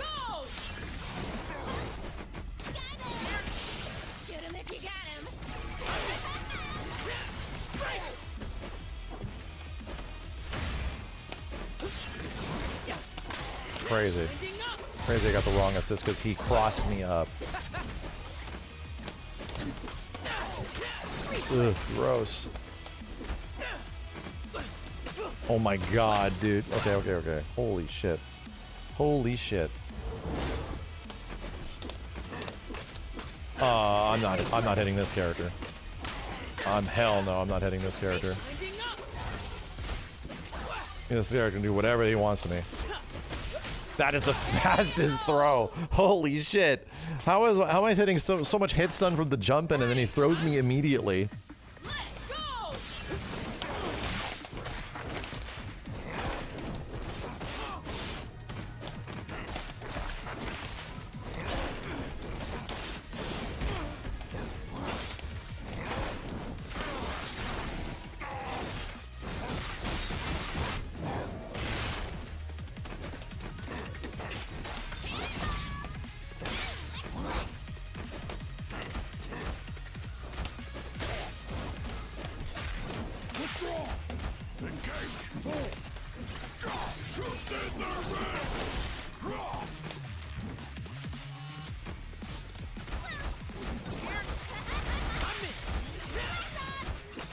Why am I being crossed up in the corner? Oh, I'm pressing the wrong buttons for throw. That's my bad. I was just dashing at him. I was trying to throw him. He was blocking the whole time.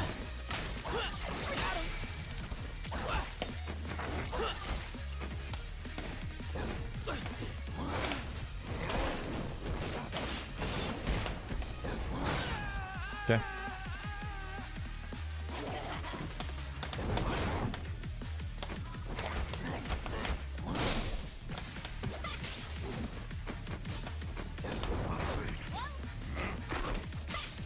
Where the hell was the character?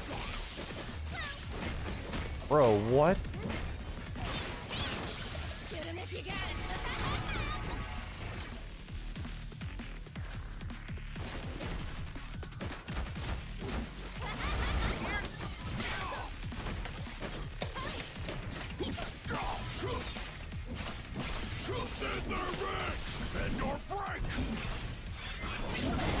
That's weird. Very weird. Some weird shit. It's like hitboxes and collision boxes are going in weird directions.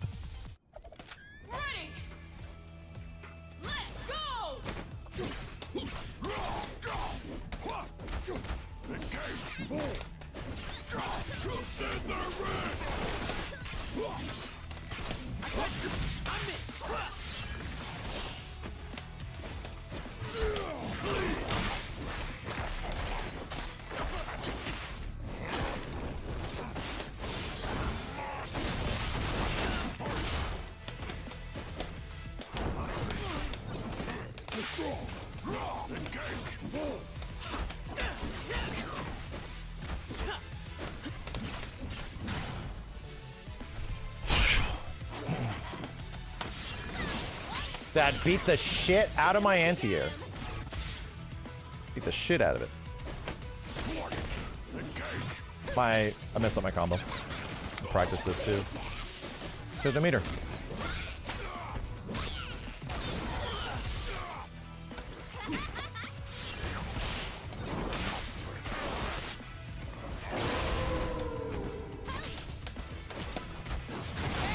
Aroo!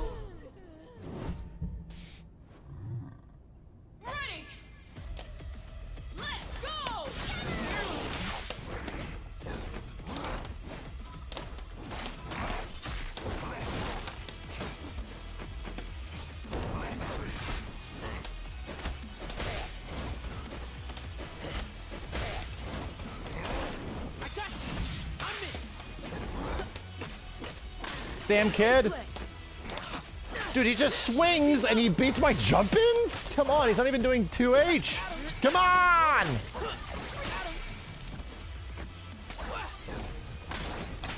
There was a 2H. That one made sense.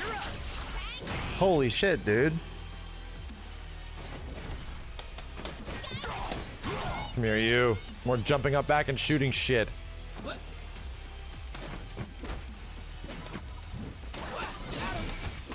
Wow, fucking, there's no like jumping in on this guy with an assist or anything. Like you can't do it. This projectile hangs out for too long. Oh no.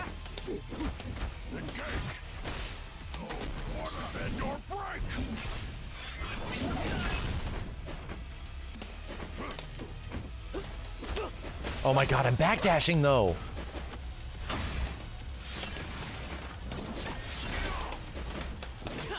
I tried to backdash. I'm an idiot. I just had to block, dude.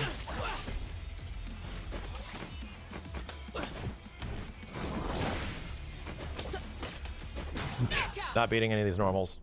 Not beating it. Ready. Let's go. Shoot him if you got him. That sucks.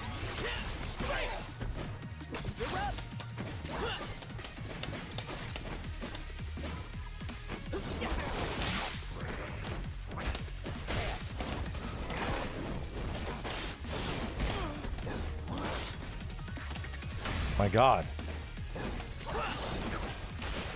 My God, I hate it. I hate it. I hate it.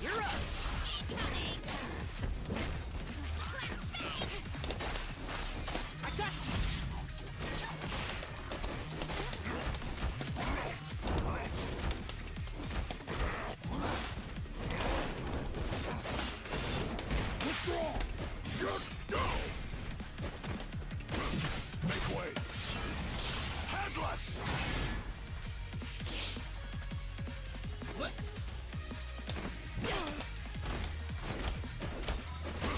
Make way. Go.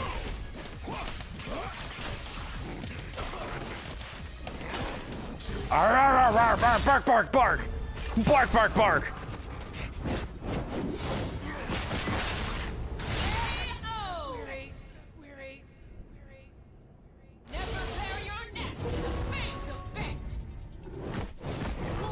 Jeez, dude. Jeez, dude. This game is so easy to play online, man. My God. It's so just easy just to play. Lobby connection lost? Oh God. Oh wow, geez. It's like the game tells me you're done playing. It's like you're done. No playing no more. It's happened to me multiple times. Alright.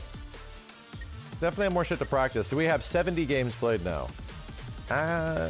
Or do we? That counts online. Why do I have more with Warwick than Darius? Must have been from...